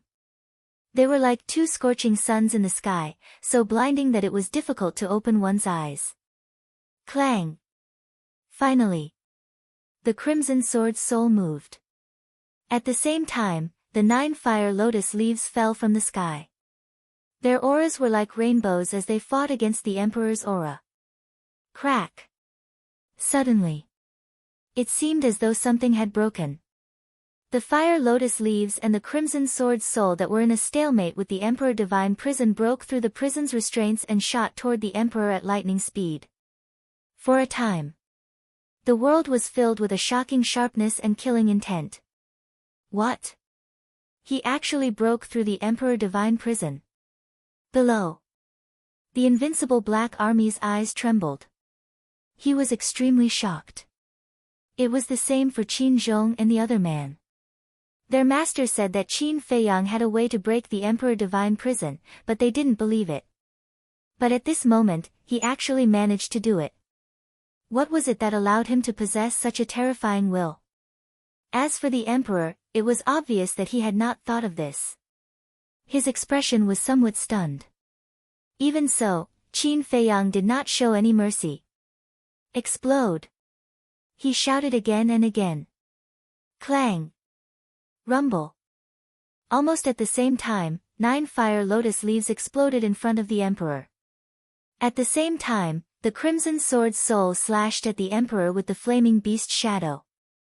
In an instant, terrifying waves of destructive air surged out in all directions with this place as the epicenter. At this moment, heaven and earth shook, and the sun and moon lost their light. Qin Yi exclaimed, "Will the emperor be in any danger?" The lethality of the two fighting souls was too terrifying. People of the same realm simply only had the fate of being insta-killed. Don't worry. No matter how strong Qin Feiyang is, he can only hurt the emperor. I can't kill him yet. The beautiful woman laughed. That's right. After all, His Majesty is an existence that surpasses the Battle Saint realm. In the entire Great Qin Empire, other than the Grand Preceptor, no one is his opponent. But I believe that with Qin Feiyang's ability, it is not a problem to force His Majesty to use his full strength. Qin Zhong said. It was as they said. When the dust settled, the emperor was only injured and his life was not in danger. As for Qin Feiyang, he also knew his own limits and did not expect to be able to kill the emperor right now. But if the emperor's cultivation was really only a 3-star battle grandmaster, he would have already died. Tell me, do you regret it now? Qin Feiyang said. The emperor looked coldly at Qin Feiyang and said expressionlessly, if you can break my emperor divine prison again, I will let you go. Boom. As soon as he finished, the human-shaped fighting soul in the air began to grow with the wind. However, in the blink of an eye, a giant appeared in the sky. He wore a dragon robe and a purple-gold dragon crown on his head. He stood in the sky and stepped on the ground, as if an ancient king had descended to the world, emitting a great pressure. Qin Feiyang was bewildered. Boom. Soon after, a vast emperor's aura descended from the sky and shrouded the surroundings. At this moment, Qin Feiyang's body seemed to be frozen. No matter how hard he tried, he could not break free from the shackles of the emperor's aura. At this moment, the emperor divine prison was several times more terrifying than before. It was only now that he realized that the emperor had not used his full strength before. However, he had already self-detonated the 9 fire lotus leaves of the 9-leaf fire lotus. He could only recover 1 fire lotus leaf every day. In other words, now, he could no longer use the 9-leaf fire lotus. The Scarlet Sword Soul had just been used and could not unleash its full strength. At this moment, how could he break this tribulation? It seems like you can't break it. A hint of disappointment could be seen in the emperor's eyes. He slowly raised his arm and golden dragon battle chi surged from his fingertips. You really want to kill me? Qin Feiyang stared at him. Stealing the pale fire, trespassing into the imperial palace, murdering the crown prince, offending the emperor, every one of these crimes is punishable by death. If I don't kill you, where's my aura? The emperor said. His expression was extremely cold. Punishable by death, Qin Feiyang muttered to himself. Ha, suddenly. He laughed. He laughed maniacally until tears streamed down his face. However, his expression was one of despair. In his heart, there was still a sliver of hope. How he wished that the emperor could tell him the truth, or at least say sorry to him. In fact, he would feel better if the emperor only showed a hint of guilt. However, there was none. At this moment, due to the emperor's heartlessness, his last sliver of hope was instantly shattered. The emperor was heartless, and the heavenly Tao was blind. What was there for him to miss? The Emperor Divine Prison can imprison all living beings under the heavens, but it can't imprison me, Qin Feiyang. Qin Feiyang roared at the sky. Boom! A mighty dragon might rushed out from his body. This dragon might was many times stronger than the dragon might emitted by the Emperor's golden dragon fighting soul. In a trance, Qin Feiyang was like a real reincarnation of a divine dragon. What's going on? How could his body release dragon might? The crowd below was surprised. But the beautiful woman's eyes, which were originally slightly dim, were now glowing with a blazing light. And at the same time, the expression on the emperor's face finally changed. There was a trace of surprise. There was also a trace of expectation. From now on, I, Qin Feiyang, have nothing to do with you. Qin Feiyang looked at the emperor. His dark eyes were deathly still. Roar! Before his voice faded, accompanied by a loud dragon roar, a purple-gold divine light rushed out from Qin Feiyang's body and rushed into the sky. The dragon might was even stronger. The people of the imperial palace were all looking up at the sky, at the surging purple-gold divine light. What is that? Why do I feel that a real divine dragon has appeared? Everyone's heart was filled with surprise. The 9-5 Supreme Sovereign is nothing but a joke in my eyes. Qin Feiyang looked at the emperor with contempt. The purple-gold divine light gradually dissipated. At last, a purple-gold divine dragon appeared in front of everyone's eyes. The purple-gold divine dragon was hundreds of feet long, like a majestic mountain range, hovering and dancing in the void. The dragon might was rolling, shocking everyone. This is the purple-gold dragon soul. Qin Zhong exclaimed, stuttering. Not only him, but Qin Yi, the beautiful woman, the emperor, Zhuge Mingyang, the commander of the Invincible Black Army, and the princes and princesses were all staring with anger and disbelief. Without a doubt, this was the legendary purple-gold dragon soul. The great Qin Empire had existed for 10,000 years, but so far, only the first emperor had the purple-gold dragon soul. Who is he? Why did he activate the Qin clan's purple-gold dragon soul? The second prince screamed hysterically. Because only the people of the Qin clan had the chance to activate the purple-gold dragon soul. Moreover, the purple-gold dragon soul represented a supreme symbol and glory. Swoosh! At this time, Qin Feiyang rushed to the sky and landed on the head of the purple-gold dragon soul. He looked down at the emperor and said, "Now, I will show you what the real emperor prison is." Boom! As soon as his voice fell, a shocking aura descended from the sky. It was full of dragon might and emperor might. At this moment, everyone looked at Qin Feiyang and couldn't help but feel a sense of awe in their hearts. They even had the urge to kneel down and worship. It was as if Qin Feiyang was the true overlord, and the overlord standing below him was only a subject. However, what happened next shocked everyone even more. The shocking aura covered the sky and shrouded the entire imperial palace. And anyone who was shrouded by this aura seemed to be imprisoned and couldn't move. Wasn't this exactly the same as the emperor prison? No. To be exact, it was countless times more terrifying than the emperor prison. Not only were their bodies imprisoned, even their blood stopped flowing. Moreover, this aura crazily suppressed them and forced them to kneel on the ground. This is the innate ability of the purple-gold dragon soul. I didn't know what to name it. But now I know. It's called the Emperor Prison. Qin Feiyang looked down at the emperor and said indifferently.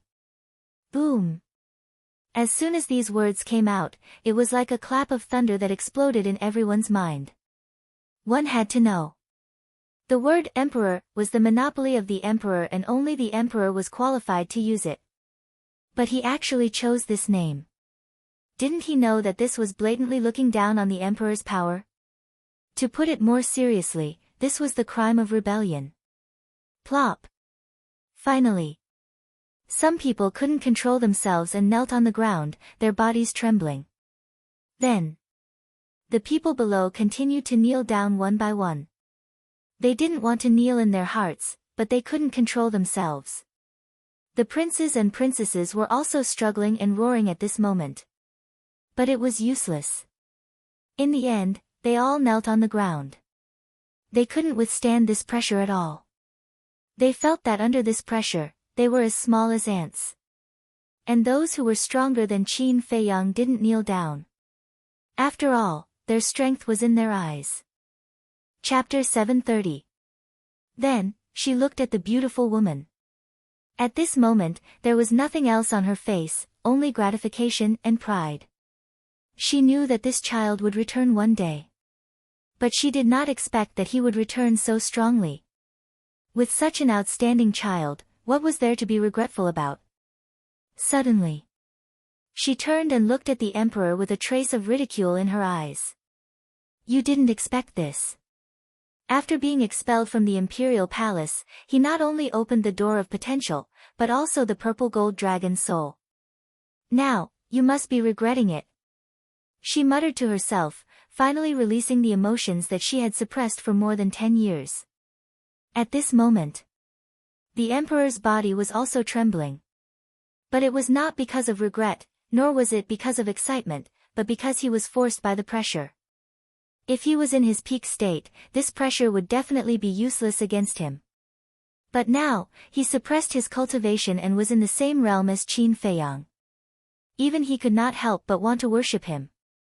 As for his Emperor Divine Prison, it was easily destroyed by Qin Feiyang's Emperor Divine Prison. However, it was clear that his pride and dignity would not allow him to do so. Boom! A terrifying aura burst out from his body. Finally, he released his suppressed cultivation and returned to his peak state.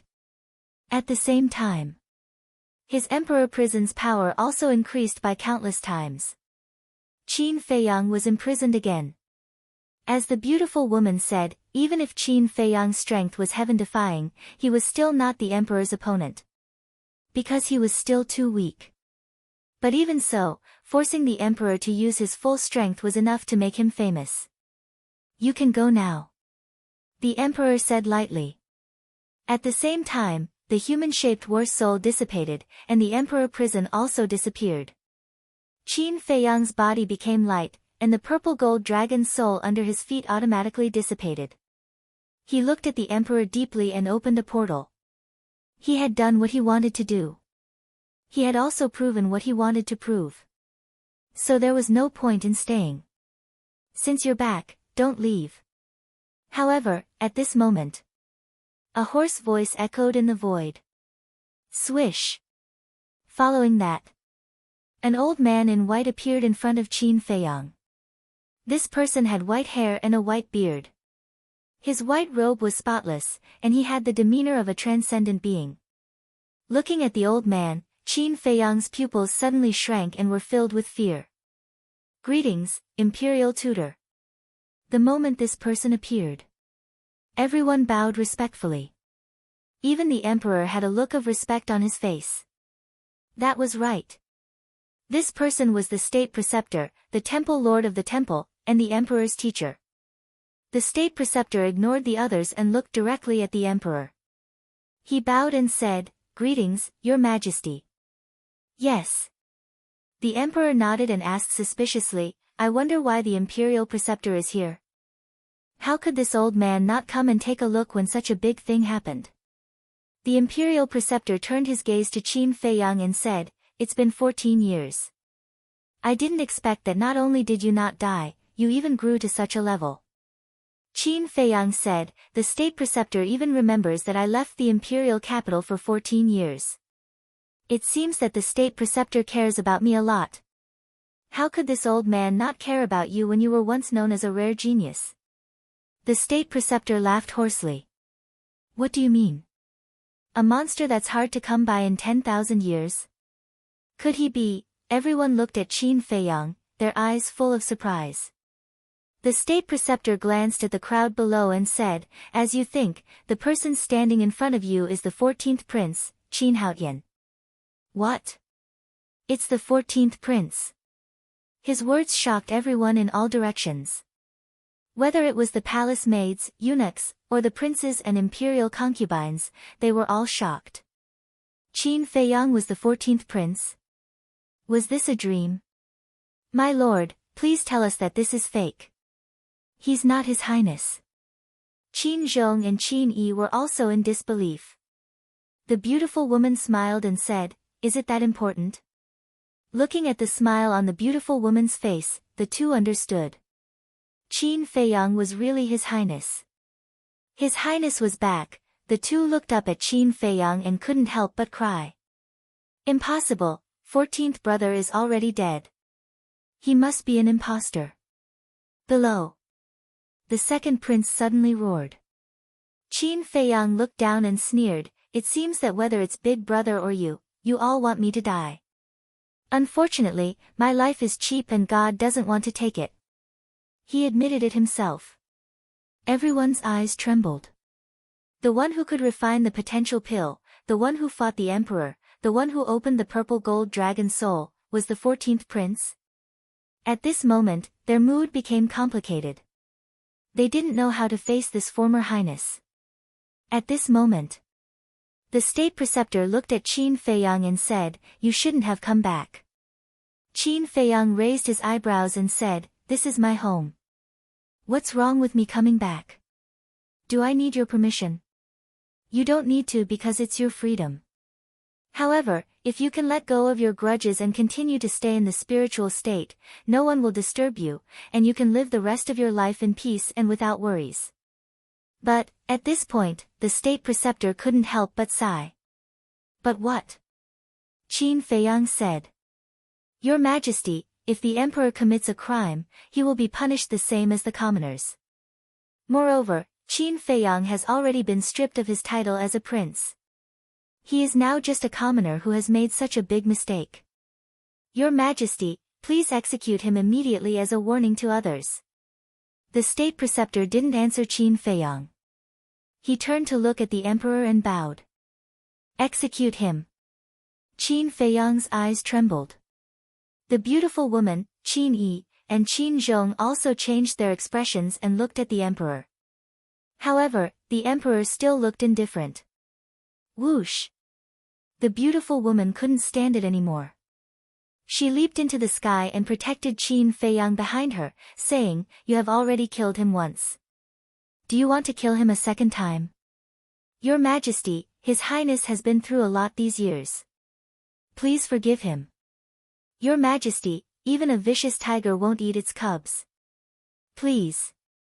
Qin Zhong and Qin Yi also flew to Qin Feiyang and knelt in the void, begging bitterly. Qin Feiyang also stared at the emperor, waiting for the emperor's reply. He didn't know what would happen next. He just wanted to see what his father's attitude would be. The emperor glanced at the beautiful woman and the other two. He then looked at Qin Feiyang and asked, do you admit your crime? What crime have I committed? Qin Feiyang laughed angrily. The beautiful woman hurriedly said, Tian, don't be so stubborn, okay?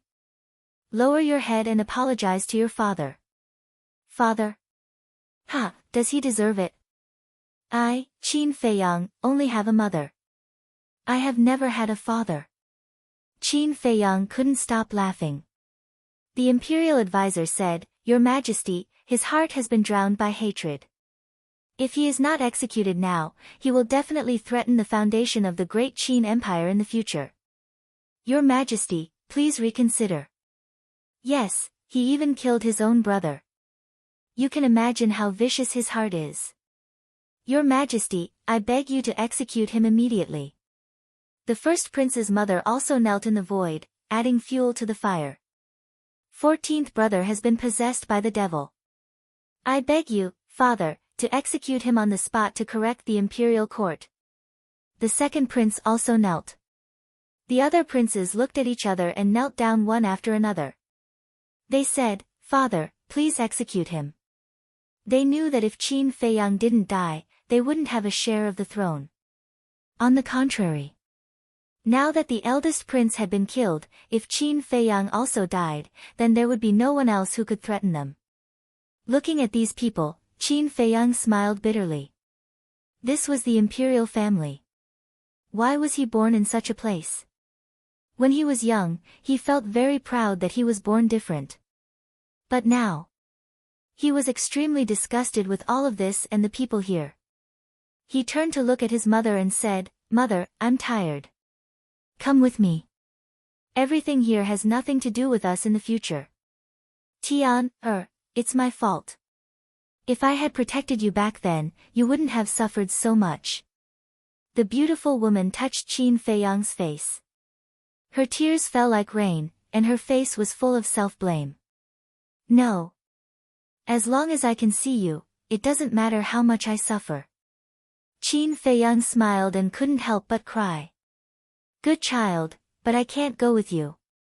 The beautiful woman shook her head. Why? What's there to miss here? Qin Feiyang said angrily. There's indeed nothing to miss here, but many things are not as simple as you think. Tian, before your father gives the order, hurry up and leave. Don't worry about me.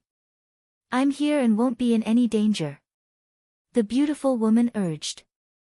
Qin Feiyang shook his head vigorously. But the beautiful woman waved her hand, opened a portal, and directly pushed Qin Feiyang in. Boom! However, at the same time, the Imperial Preceptor pointed his finger in the air, and an invisible force surged out. Old bastard, don't go too far.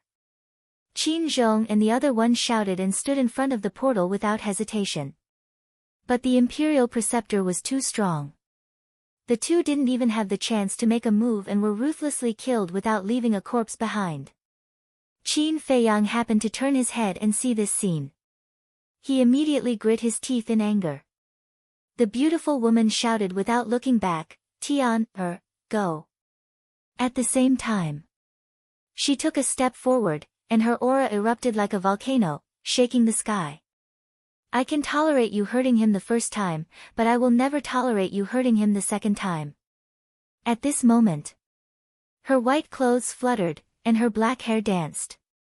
Her body was filled with a bone-piercing cold current, like an ice queen, sacred and inviolable. The Imperial Preceptor frowned and looked at the portal that was about to dissipate. He turned to the Emperor and said anxiously, Your Majesty. The Emperor closed his eyes and opened them again. Two sharp lights burst out from his eyes as he said coldly, Execute her. In the blink of an eye. Seeing the Emperor nodding, the Imperial Preceptor's body shook, and a terrifying aura roared out. The beautiful woman was immediately imprisoned in the void. Then, his aged hand reached out in the air, and Qin Feiyang, who was about to disappear, was actually forcefully pulled out. But Qin Feiyang didn't panic. Because even if he wasn't pulled out by the Imperial Preceptor, he would come back again. He couldn't let go of his mother. At this moment, his heart was filled with pain, as if it was cut by a knife. Chapter 731. For a moment, heartache, anger, and hatred occupied Qin Feiyang's entire body and mind. He couldn't figure out why he had such a father. He was so cold and heartless. What did he do wrong? Killing him once wasn't enough. Why did he have to kill him a second time? Boom! A monstrous anger roared out from Qin Feiyang's body. He stared at the Emperor like a mad beast and roared, Why? Why? If he was killed this time because he killed the first prince, he would accept it. But what about the first time? What was the reason? However, the Emperor's face was still emotionless and cold. My body, hair, and skin are from my parents. If you want to kill me, I have nothing to say. But don't you want me to die knowing? Qin Feiyang roared. From the beginning, you shouldn't have appeared in this world. The Emperor finally spoke. But Qin Feiyang didn't understand the meaning of this sentence at all. What did he mean by he shouldn't have appeared in this world from the beginning? Since he shouldn't have appeared, why did he give birth to him and raise him in the first place? The Emperor didn't continue to explain. He turned and nodded to the Imperial tutor and didn't look at Qin Feiyang again. Looking at the familiar yet strange figure, Qin Feiyang's heart was about to explode. He closed his eyes in pain. It wasn't easy for him to return to the imperial capital, but he got such an ending.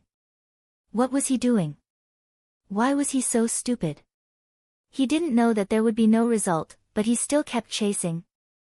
At the same time, the imperial tutor's pressure firmly imprisoned Qin Feiyang. He said, "Death is the best ending for you." After saying this, he raised his arm and pointed at Qin Feiyang. Swish! Qin Feiyang suddenly opened his eyes. Two cold lights burst out of his eyes. You want me to die? I won't die. Sooner or later, I will make you regret it.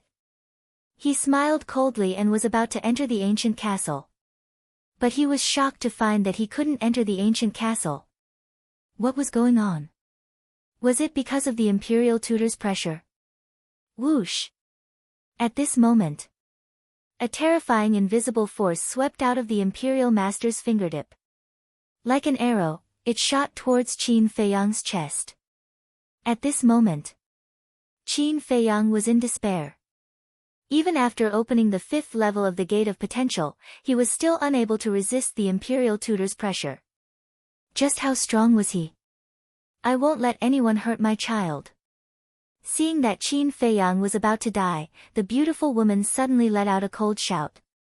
Her aura was like a rainbow as she forcibly broke free from the pressure of the state preceptor and stepped in front of Qin Feiyang. Puff! Immediately, that formless energy entered her chest, and a spurt of blood spurted out. Mother, looking at this scene, Qin Feiyang's eyes instantly turned red. He wanted to save his mother, but he couldn't move. He wanted to take his mother with him, but he couldn't move. He had never felt so helpless before. Tian, go quickly and never come back. The beautiful woman said without looking back.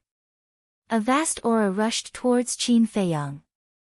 The pressure was broken on the spot, and Qin Feiyang was also blasted out. Mother, please come with me. Qin Feiyang cried. Now, the only thing he cared about was his mother. I really can't go. Remember, you must live well.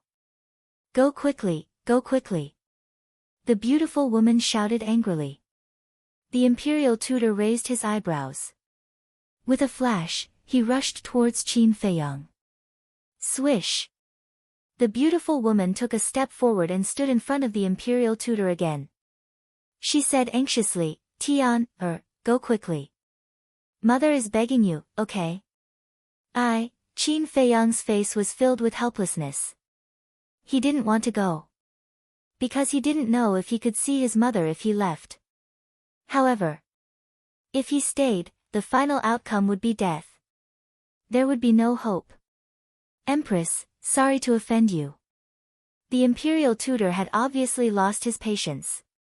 He was like a ghost. He landed in front of the beautiful woman like lightning and slapped the beautiful woman's lower abdomen. Puff! The beautiful woman spat out a mouthful of blood. Her face instantly turned pale. Mother, old bastard, I'll fight it out with you. Qin Feiyang was so anxious that his eyes turned red. He took out the Chang Shui and rushed towards the imperial tutor recklessly. So this dagger is in your hands. When the imperial tutor saw the Chang Shui, his old face was filled with unparalleled excitement. Swish! He took a step forward and rushed towards Qin Feiyang crazily. His eyes were filled with greed. I beg you, go quickly, Tian, the beautiful woman was powerless to stop him. She could only beg bitterly. However, Qin Feiyang didn't seem to hear her. He stared at the imperial tutor. His whole body was filled with bone-piercing killing intent. At this moment, he only had the imperial tutor in his eyes. He wanted to cut this old bastard who hurt his mother into pieces. But suddenly, a mysterious force descended. Qin Feiyang only felt his body lighten. The next moment, he appeared in a familiar place. Seeing Qin Feiyang disappear without a trace without any warning, the state preceptor was stunned. Do you think you can escape by hiding in that ancient castle? He smiled disdainfully. An invisible mysterious force emerged from the top of his head and surged in all directions. How is this possible? How can you escape the search of my divine sense? But then, his expression changed abruptly. His old eyes were filled with disbelief. At the same time, in a secret room, Lu Xingqian was driving the space divine object as fast as lightning.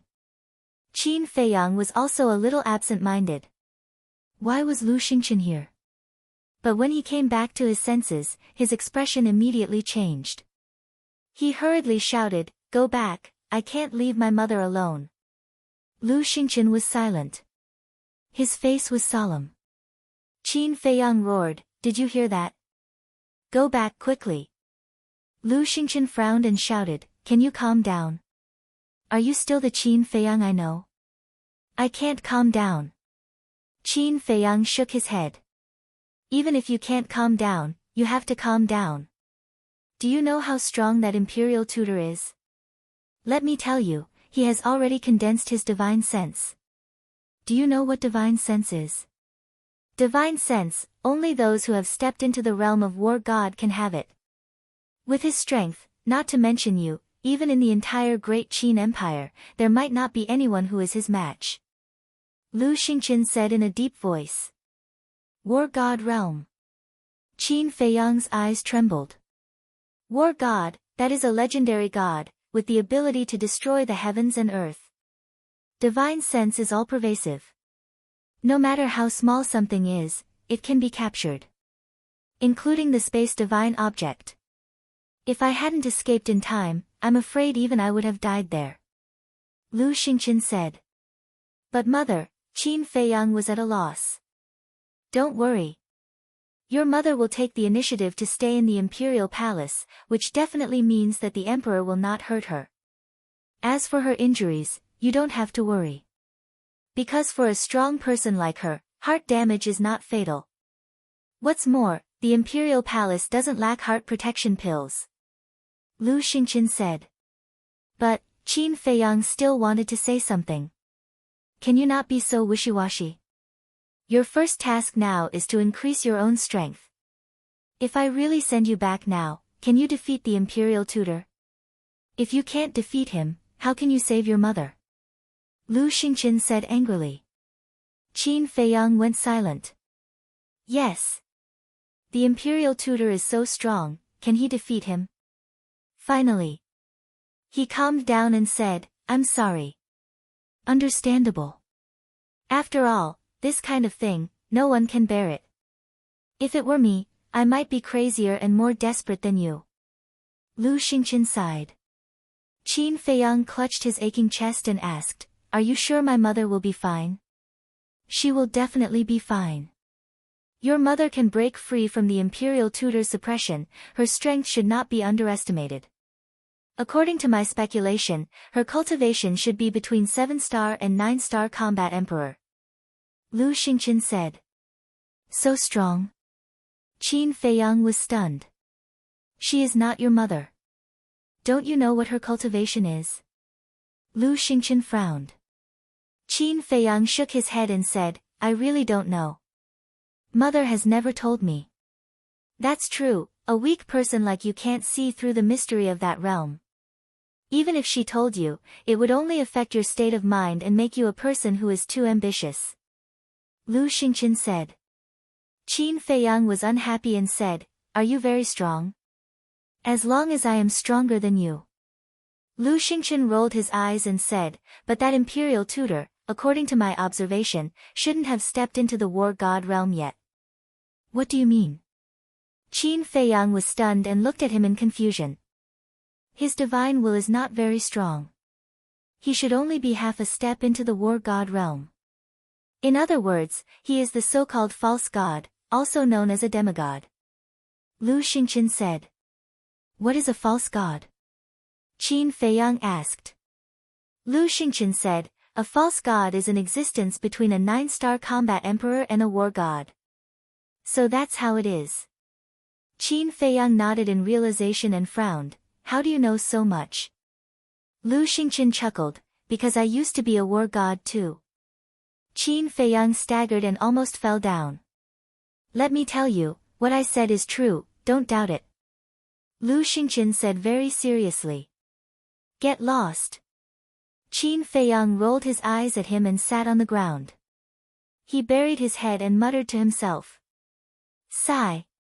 Seeing this, Lu Xingqian sighed deeply and did not disturb Qin Feiyang. He rode the space divine object and sped out of the city.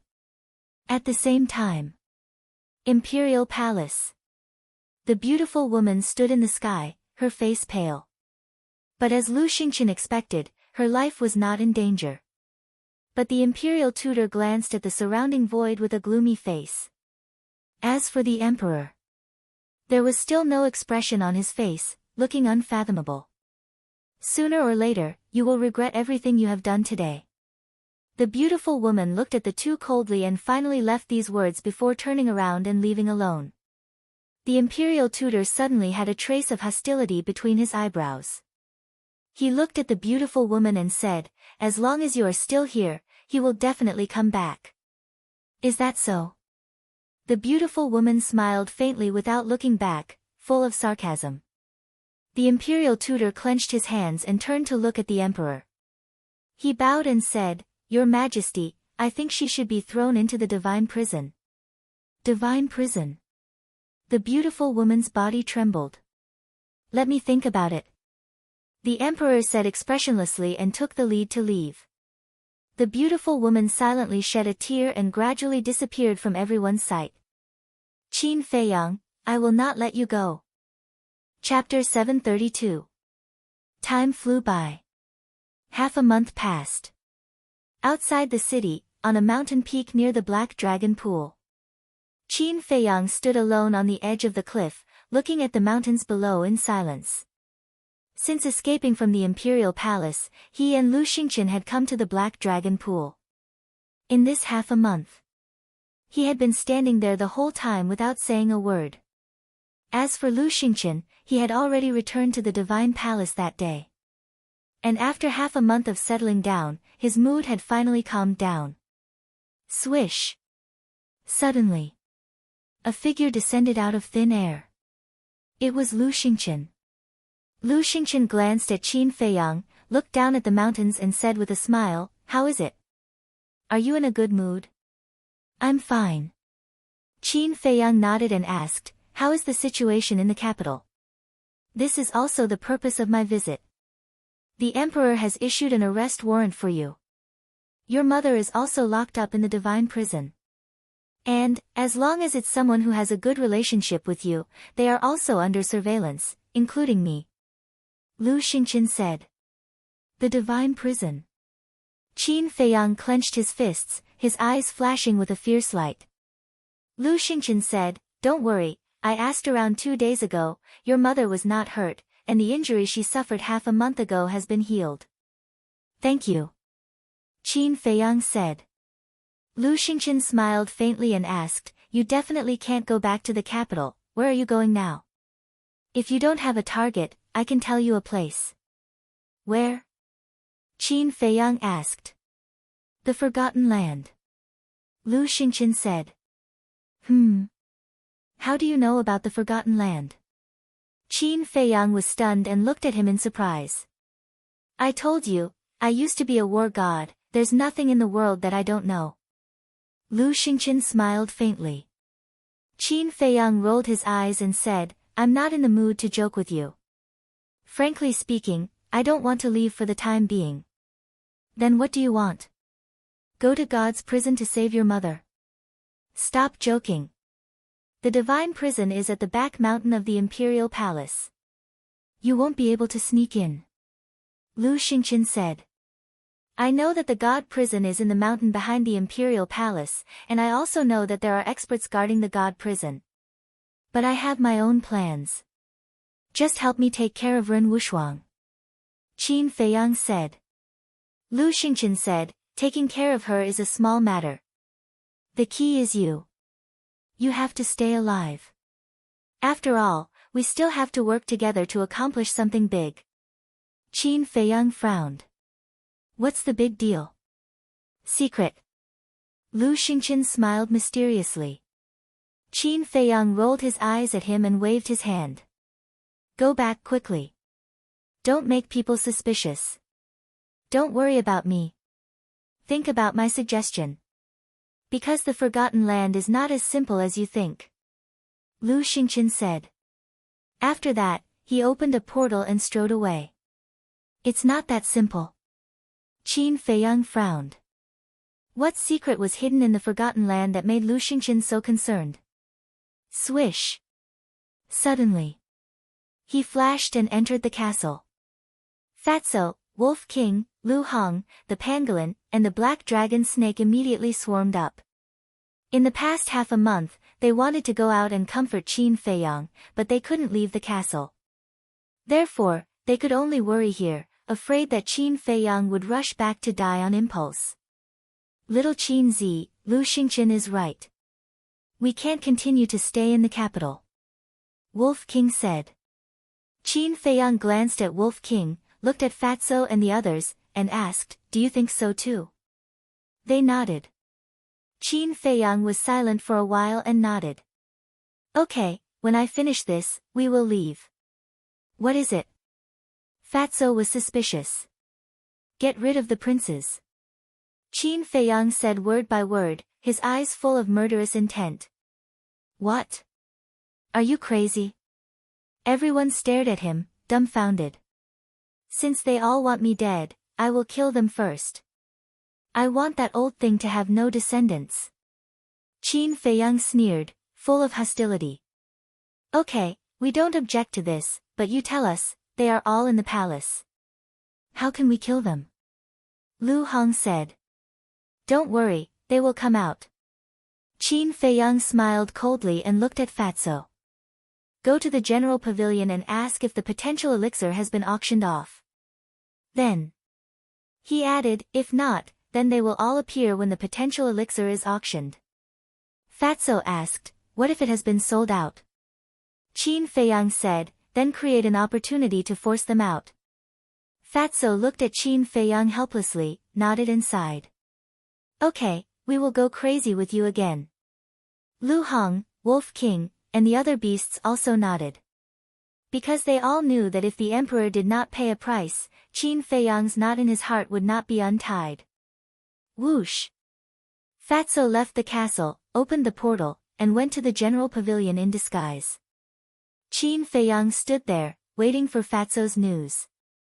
In less than an hour, Fatso sent a message. Lu Hong asked, "How is it?" Fatso said, "I asked Sun Dahai just now, there are still 5 potential elixirs that have not been auctioned." Qin Feiyang said, "Did Sun Dahai recognize you?" Fatso chuckled, "Look at my current appearance, would he be able to recognize me?" Fatso's current appearance was short, thin, and very dark. He was simply like a pig. "Then when is he going to start the auction?" Qin Feiyang asked.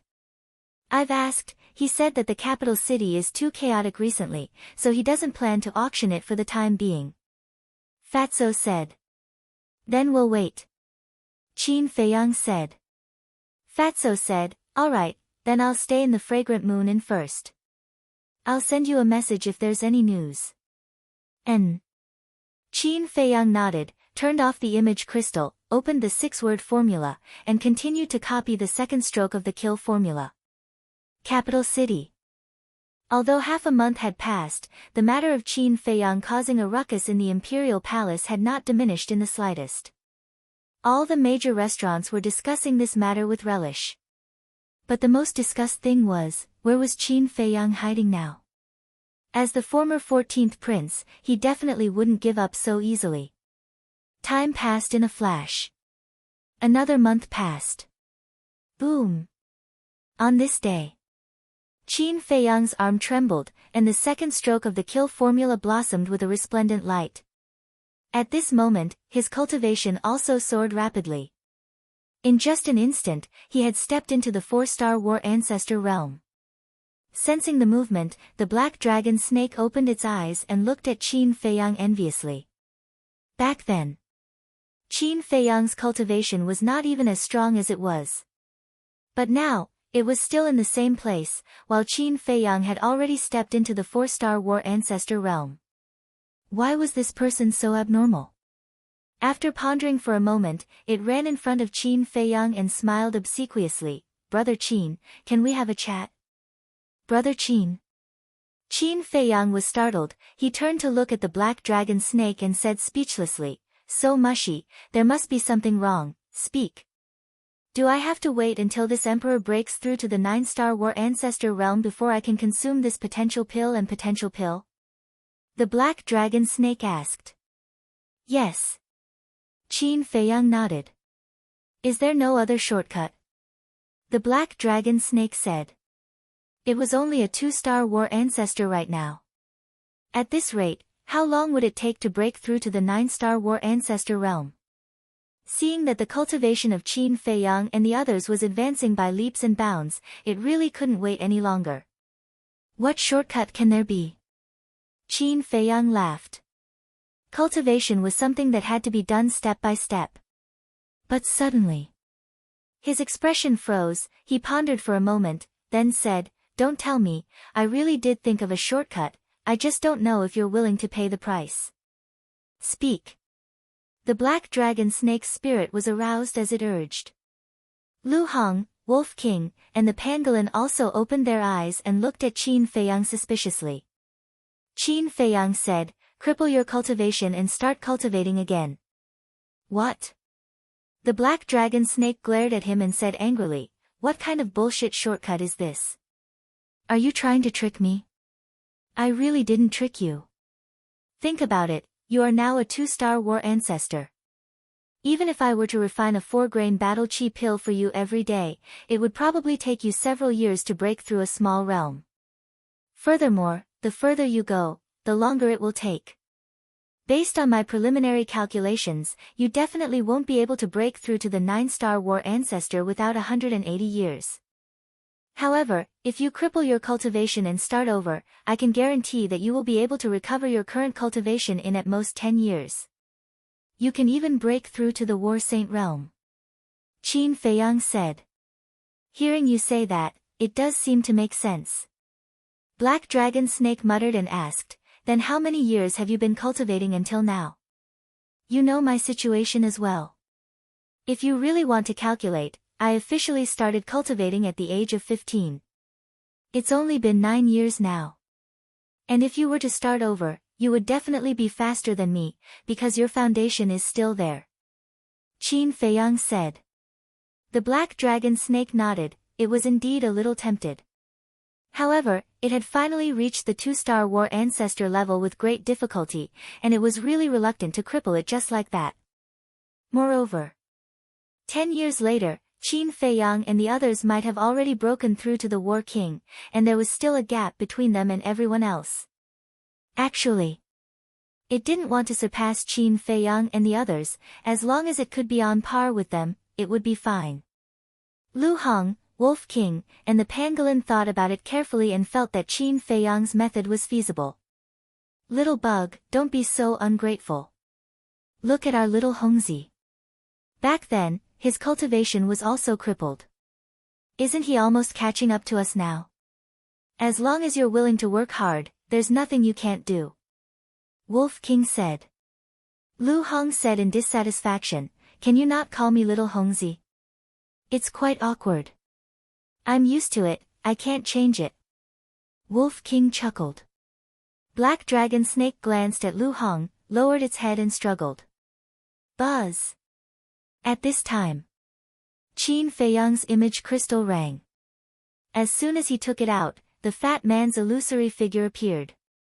Fatso immediately said, "Boss, there's news. In 3 days, the General Pavilion will begin auctioning the potential pill." "All right." Qin Feiyang's eyes flashed with a cold light and said, "All right, in 3 days, we will meet at the General Pavilion. All right, at that time, Fat Lord will be waiting for you at the entrance. Now, while there's still time, Fat Lord wants to have some fun in the Fragrant Moon Inn." Fatso smiled wretchedly, and the shadow quickly dissipated. "It's really hard to change one's nature." Lu Hong revealed a look of disdain. "This emperor has decided, it's better to have a short pain than a long pain. I'll cripple my cultivation and start over." It was also at this time. Chapter 733. Ugh! Qin Feiyang was stunned. He had only said it casually, he did not expect the black dragon snake to be so persistent. "Are you sure?" he asked again. "I'm sure." The black dragon snake nodded, its eyes filled with determination. "All right, wait a moment." Qin Feiyang looked at it deeply, then turned around and walked to the front of the Flood Dragon Cauldron, refining a disaster spirit pill and a marrow cleansing pill. The black dragon snake took the disaster spirit pill and stuffed it into its mouth without hesitation. His cultivation immediately plummeted. Qin Feiyang also began to refine the quenching body pill and the qi gathering pill. 3 days later, he grabbed a universe bag and threw it to the black dragon snake, saying, "These quenching body pill and qi gathering pill are enough for you to break through to the war chief." "Thank you." The black dragon snake sincerely thanked him. "We're all on the same side, there's no need to be so polite. Don't think about anything else in the future. Just focus on cultivating. We're all waiting for you to rise." Qin Feiyang laughed. After this period of time, he had already treated the black dragon snake as his family. Similarly, the black dragon snake had also completely integrated into this big family. Next, Qin Feiyang consumed a mirage form pill and turned into a thin and weak youth. He left the castle, opened the teleportation gate, and directly descended on the street in front of the main pavilion. The news that the main pavilion was going to auction the potential pill had already spread 3 days ago. Therefore, even though it was early in the morning, there was already a sea of people. Qin Feiyang stood in the middle of the crowd and scanned the crowd in front of the main pavilion. Soon, on the left side of the door, he saw a thin and short man in black, anxiously looking at the crowd. Qin Feiyang walked over in large strides and smiled. "Have you reserved the room?" "That's right." This person was Fatso. Fatso looked at Qin Feiyang suspiciously, as if he suddenly thought of something. He chuckled. "Do you even need to say that? I already booked it yesterday." "Then let's go." Qin Feiyang laughed. Fatso turned around and led Qin Feiyang into the general pavilion. Then, they walked towards the auction house. Everywhere he passed, he heard discussions about the potential pill and Qin Feiyang. "Boss, you're really a big shot now. Even a 3-year-old child knows your name." Fatso snickered. Qin Feiyang glared at him and transmitted his voice, "Don't talk about these useless things. Quickly go and find out if the princes have come. There's no need to ask. They're already here, but there's a problem." As Fatso spoke, he could not help but frown. "What trouble?" Qin Feiyang was suspicious. "They have 2 guards with them. Furthermore, they might have also realized that you would attack them. That's why they're extremely vigilant. In my opinion, it will be very difficult to find an opportunity to attack them." Fatso thought. "If there's no chance, then create one. Anyway, I have to kill them today." Qin Feiyang whispered, his eyes flashing with a shocking murderous intent. Soon, the two entered a VIP room. The layout inside was quite simple. In the center, there was an exquisite coffee table. Next to the coffee table, there were 5 chairs neatly placed. Although it was simple, it was not low-key. Because whether it was the ground or the walls, they were all inlaid with gorgeous gold and jade. And in front of them, there was a transparent floor-to-ceiling window, which could clearly see the outside scene. Qin Feiyang leaned on the chair and looked at the auction house below through the floor-to-ceiling window. It was still early before the auction, but at this moment, people were already coming and going, densely packed. Fatso looked outside and said, "Boss, I'll go and find out which VIP room the princes are in. Be careful, don't reveal any flaws." Qin Feiyang warned. "Don't worry about Fat Lord's work." Fatso smiled confidently and then hurried in. Qin Feiyang looked outside in silence. The room fell into a dead silence for a moment. Dong! Suddenly, a knock on the door broke the dead silence. "Please come in," Qin Feiyang said. The door opened gently, and a man and a woman walked in one after another. Both of them looked to be in their 20s. The man was handsome and the woman was youthful and beautiful. They were both dressed in white, spotless, and had a good temperament. Qin Feiyang looked at the 2 unfamiliar faces and asked suspiciously, "You are?" "I'm Li, this is my cousin, Li Rong. The 2 of us have taken the liberty to visit you. If we have disturbed you, I hope you will forgive us." The white-clothed young man cupped his hands and smiled, displaying a refined and courteous attitude. The woman in white also bowed to Qin Feiyang. Li Rong. Qin Feiyang frowned slightly. He had no impression of this name and asked in confusion, "Do I know you? This is the first time we've met." "Of course, we don't know each other." "Brother, may I know your name?" the young man in white asked with a smile. "Wang Hao." Qin Feiyang casually made up a name. Wang Hao, the young man in white thought for a while and said with a smile, "King of the world, vast and righteous. Brother Wang's name is really extraordinary. Nice to meet you." "Ah." Qin Feiyang was stunned. King of the world, vast and righteous. This person's imagination was too rich, wasn't it? What's the matter? He looked at the two of them in confusion. Since they didn't know each other, why did they come to him? Crazy? The young man in white glanced at Qin Feiyang and said with a smile, "Brother Wang, are you thinking that we're crazy?" Qin Feiyang was surprised. This person was so good at reading people's expressions. "It seems that I guessed right." The young man in white smiled and didn't look angry. He said, "I'm here to ask for a seat." "A seat?" Qin Feiyang was stunned and frowned. "What do you mean?" "Look outside. There's a sea of people. There's no place to stand at all. The other VIP rooms have also been reserved. They're basically big shots in the capital. I have neither strength nor background. I really dare not look for them. So, I came to try my luck here."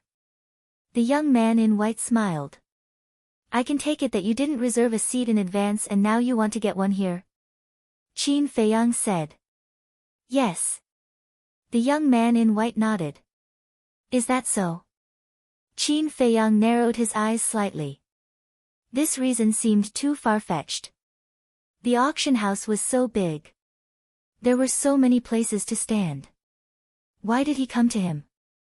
"Actually, I'm quite embarrassed to disturb Brother Wang. But I really don't have a choice. Look at my cousin. She's a slender and elegant maiden. If she squeezes with those people outside, won't she be a lamb in a tiger's den? So, I hope Brother Wang can lend a helping hand and take us in. Besides, this room is quite big. The two of us won't hinder Brother Wang." The young man in white smiled. Qin Feiyang shook his head and said, "I'm sorry. I don't like to stay with strangers." It was clear that the brother and sister had ulterior motives. So, he didn't dare to keep such a hidden danger by his side. Sigh. The young man in white sighed softly and said, "Brother Qin, why don't you trust people? I really don't mean any harm." "Brother Qin." Qin Feiyang was stunned. Then, a fierce light burst out of his eyes. He said, "What did you call me just now?" "Brother Qin." The young man in white looked at Qin Feiyang. But then, he slapped his head hard and said in annoyance, "How could I let it slip? Who exactly are you?" Qin Feiyang suddenly stood up and glanced at the two coldly. "Brother Qin, don't misunderstand, I swear to you that we really don't mean any harm." The young man in white hurriedly waved his hand. Qin Feiyang said in a low voice, "Then how do you know my identity?" He didn't tell anyone about coming to the general pavilion. But these two people not only came to find him, but also knew his identity. Could this be a coincidence? So, it must be premeditated. Facing Qin Feiyang's aggressive gaze, the young man in white smiled helplessly and nodded. "Okay, I admit it. It was Lu Xingqian who told me." "Him?" Qin Feiyang raised his eyebrows and said, "I don't think I told him that I'm coming to the general pavilion." "You didn't tell him, but he guessed that you're going to deal with the princes. And to deal with the princes, the auction of the potential elixir is undoubtedly the best opportunity." The young man in white said. "This person really has godlike foresight." Qin Feiyang frowned. "A person you didn't know much about could see through your thoughts. It felt like you were standing naked in front of him, with no secrets to speak of." And Qin Feiyang didn't like this feeling very much. After pondering for a while, Qin Feiyang said again, "Even so, how did you recognize me?" One had to know. He had changed his appearance now. Even those who often stayed by his side might not be able to recognize him. The young man in white shook his head and smiled. "This is my privacy. I can't tell Brother Qin." Qin Feiyang's eyes flashed. "You and Lu Xingqian are exactly the same. You're full of mystery. You flatter me. Then, Brother Qin, can we stay here?" The young man in white asked with a smile. Qin Feiyang returned to his seat and looked at the auction outside. "As long as you don't hinder me, it's up to you." "Thank you, Brother Qin." The young man in white cupped his hands and thanked him. Then, he led Li Rong to sit on the right side of the tea table. At this time, the door was pushed open without warning. Fatso rushed in. "Boss," but just as he was about to speak, he found that there were two strangers here. He walked suspiciously to Qin Feiyang's side and asked, "Boss, who are they?" "I don't know," Qin Feiyang secretly said. Fatso wondered, "Why did you let them stay here?" Qin Feiyang said in a deep voice, "I don't know them, but they know me. They even know the purpose of our visit to the General Pavilion." "What?" Fatso looked at Li and Li Rong in surprise. The young man in white cupped his hands and smiled. "Brother Situ, nice to meet you. Even Fat Lord recognized me." Fatso was in disbelief. Qin Feiyang sent a sound transmission, "Don't worry about them. How's the investigation?" "I've found out. They're in VIP rooms 1 and 12. Fatso said. "How many came in total?" Qin Feiyang asked. 12. "They're all familiar to you. Second prince to 15th prince." Fatso said. "Good." Chapter 734. Seeing Qin Feiyang and Fatso exchanging glances, Li also knew that the two must be secretly talking about something. But he didn't ask or say anything. About half an hour passed. Dong! A loud and clear chime of a bell echoed in the auction hall. The scene fell into a dead silence. Everyone was looking at the auction stage in the center. After a while, an old man in white came into everyone's sight. It was Sun Dahai. Sun Dahai stood in the middle of the stage and chuckled. "I believe everyone is impatient from waiting." "Yes. Don't talk nonsense, let's start." The crowd roared with laughter. Sun Dahai said, "I don't want to talk nonsense, but there are some things that I have to say." Everyone held their breath and waited for him to continue. Sun Dahai said, "Everyone knows that the potential pill came from Qin Feiyang." Everyone nodded. This was something that was known to all. If Qin Feiyang is still here, our General Pavilion will definitely not run out of stock. Because no matter what price we have to pay, we will buy it from Qin Feiyang. But it's different now. Qin Feiyang is wanted and his whereabouts are unknown. No one can supply us with the potential pill. Because of this, the value of the potential pill now is undoubtedly greater than before. I might as well tell everyone the truth. Our treasure pavilion only has 5 potential pills in our hands now. It can be said that every pill used is one less pill. Sun Dahai sighed. The people present also sighed for a while. Yes. Qin Feiyang is no longer here, and the potential pill is going to be peerless. The remaining 5 potential pills are really more precious than peerless treasures. Fatso frowned and said discontentedly, "Auction it, what's the point of talking so much nonsense? People who do business will definitely use some emotional means in advance to raise the value of the auction items." Li laughed. "Did Fat Lord talk to you? Why are you talking so much? Besides, how can Fat Lord not understand such a simple principle?" Fatso looked at Li coldly. Li was stunned. He smiled helplessly and said, "All right, it's my fault. I'll shut up." "You better shut up." Fatso harumphed coldly and transmitted his voice, "Boss, why don't we continue to cooperate with the General Pavilion in secret?" "No. The person behind the General Pavilion is also the Emperor. If the potential pill continues to be auctioned, it will definitely arouse suspicion," Qin Feiyang said. Most importantly, he was not short of money now, so there was no need to take this risk. Sun Dahai continued to say a series of emotional words. In the end, the people in the auction house were full of fighting spirit and looked determined to win. Seeing such an effect, Sun Dahai was very satisfied. He smiled and said, "All right, I've said what needs to be said. Next, let's start the auction." After saying that, he took out a jade box and opened it. As soon as the lid of the box was opened, a strong medicinal fragrance immediately filled the air of the auction house. Everyone's eyes immediately lit up. Sun Dahai's face became serious. He said, "Same old rules, bid freely, no cap. Begin." 250 billion. Before he finished speaking, an arrogant voice sounded from one of the VIP rooms. "What? 250 billion right off the bat?" As soon as this was said, the auction house was in an uproar. One had to know. Those potential pills that were auctioned in the past were the highest price. With such a high price, how were the others going to bid?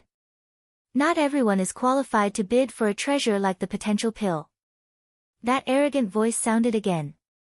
"It's the second prince's voice." Fatso frowned.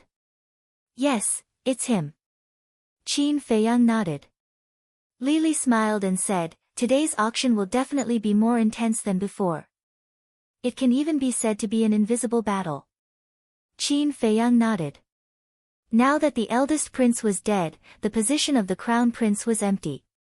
In order to compete for the position of the crown prince, the princes would think of ways to make themselves more outstanding.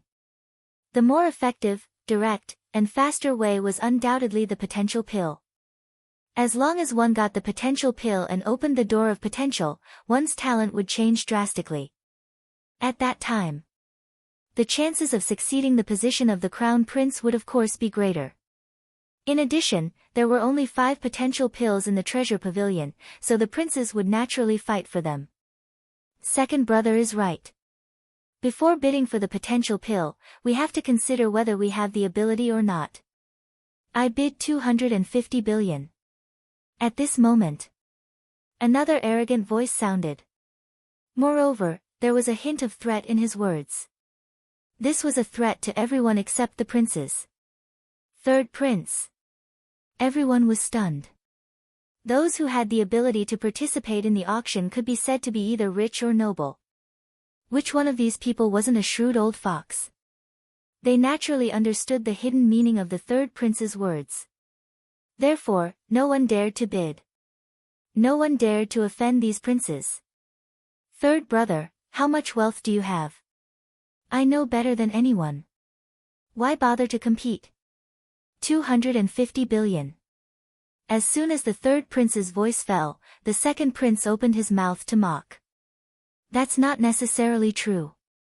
253 billion. The third prince continued to bid, unwilling to admit defeat. "Then let's join in. 254 billion. 255 billion. The other princes also began to scramble to bid. For a time, the auction house became the exclusive battlefield of the princes. It was extremely intense. As for the others, they all became idlers who joined in the fun. Looking at this scene, Fatso sneered. Back in the imperial palace, none of these people didn't want Qin Feiyang to die. But now, they were all here madly bidding for the pills refined by Qin Feiyang. Didn't they find it ridiculous? Suddenly, Fatso looked at Qin Feiyang and said, "Boss, Fat Lord has a question." "What?" Qin Feiyang asked. Fatso said, "Since the owner of the treasure pavilion is also the emperor, why doesn't the emperor directly give them the potential pill?" Qin Feiyang shook his head and smiled, and said, "If we do this, it will involve a lot of conflicts. First, who should we give the potential pill to? If we give it to the second prince, the other princes will definitely be dissatisfied. If we give it to another prince, the second prince will also feel uncomfortable. At that time, he will definitely say that the emperor is biased towards someone. Secondly, the son of the emperor is different from the children of ordinary families. For the children of ordinary families, their parents will do everything they can to give them everything they want. But the son of the emperor has to learn to fend for himself from a young age. Because they are destined to be different from the moment they were born. If a son of the emperor doesn't have the ability, he will be abandoned sooner or later and fend for himself. Therefore, in some aspects, the emperor won't care and let them fight for it with their own ability. Qin Feiyang explained. In the past, I was quite envious of them. They were born high and mighty and didn't have to worry about food and clothing. But after hearing what you said, I think it's better to forget about it. It's so hard to live, it's better to live an ordinary life. Fatso shook his head. I don't agree with this. The poor have their troubles, the rich have their troubles. The only difference is that different people have different problems. Actually, in the end, it's the same. There's not much difference. Li said. Fatso immediately frowned and said angrily, didn't I tell you to shut up? Fine, I'll shut up. Li was a little helpless. Qin Feiyang glanced at Li and continued to look at the auction house. He transmitted his voice, what he said makes sense. Bullshit. Fatso coldly snorted. He just didn't like this person. Qin Feiyang didn't discuss this issue anymore and said to himself, how many gold coins do we have? More than 300 billion, what's wrong? Fatso asked. Nothing. Qin Feiyang responded and didn't say anything else. His eyes flickered. Soon. The various princes raised the price of the potential pill to 260 billion. This price had far exceeded the previous auction prices. But Sun Dahai was very dissatisfied. What he wanted was to double the price of the potential pill. But after the princes made such a fuss, the others didn't dare to bid. According to this situation, it was estimated that at most, it would be 300 billion in the end. I have to think of a way. He pondered in his heart 270 billion. But at this moment, a calm voice sounded. Everyone immediately raised their heads and looked at the VIP room where the voice came from. This voice sounds familiar. I also feel like I've heard it somewhere before. Everyone was suspicious. This seems to be Zhuge Mingyang's voice. He also intends to interfere. At the same time, Fatso frowned slightly. He increased the price by 10 billion in one go. He doesn't intend to interfere, but is determined to win. And I'm sure that the princes won't compete with Zhuge Mingyang. Qin Feiyang said. Zhuge Mingyang had already opened the second level of the Gate of Potential with his own ability. If he could get another potential pill, he would be able to open the third level. His talent would undoubtedly be more terrifying. At the same time, it also showed that Zhuge Mingyang didn't have much confidence in opening the third level of the Gate of Potential. Otherwise, he wouldn't have come to auction the potential pill. Similarly, it was also not beyond Qin Feiyang's expectation. When Zhuge Mingyang opened his mouth, the princes didn't say anything for a long time. Fatso said in surprise, they really don't want to compete? If it were me, I wouldn't compete either. Qin Feiyang said. Whether it was talent or intelligence, this person was a monstrous existence. In the past, he followed the eldest prince and the other princes couldn't do anything about it. But now that the eldest prince was dead, these princes would definitely think of ways to win him over. So, they would rather not have this potential pill than offend Zhuge Mingyang. Is there anyone else who wants to bid? Seeing that the auction house was silent, Sun Dahai frowned and asked loudly. He was a little troubled. He thought that Zhuge Mingyang's bid would change the situation, but he didn't expect that the princes would directly give up the bid. Of course. He also understood the reason behind this. It was just that he really couldn't accept the price. But after waiting for a long time, no one said anything. Sigh. Sun Dahai couldn't help but sigh. Today was really a bad start. Since no one else wants to bid, then I'll announce the result. The final winner of the potential pill is Zhuge, Sun Dahai announced in a loud voice. But at this moment, a voice that seemed to be too weak to even stand up to the wind rang out, 280 billion. When this voice sounded, a trace of surprise crept onto everyone's face.